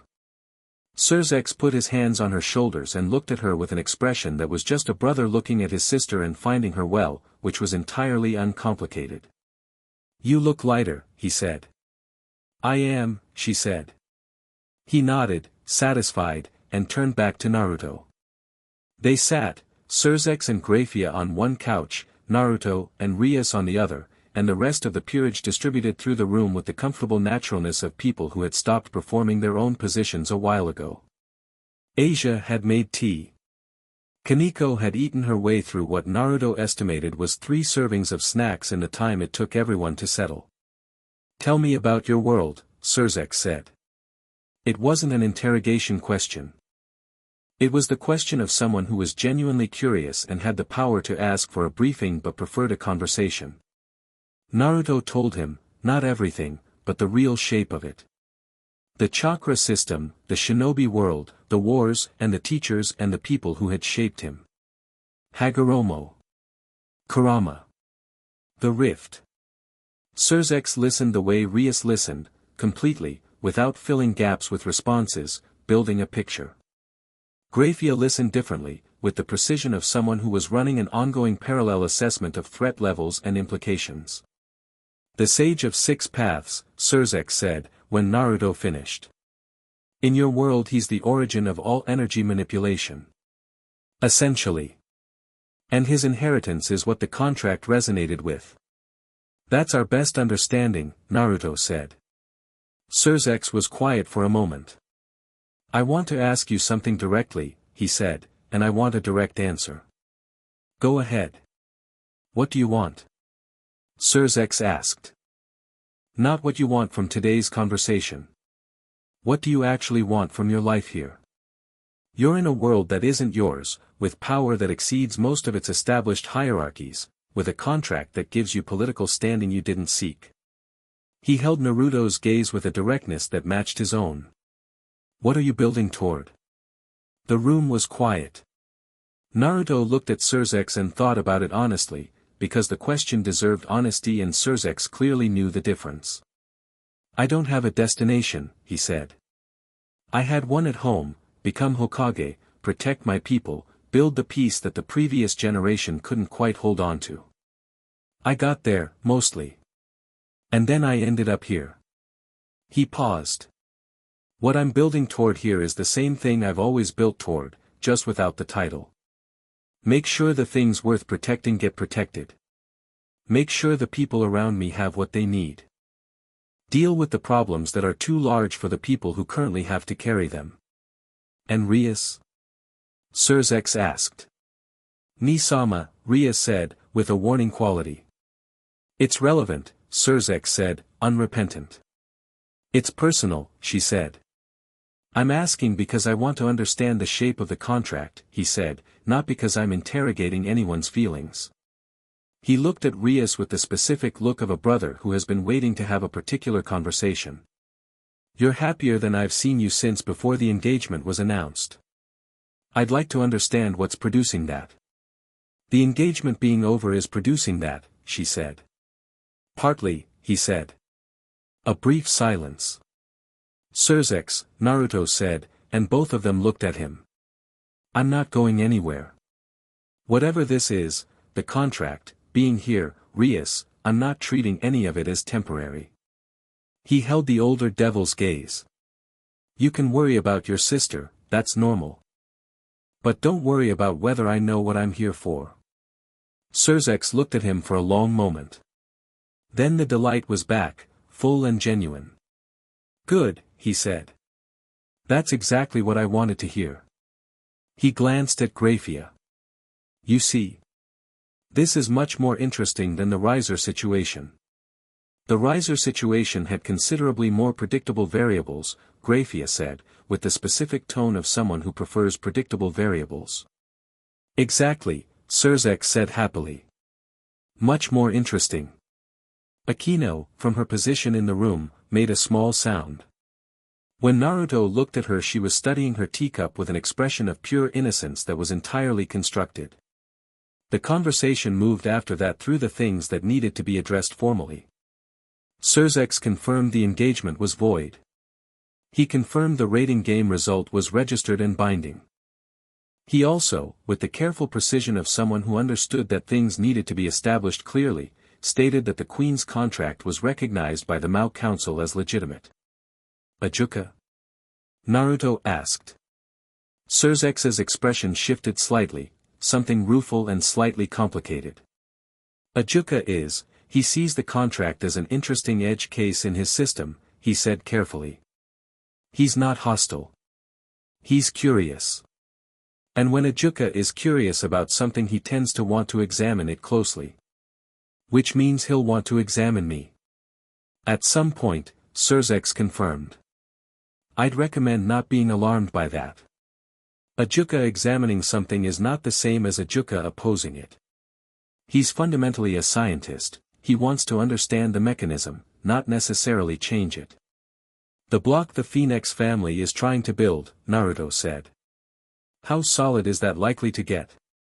Surzex was quiet for a moment. Less solid than Lord Phoenix hopes, he said. The mid-tier houses are practical first. They'll watch which way the wind blows before they commit to a block that might find itself opposing two of the four Mao. A slight pause. I've made my position clear through appropriate channels. Seraphal, Leviathan, made her position clear the moment she heard about the contract because Seraphal's position on interesting new things is always enthusiasm. He paused. That leaves two. Ajuka is neutral curious. Falbium, he spread his hands slightly. Falbium is asleep to the political situation, which is effectively a no vote on any energetic opposition. 3 of 4 Mao are either supportive or neutral, Naruto said. The math is favorable, Surzex confirmed. Then the block is noise, Naruto said. Politically, yes. Practically, Surzex's expression became more serious. There are things that happen below the political level that the block could facilitate. Social friction, information interference, the kind of low-level obstruction that never rises to the level of a formal challenge but makes everything slightly harder. He looked at Naruto. I want you to know about that possibility so you're not caught off guard. I appreciate it, Naruto said. I won't be. No, Surzex said. I don't think you will be. He looked at Rias. Your peerage, he said. They performed extraordinarily in the game. They always have, Rias said, with the particular pride that is entirely genuine and not at all modest. Aquino especially, Surzex said, and looked at Aquino directly. I received the observer report. What you did in the eastern district of the game, that wasn't the technique set I've seen in previous reports on your capabilities. Aquino met Surzex's gaze with perfect composure. I expanded my approach, she said. Considerably, Surzex said. There was a warmth in it, not political, just genuine regard for someone doing a difficult thing. Your father's fallen angel heritage is part of what I am, Aquino said, with a steadiness that was hard-won and recent and held entirely without the containment she usually used. I'm done apologizing for it. Surzex nodded. Good, he said simply. Graphia, who had been a mostly silent but entirely present throughout the morning, looked at Naruto and said, the heaven contact. Irina. You know about that, Naruto said. I know about most things, she said, without arrogance. Just fact. Michael's interest in meeting you is genuine. The internal politics around that interest are complicated. She paused. There are elements in heaven who see your containment of Kokobeel's weapon as, not a threat exactly. A question about jurisdiction. Whether a being outside the three-faction system had the standing to handle an artifact with tri-faction implications. Did I have the standing? Naruto asked. Legally, under the existing framework, the question is unresolved, she said. Practically, you did what was necessary and no faction had the capacity to do it first. A pause. Michael will acknowledge the practical reality. Some of his subordinates will not. Heaven's internal politics aren't my problem until they're directed at someone here, Naruto said. They may become directed at someone here, Graphia said. I want you to walk into that meeting with clear expectations. I will, he said. Thank you for being direct about it. She looked at him for a moment with that expression he'd received from her before, the nearly surprise, the controlled reassessment. You're unusually comfortable with blunt information, she said. I'd rather know the real shape of something than the comfortable version, he said. The comfortable version tends to collapse at inconvenient moments. Yes, she said. It does. And in her voice was the tone of someone who had spent years managing the gap between comfortable versions and real shapes and had opinions about it. Surzex stood when the formal portion of the morning was done, and the room shifted into the lighter quality of people whose business is concluded and who are now just in the same space. He moved to the window and looked out at the school grounds with the expression of someone enjoying the view for its own sake. I want to ask you something else, he said to Naruto, without turning from the window. Off the record. All right. The rift that brought you here, Sirzek said. Our researchers have been looking at the residual energy signature. They believe they understand its mechanism. He turned. They believe, with appropriate resources and time, they could potentially recreate the conditions for a return rift. The room went very quiet. Naruto felt Rias through the contract, a complicated thing, not one feeling but several moving through the connection simultaneously, too fast and too layered to fully parse. He felt the weight of the question settle around him. How long? He asked. Months, Sirzek said. Perhaps a year. The mechanism is complex and the energy requirements are significant. A pause. I'm not offering this as a condition or an expectation. I'm telling you because you have the right to know it's possible. Why tell me now? Because the political situation around your presence here is developing, Sirzek said, and for the first time his voice had the weight of someone choosing their words with the full investment of their position. And I want every decision you make about how to engage with that situation to be made with complete information. Including the information that staying here is a choice, not a default. The quiet stretched. Naruto looked at the window. At the school grounds beyond it, green and ordinary in the late morning light. He felt the contract, that thread, warm and sure, running between him and Rias with the certainty of something that had found its shape and wasn't looking for another. He felt the peerage around him, the specific weight of people who had become real to him in the way that people become real when you've trained with them and fought beside them and eaten breakfast with them for weeks. He felt Kurama, patient in the back of his mind, not pushing. I'll think about it, he said. Properly. When there's time. He looked at Sirzek. Right now there are things here that need doing. Sirzek looked at him for a moment, and what was in his expression was not relief exactly, something more complex, a reading of a situation that had resolved in a particular direction and was being acknowledged as such. Of course, he said. There always are. Rias had not looked at Naruto during this exchange. She was looking at the table, and through the contract he felt the thing she was very carefully not performing, the specific quality of someone holding their breath about something they want but have decided they won't ask for. He reached across the table and set his hand on hers, briefly, just that, no declaration, no speech, just the gesture of a person who knows what someone needs and is willing to give it without making it complicated. She looked at him. He looked back. The contract hummed between them like a frequency that had found its home. Tea, he said. Someone make more tea. Sirzek looks like he wants to stay and ask more questions. I have several more questions, Sirzek said, delighted. I thought so, Naruto said. Asia went to make tea. Kaneko ate the last of the snacks. Kiba said something to Graphia that made her look genuinely startled for a half-second before she recovered. Akino leaned back in her chair and looked at the ceiling with the expression of someone who has arrived somewhere they didn't expect and finds it suits them. And Rias, very quietly, turned her hand over under his and held it. The meeting with Michael happened the following Wednesday. Irina led him to a location Naruto would describe as heaven-adjacent, a place where the barrier between the ordinary world and something older was thin enough that the transition happened without drama, just a change in the quality of light and a sudden sense of space that the physical dimensions of the room didn't account for. Naruto had met Hagoromo. He'd encountered Kagaya. He'd shaken the hand of the ghost of the man who invented chakra.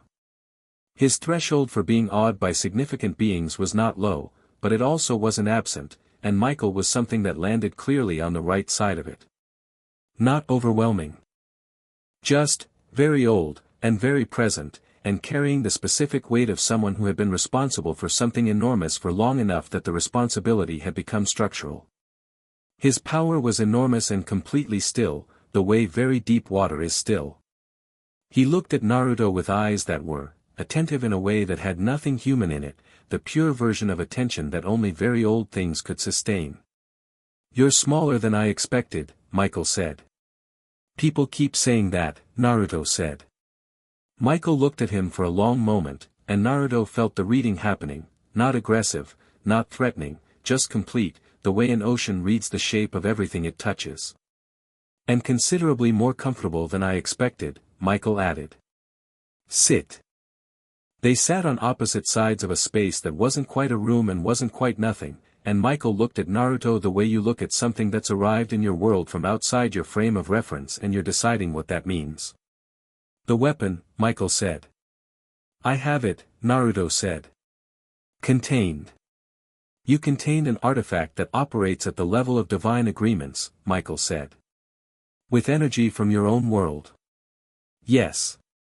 You understand why that raises questions about the nature of that energy, Michael said. In relation to what we call divine. I understand why it raises questions, Naruto said.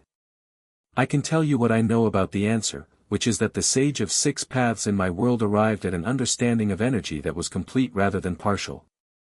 His power doesn't operate within any existing system because it underlies all of them. A pause. You're divine and you're sacred and the devil's demonic, in my world those are all branches of the same root. What I carry is something closer to the root than the branches. Michael was quiet for a moment. That's either a claim of supremacy, he said, or a claim of prior precedence. It's neither, Naruto said. It's a structural description. A river isn't superior to its tributaries. It's just closer to the source. He held Michael's gaze. I'm not here to rearrange anyone's hierarchy. I'm here because a dimensional rift dropped me in the middle of something, and I've been dealing with what's in front of me. Kokabeel, Michael said. Kokabeel had a point about the piece being hollow, Naruto said. He also had a completely wrong solution to that problem. He paused. The things he was angry about, the unresolved elements from the original war, those don't get resolved by force. They get resolved by honest engagement. Michael looked at him. You said this to Kokabeel. I said I'd have the conversation when the time was right, Naruto said. That offer stands. It probably involves you as much as him, given what the unresolved elements are. A very long silence. You're suggesting a conversation between 3 factions, Michael said slowly, that has never successfully occurred in the history of the current peace. I'm suggesting it because it's the next thing after everything else, Naruto said. Not today. Not this year probably. But eventually, and because it's the right thing to do rather than the forced thing. He paused. I've seen what happens when you build peace on exhaustion instead of resolution. It holds until the exhaustion wears off, and then it collapses in the worst possible way. You've seen that in your world, Michael said. Multiple times, Naruto said. And I've seen what it looks like when you actually resolve the underlying things. It's harder and it takes longer and the outcome is less dramatic than a war. But it holds. Michael was quiet again, and in the quality of his silence Naruto felt the enormous weight of what was being considered, the accumulated history of a conflict that had been running since before most of the current world was formed, the losses and the grief and the things that had calcified around the grief until the grief was so old nobody could find its edges anymore. You're not what I prepared for, Michael said finally. I know, Naruto said. What did you prepare for? A threat or an asset, Michael said simply. Something to be managed. I'm neither of those things, Naruto said. No, Michael agreed. You're considerably more inconvenient than either. A pause, and in the pause was something that might have been the oldest possible version of amusement. The weapon. Will you give it to heaven? No, Naruto said. To the devils? No. You'll keep it. Until there's a proper context for what happens to it, Naruto said. Which is the trifaction conversation I just described. He paused. It's a good reason to have the conversation. Michael looked at him for a long, still moment. I'll be in contact, he said. It was the same thing Kokabeel had said, and from 2 entirely opposed positions, which told Naruto something about the space he occupied in this world, not aligned with anyone, genuinely equidistant, approachable from all directions because he owed nothing to any direction. I'll be here, Naruto said. He was back in Kuo by evening. The club room had the settled quality it had developed over weeks, not a school club room anymore, or not only that. Something with a different weight. A home that a group of people had built without planning to, through the accumulation of shared mornings and training sessions and meals and crises and ordinary days between crises. Rias was at her desk but not working. She was reading something personal, he could tell from the quality of her attention, and she looked up when he came in. "How was Michael?" she asked. "Old," he said. "Thoughtful. Not easy." He sat on the couch. "We have the beginning of something. Not an agreement, the beginning of a willingness to have a conversation eventually. That's more than anyone's managed in 300 years, she said. "Low bar," he said. She set her book aside and looked at him properly. "You're tired." "It's been a full week," he said honestly. She stood up, and for a moment she was just Rias, moving across the room with the easy grace that was simply how she moved when she wasn't performing anything, and she sat on the couch beside him, close, the way you sit when you've stopped calculating the distance. "Surzex's offer," she said. "The rift." "I've been thinking about it," he said. She was quiet, and through the contract he felt the careful quality of someone who has decided not to ask for the thing they want because asking for it feels like too large a declaration. He recognized it because he'd done the same thing for weeks in a different form. "Rias," he said. She looked at him.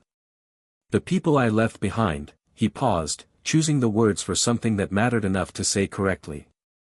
"They're alive. They're fine. The rift happened after the war was over, after the peace was built, after the moment where I was needed had passed." He held her gaze. "There's nobody there I'd be leaving in danger. Nobody who needs what I can do in a way that can't be met by people who are still there." "And here?" she asked, very quietly. "Here there's a peace that's being held together with exhaustion," he said. "And a weapon in my possession that 3 factions have a stake in. And a conversation that needs to happen that nobody else is positioned to facilitate." A pause. "And a contract that's become more than a contract." She looked at him, and in her eyes was everything she'd been careful about saying directly, not hidden, never quite hidden, but held. "I'm not staying because I have to," he said. "I want that to be clear. It's not obligation. It's not the contract." He met her eyes. "I'm staying because this is where I want to be. The people here," he paused. "You, specifically."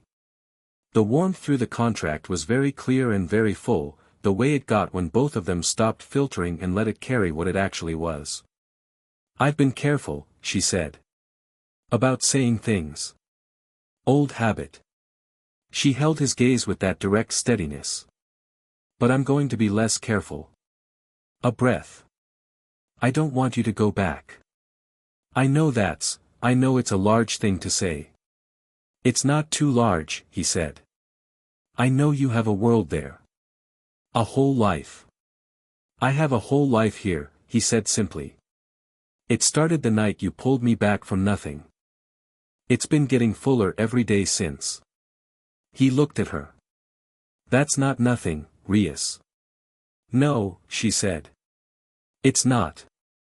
And the composure that was always her first and last defense wasn't present, just her, looking at him from 3 inches away with the red hair doing its inevitable thing in the lamplight and the contract between them warm and certain and done with being subtle. "It's not nothing at all." He didn't say anything after that because the moment didn't need words, it needed presence, and he gave it that, leaned back against the couch and felt the weight of the day settle, and felt her settle beside him, and let the club room's evening quiet hold them in its particular warmth. Kaneko appeared from somewhere and sat on the other couch without comment and ate an apple. Aquino came in and looked at the two of them and at Kaneko and said nothing, which for Aquino was the maximum possible expression of approval. Kiba came through the door, assessed the room in one glance, and sat down beside Kaneko with a quiet smile that he didn't explain and didn't need to.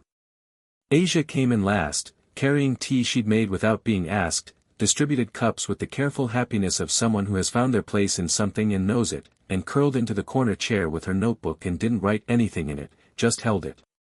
Outside, Kuo did its evening things. The city's supernatural undercurrent ran its steady course.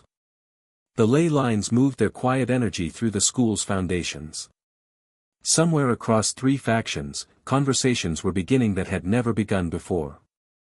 And in the Occult Research Club on the 3rd floor of the old building, the Queen's contract hummed between 2 people who had found each other in the wreckage of a Tuesday night and built something neither of them had planned for, and it was warm and true and entirely, completely real. Chapter 7, A Home in Strange Skies. 3 weeks after the raiding game, Ko settled into something that looked almost like ordinary. Almost. The stray devil activity that had been a consistent background noise in the city's supernatural frequency had dropped by 2/3, which Naruto attributed to word spreading through whatever network strays used to share information about which territories were worth testing and which were categorically not. The fallen angel presence had gone quiet since Kokabiel's departure. The angel monitoring was present but unobtrusive, Irina making occasional appearances on the school grounds with the comfortable regularity of someone who had stopped pretending they weren't around. The ordinary world, meanwhile, continued its complete indifference to all of it. Naruto had settled into the rhythm of Kuo Academy with the same quality he'd settled into everything else, completely, without particular effort, the way water settles into a new container and immediately behaves as if it had always been there. He sat through classes, turned in assignments that were better than average without being conspicuous about it, ate lunch on the roof when the weather was good and in the club room when it wasn't, and went about his days with the unhurried quality of someone who had stopped measuring time against what they'd left behind and started measuring it against what was in front of them. Kurama had noticed this, obviously. "You're comfortable," he said one morning while Naruto was helping Kaneko with a senjutsu problem that they'd been circling for a week, not confronting directly, just approaching from adjacent angles until the edges of it became familiar. "Yeah," Naruto said. Out loud, because Kaneko knew about the fox. She'd figured it out the way she figured out most things, through direct sensing, one morning on the training field when the Ninetales chakra had surfaced briefly during a difficult drill. Her reaction had been to sit down, close her eyes, feel the energy for about 30 seconds, open her eyes, and say, "There's a very large fox inside you." "Nine-tailed fox," Naruto confirmed. "He's friendly." "Mostly." "I'm not friendly," Kurama had said, affronted. "He says he's not friendly," Naruto reported. Kaneko had looked at the air beside Naruto's head where Kurama wasn't visible and said, with the specific diplomatic tone of someone who has spent time around powerful beings who were sensitive about being characterized accurately, noted. Kurama had been slightly mollified. Since then Kaneko had occasionally addressed comments directly to the space beside Naruto, which Kurama pretended to find unnecessary and clearly appreciated. So on this particular morning, when Kurama said "You're comfortable," Kaneko looked up from the senjutsu diagram they'd been working through and said, to the air, "He's been comfortable for weeks." "I was comfortable before that," Naruto said. "You were operating," Kurama said. "That's different. Now you're settled." Naruto considered this. The distinction was real, there was a specific quality to how he'd moved through the first weeks in Kuo, the competent forward momentum of someone navigating a new situation effectively, versus how he moved now, which was more like how he'd moved in Konoha after the war. Present rather than progressing. At home rather than arriving. "Is that a problem?" he asked. "No," Kurama said, and there was a warmth in the old fox's voice that he'd have described as gruff fondness if Kurama had given him permission to describe it that way, which he hadn't. "It's a fact. I'm noting it."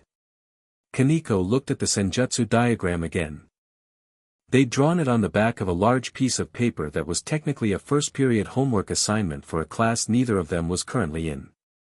The diagram showed the flow of natural energy as Naruto had mapped it for her, not the standard model she'd learned from what she'd been taught, but the actual structure as he felt it, the way it moved through living things when you stopped trying to contain it and let it find its own shape. The problem wasn't that Kaneko couldn't use natural energy. She'd been using it in small, tightly managed amounts for as long as she'd been with Rias's peerage. The problem was the ceiling, the point where the energy wanted to go further, and she stopped it, every time, with a precision that spoke to how long she'd been practicing that specific act of prevention. He'd been watching this for weeks without addressing it directly. Waiting for her to get close enough to the ceiling on her own that the conversation would be useful. "Try it again," he said. "Same sequence. But when you hit the point where you stop, don't stop." She looked at him. "If I don't stop, I know," he said. "Try anyway." Kaneko held his gaze with those sharp, careful eyes for a long moment. Then she closed her hands and started the sequence, the small precise movement of natural energy she'd been doing for years, and he felt it through his sage sense, the warmth of it building correctly, the way it should, her instinct for it better than she gave herself credit for. It rose to the familiar ceiling. She pushed through it. The energy bloomed, sudden and large and warm, and Kaneko went very still in the center of it with her eyes open and her breathing even, in something in her face that was almost, not quite, but almost, like the expression of someone who has just heard a sound they'd forgotten existed. Cat ears appeared. White-tipped, precise, fully real, sitting at the top of her head with the serenity of things that had always been there and had simply been prevented from being visible. A tail, also white-tipped, also precise, also completely natural. Kaneko stood in the middle of the training room with her senjutsu fully expressed for the first time in however long she'd been keeping it contained, and looked at Naruto with an expression that was too full to fully show on her face but showed anyway. "It doesn't hurt," she said. "No," he said. "It was never going to hurt. You were just afraid it would." She was quiet for a moment. "My sister," she started. "I know," he said. "What she did with it. What happened to her?" He held her gaze. "This isn't that. You're not her, and you're not going to become what she became. The energy is the same, but what you do with it," he paused. "That depends on you. And you're not someone who uses people." Kaneko looked at her hands. Small, still, with the natural energy flowing through them in clean warm lines. She made a tiny movement with her fingers and a small stone on the floor shifted position with the specific weight of Tuki multiplied by Senjutsu, the combination settling into each other with an ease that should probably not have been possible on the first attempt. She looked at it. Then at Naruto. "Thank you," she said. The words were small and carried everything. "You did it," he said. "I just suggested you stop stopping." She put the ears away, practiced, no effort, as if they'd always been fully available, and picked up her homework paper from beside the diagram and went to work on it without another word, which was Kaneko for "I need a moment and I'm having it." He let her have it. The political noise from the Phoenix family's protest block came to a head on a Wednesday, in the form of a formal challenge.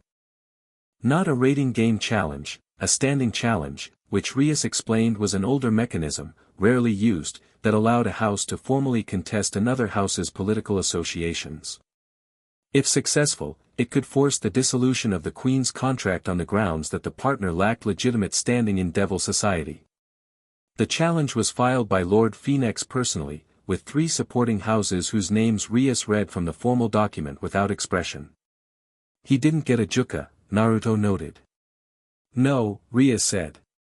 He got 3 mid-tier houses who owe the Phoenix family favors. She set the document down. The challenge requires a response within 30 days. The response can be a formal rebuttal, a demonstration of standing, or a counter-challenge. What's the strongest response? Naruto asked.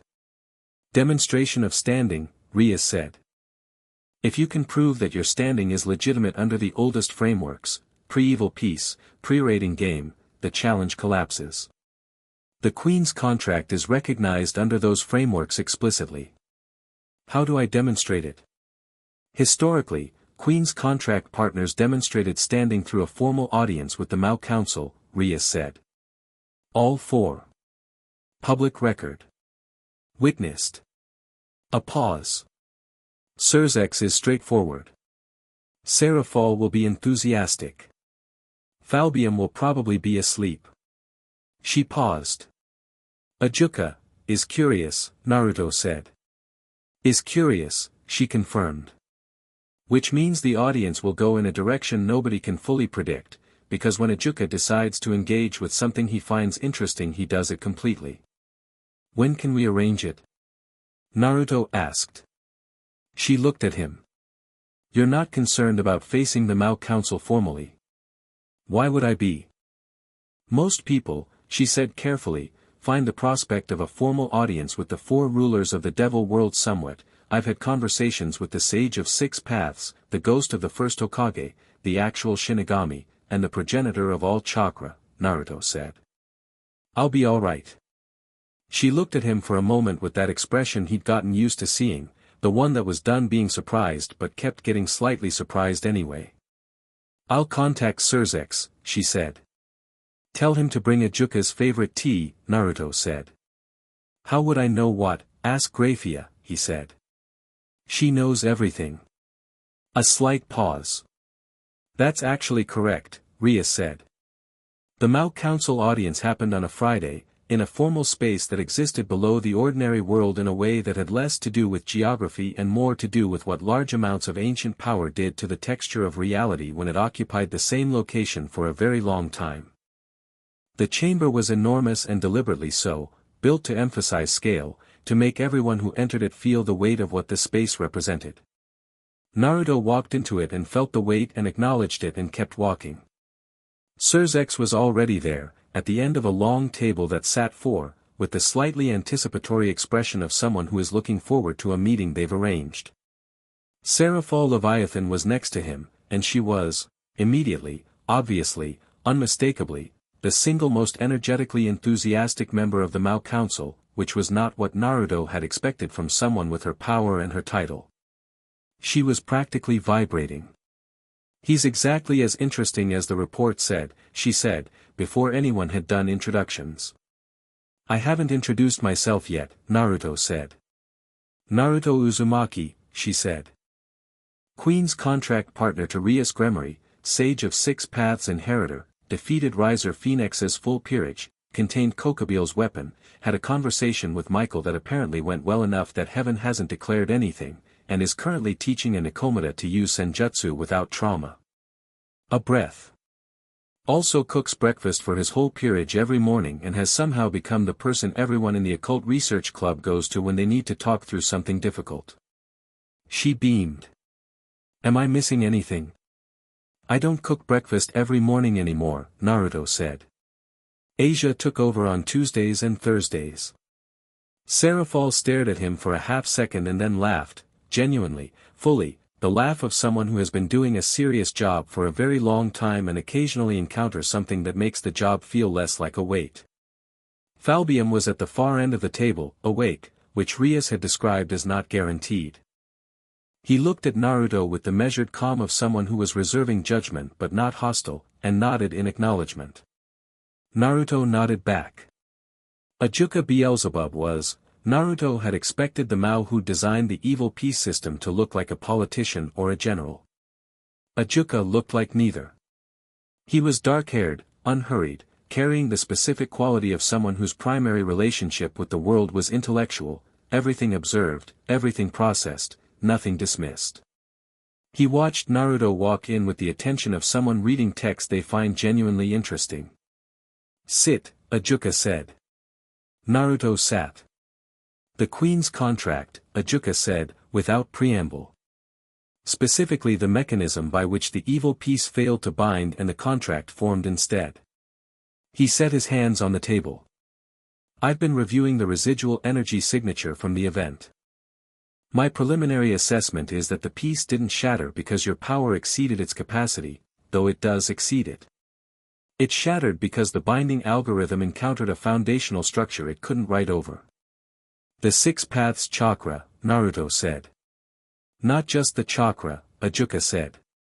I want to be precise. The relationship between your energy and the natural world.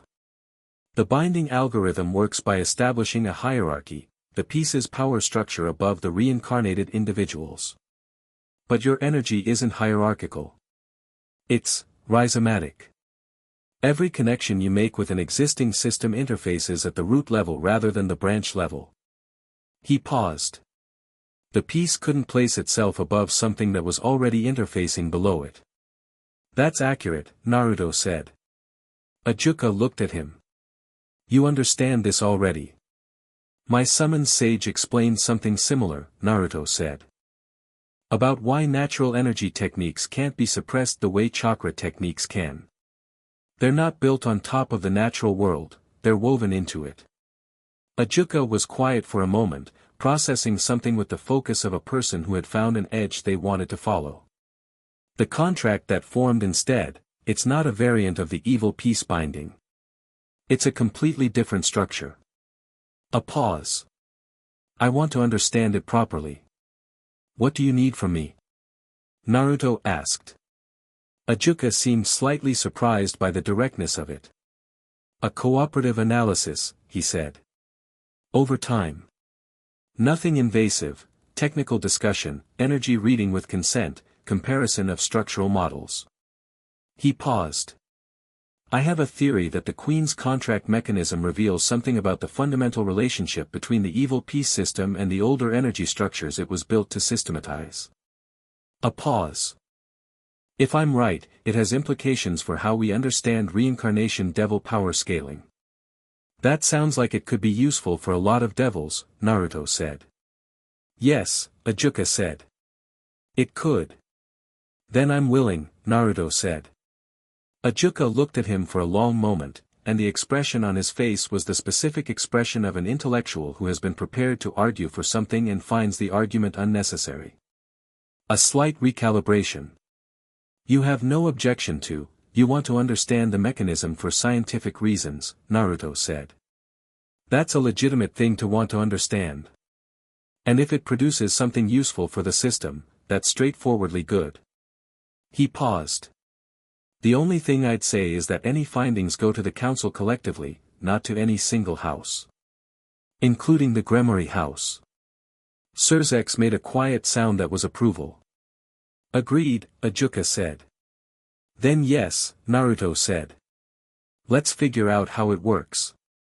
The formal portion of the audience proceeded from there with the specific momentum of something that had been set up to be difficult and was not. Surzex presented the standing challenge documentation, walked through the legal framework, demonstrated the precedent, with Graphia, present as always, providing supporting citations at precisely the moments they were needed. Falbium reviewed and voted. Seraphol voted with enthusiasm. Ajuka voted with the specific abstracted approval of someone whose mind was already 3 steps ahead. Surzex voted, and looked at Naruto, and said formally, the standing challenge is dismissed. The Queen's contract is recognized as legitimate standing under all applicable frameworks, historical and current. The record is updated accordingly. Lord Phoenix's block, which had never been more than noise made structural, became just noise. That's it? Naruto said. That's it, Surzex confirmed. Were you expecting more drama? Sona made it sound more complicated, Naruto said. Sona assumes everything will be complicated, Surzex said. She's usually right. This is an exception. He looked pleased about being the exception. After the formal session, while Surzex and Seraphol were talking and Falbium had returned to his natural state of low-energy composure, Ajuka came and stood beside Naruto with the unhurried quality of someone who has been patient about a question. The weapon, he said. Yes, Naruto said. You've maintained the containment for several weeks now without any degradation. It's stable, Naruto confirmed. The tri-faction conversation you proposed to Michael, Ajuka said. You understand that practically, the mechanisms for that kind of engagement don't exist. The mechanisms never existed before the first time someone invented them, Naruto said. A pause. Ajuka stopped. That's technically correct and also a way of thinking about the problem I hadn't considered. He looked at Naruto sideways. You're more philosophically flexible than I expected. I've spent most of my life arguing that impossible things should be attempted, Naruto said. I have a good track record. I'll look into the mechanism question, Ajuka said. As a separate project. A pause. Don't tell Serafal yet. She'll make it very loud before it's ready to be loud. Understood, Naruto said.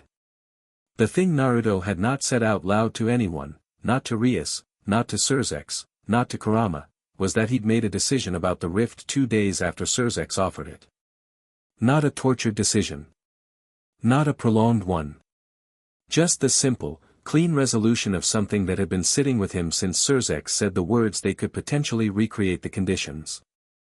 He'd thought about it the way he thought about all important things, by following the feeling underneath the analysis, the part of him that knew things before his brain had organized them into reasons. And what he'd found underneath was uncomplicated. His world was fine. Konoha was fine. The people he loved were alive and the peace was holding, and the work he'd done there was the work he'd gone there to do, and he'd done it. This world needed him in a way his world no longer did. Not needed him the way desperate people needed a hero, needed him the way systems that were on the verge of transforming needed a catalyst. The Trifaction Conversation. Kaniko's Senjutsu. Akino's power finding its full expression. The space Rias was building between her real self and the political presentation she'd been living inside. All of it moving, all of it becoming, and him at the center of it as the thing that had shown up from outside the existing dynamics and refused to be categorized by them. He'd tell Rias properly. He'd been waiting for the right moment, which he'd been identifying as soon for 2 days. The right moment turned out to be a Saturday evening in late October when Kuo had gone into its autumn character fully, the trees along the school path gone gold and orange, the air carrying that specific crispness that felt different from home but managed to be its own kind of beautiful. They were walking back from the commercial district, having spent an afternoon doing something that was not supernatural in any dimension, buying supplies for the club room, arguing mildly about whether tea selection required this much deliberation. Rias, yes, Naruto, probably, Akino, the discussion is half the point, eating something from a street stall that was genuinely good. The peerage had spread out naturally on the walk back, Kiba and Akino ahead, engaged in what sounded like a detailed discussion about a book Kiba had recommended, Kaneko and Asia behind, Asia asking questions about something in her notebook while Kaneko gave small, precise answers. Naruto and Rias were in the middle, walking the familiar route through streets that were his now the way Konoha's streets were his, not by birth but by accumulation, by the daily small knowing of where things were and how they felt and what they smelled like at different times of day. I'm not going back, he said. She didn't look at him immediately. Kept walking. He felt her through the contract, the stillness of someone receiving something they'd wanted and had stopped letting themselves want. You decided, she said. A few days ago, he said. I wanted to say it properly. She was quiet for a moment. The gold leaves moved in the path's edge and the afternoon light was doing its autumn thing, going long and warm and slightly melancholy the way autumn light always did regardless of the dimension. Is it, she started, then stopped. It's not a sacrifice, he said, because he could feel her about to frame it that way. I want to be clear about that. It's not something I'm giving up. It's something I'm choosing. He looked at her sidelong. There's a difference. I know the difference, she said. I want to make sure you, Rias, he said. I know what I want. She looked at him. And in her expression was everything the weeks had built toward, not the careful management, not the composure that had been her armor, not the political intelligence or the proud bearing. Just her. The person who had knelt over a dying stranger at midnight and placed a resurrection piece without calculating the return. I know you do, she said. Then believe it, he said. She was quiet for another moment, and what moved through her expression was something settling, not doubt resolving exactly, more like a thing that had been held carefully because it was fragile, discovering that it wasn't fragile, that it was solid, that it could be held more freely. My brother is going to be insufferable about being right, she said. About what? He said in the first meeting that you had no interest in leaving. A slight pause. He said it with that face he makes when he already knows how something is going to go. He's perceptive, Naruto said. He's infuriating, she said, with the specific warmth of someone describing a person they love. Ahead of them Aquino looked back, assessed the situation in approximately 1 second, and turned forward again with an expression of supreme unconcern that contained multitudes. Kiba kept talking about the book without interrupting his sentence. Kaneko, behind them, made a sound that was technically an observation about something in Asia's notebook and was also clearly not. The path curved past the old gate and the school came into view, and Naruto looked at it with the specific feeling of looking at something that was his. The building, the grounds, the club room on the 3rd floor of the old section with its high ceiling and its summoning circle and its 2-burner range and its bookshelves full of things nobody was going to move. There are things that still need doing, he said. The Trifaction conversation. Ajuka's research. Kokabeel's follow-up. Irina keeps hovering around, which means Michael's timeline is moving. He paused. I'm not under any illusion that it gets quieter. It doesn't, Rias said. It gets different. Good, he said. Different is fine. She stopped at the gate and turned to look at him fully, and in the evening light with autumn doing its things around her she looked, he'd been noticing it for weeks, the specific quality of someone becoming more themselves gradually as the things that had been constraining them fell away. Less performed, more present. More Rias, specifically. I want to say something, she said. Go ahead. I've spent most of my life being someone's asset, she said. My family's political capital. My house's future. The Gremory heir. Riser's prize. The directness in her voice was the kind that had been built through deliberate effort rather than being natural, and was better because of the effort. I've been treated like a very valuable piece on a very large board. A pause. You've never done that. From the first morning when you made breakfast for 8 people and called a meeting in the kitchen and walked into a fallen angel's church alone because it made tactical sense. She held his gaze. You've never looked at me and seen an asset. No, he said. I know why, she said. I've thought about it. You came here without knowing any of the hierarchies, any of the house politics, any of the system that makes me valuable in the way I've been treated as valuable. You just saw, she stopped. You, he said. Me, she said. Just me. A breath. Do you know how long it's been since anyone just saw me? Too long, he said. Yes, she said. Too long. She held his gaze with the full steady directness she'd been building toward for weeks. I love you. I want that said plainly. The evening was very still for a moment. The gold leaves came down from the path's edge trees in a slow, unhurried way that was entirely indifferent to the human experience happening below them.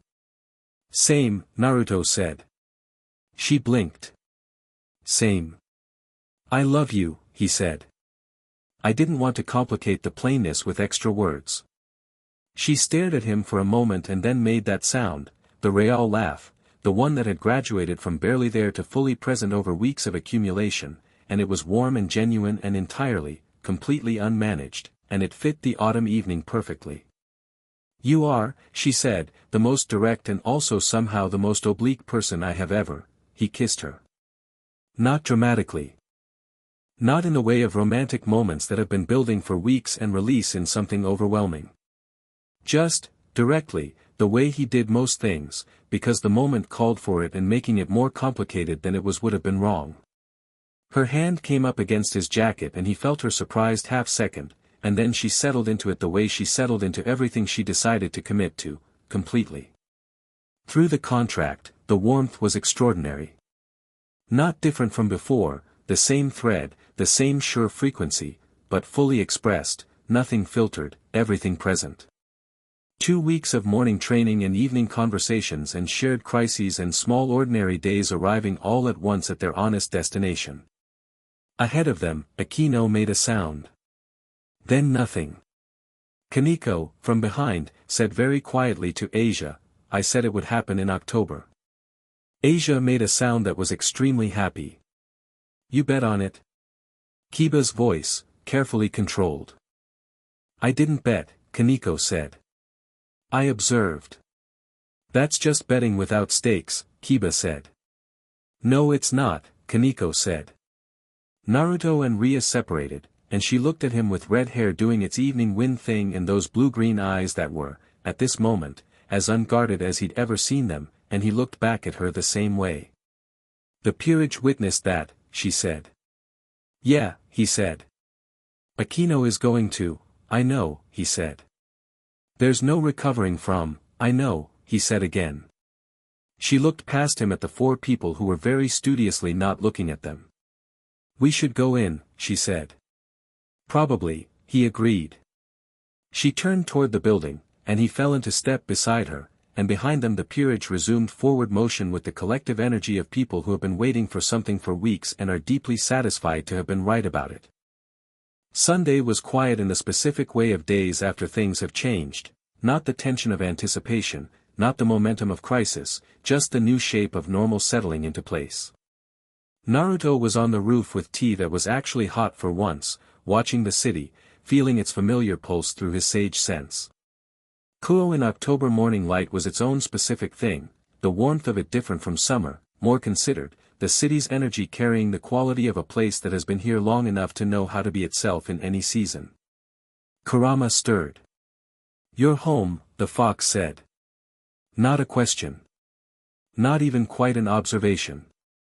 Just the fox noting a thing that had become true, in the way that things become true gradually and then all at once. Yeah, Naruto said. Good, Kurama said. And that was all he said, which was the exact right amount. The rooftop door opened. He'd felt her coming up the stairs, the contract's particular warmth, more present and less filtered than it had been yesterday, the thing between them finally fully itself. Rias came out with her own tea and stood beside him without preamble. They looked at the city together. Surzek sent a message, she said. He's arranged the first informal meeting between faction representatives. Nothing official. Just, dinner. Dinner, Naruto said. His word, she said. He said, and I'm quoting, if Naruto can get Kokubile to say he'll be in contact, he can probably get 3 factions into the same room if the food is good enough. That's not wrong, Naruto said. He also said Ajuka has been in his study since Thursday and hasn't come out except for meals, which Graphia says means he's found something significant. A pause. And Irina sent a message saying Michael has proposed a date for the trilateral meeting. Preliminary, exploratory, nothing binding. She paused. March. That's soon, Naruto said. It's 5 months, she said. For the first meeting between 3 factions that haven't been in a room together productively since the original war ended, 5 months is soon. He looked at her. But doable. You're going to be in the middle of it, she said. It wasn't a complaint. Just acknowledging the shape of things. I know, he said. That's all right. She looked at him sidelong. You're never not in the middle of something. Neither are you, he said. She made a small acknowledging sound. I've been thinking about the peerage, she said. After the game. The way everyone performed, but more than performed. The way they're becoming. She held her cup with both hands. Akino with her full power. Kaneko with her senjutsu. Kiba's precision at that level. A pause. Asia. Asia's going to be extraordinary, Naruto said. She already is, Rias said, with the warm certainty of someone who has been watching it happen. She's building a combat support methodology from scratch, the notebook is only the beginning. She's been asking Sona's peerage members about sacred gear interactions with battlefield healing. A pause. She asked me last week if she could sit in on Ajuka's research sessions. What did you say? I said yes, Rias said. Obviously. A slight pause. Ajuka said she asked better questions than most of his formal researchers. Naruto smiled. That tracks. The city moved below them. A Sunday morning, school closed, the streets having their weekend quality, slower, more comfortable, the ordinary world doing its ordinary weekend things with no awareness of what moved underneath it and no need of it.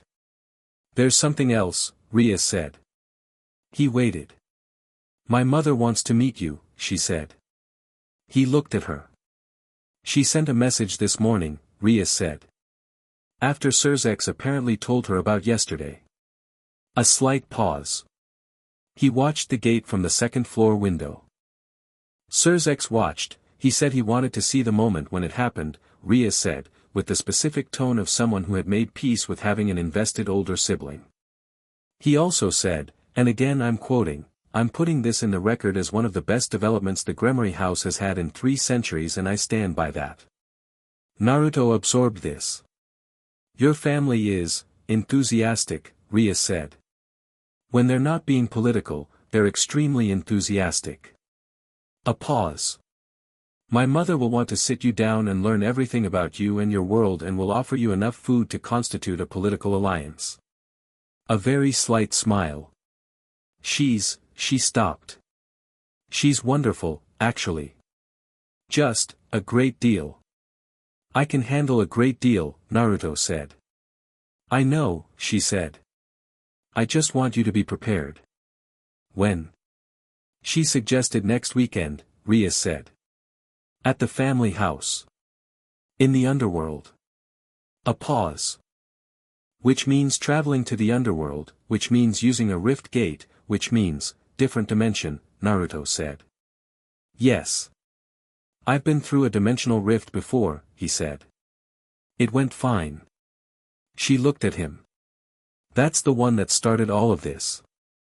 And look how it turned out," he said. She held his gaze for a moment, and the expression on her face was the full, real version, not the composure, not the management, not any of the presentations she'd spent years perfecting. Just Rias, in the October morning, in the space they'd built together.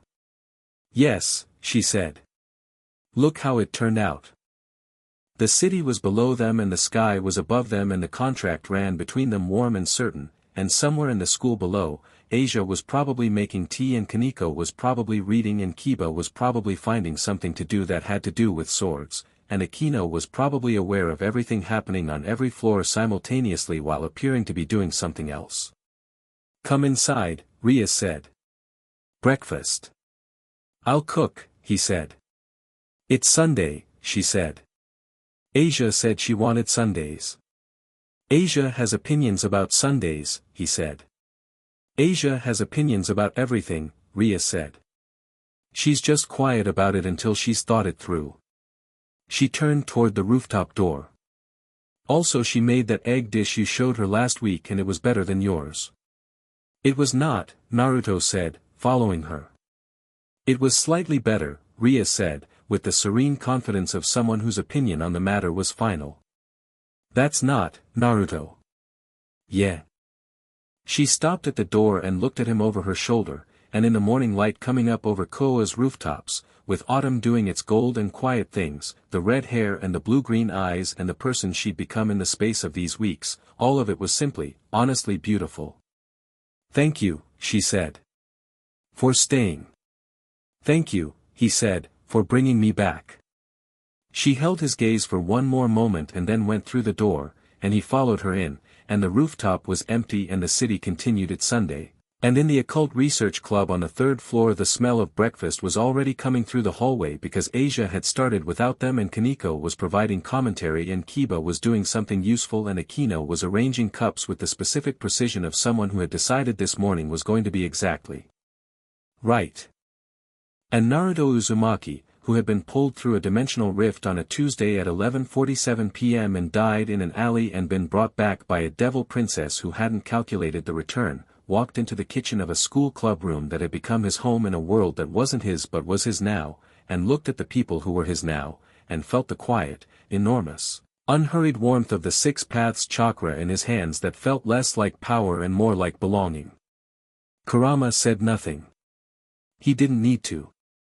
Epilogue. 6 months later the first formal trilateral meeting between representatives of the 3 factions happened on a Thursday in March, in a neutral space that Ajuka had technically designed and that Naruto had functionally suggested, which was to say it was a large comfortable room with a long table and good lighting and no symbolic hierarchy built into the furniture.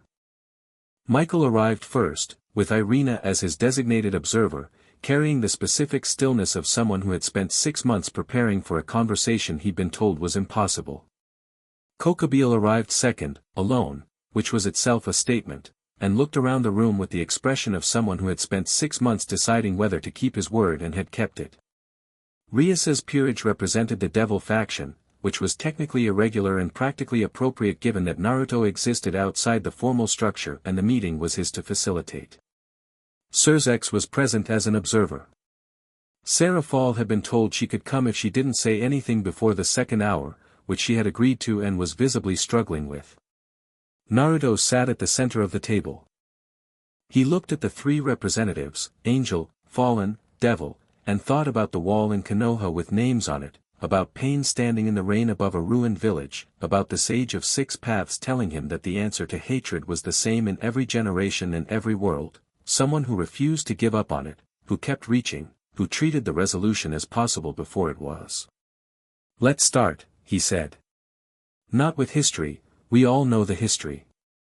Let's start with what you each need to be able to move forward." He looked at Michael. "What does heaven need?" Michael was quiet for a moment. Then, in the voice of someone setting something very heavy down after a very long time, "Acknowledgement," he said. "Of the losses. Of the grief. From the other side." A pause. Not apology. Not in the formal sense. Just, he stopped. "Acknowledgement," Kokabeel said, quietly. He was looking at the table. "Yes." A pause. "We can do that." In the 6 months between October and March, a great many things had happened. Ajuka had published a theoretical framework that revised the understanding of evil peace reincarnation and was being adopted across Devil society with the specific momentum of something that fills a gap people hadn't known was there. Kaneko had won a junior sparring exhibition using her full senjutsu expression and had been more embarrassed by the subsequent attention than the victory, which was exactly Kaneko. Kiba had found the thing he'd been building his peerage service around and put it down, gently, and picked up something new. Asia had been formally recognized as an independent sacred gear researcher by Ajuka's department, which she had received with complete composure and then cried about quietly in the clubroom with Kaneko patting her back. And the contract between Naruto and Rias had continued being what it was, warm, present, equal, the oldest kind of bond in a society that had nearly forgotten such things could exist. None of that was in the room on that Thursday in March. But all of it had made the room possible. "Acknowledgement," Naruto said. "We can start there." The table was long and the room was quiet, and outside the neutral space the world went about its business, ordinary and oblivious and entirely unaware that 3 factions were sitting down for the first honest conversation they'd had in centuries. It was, Naruto thought, a good beginning. He'd been making those for as long as he could remember.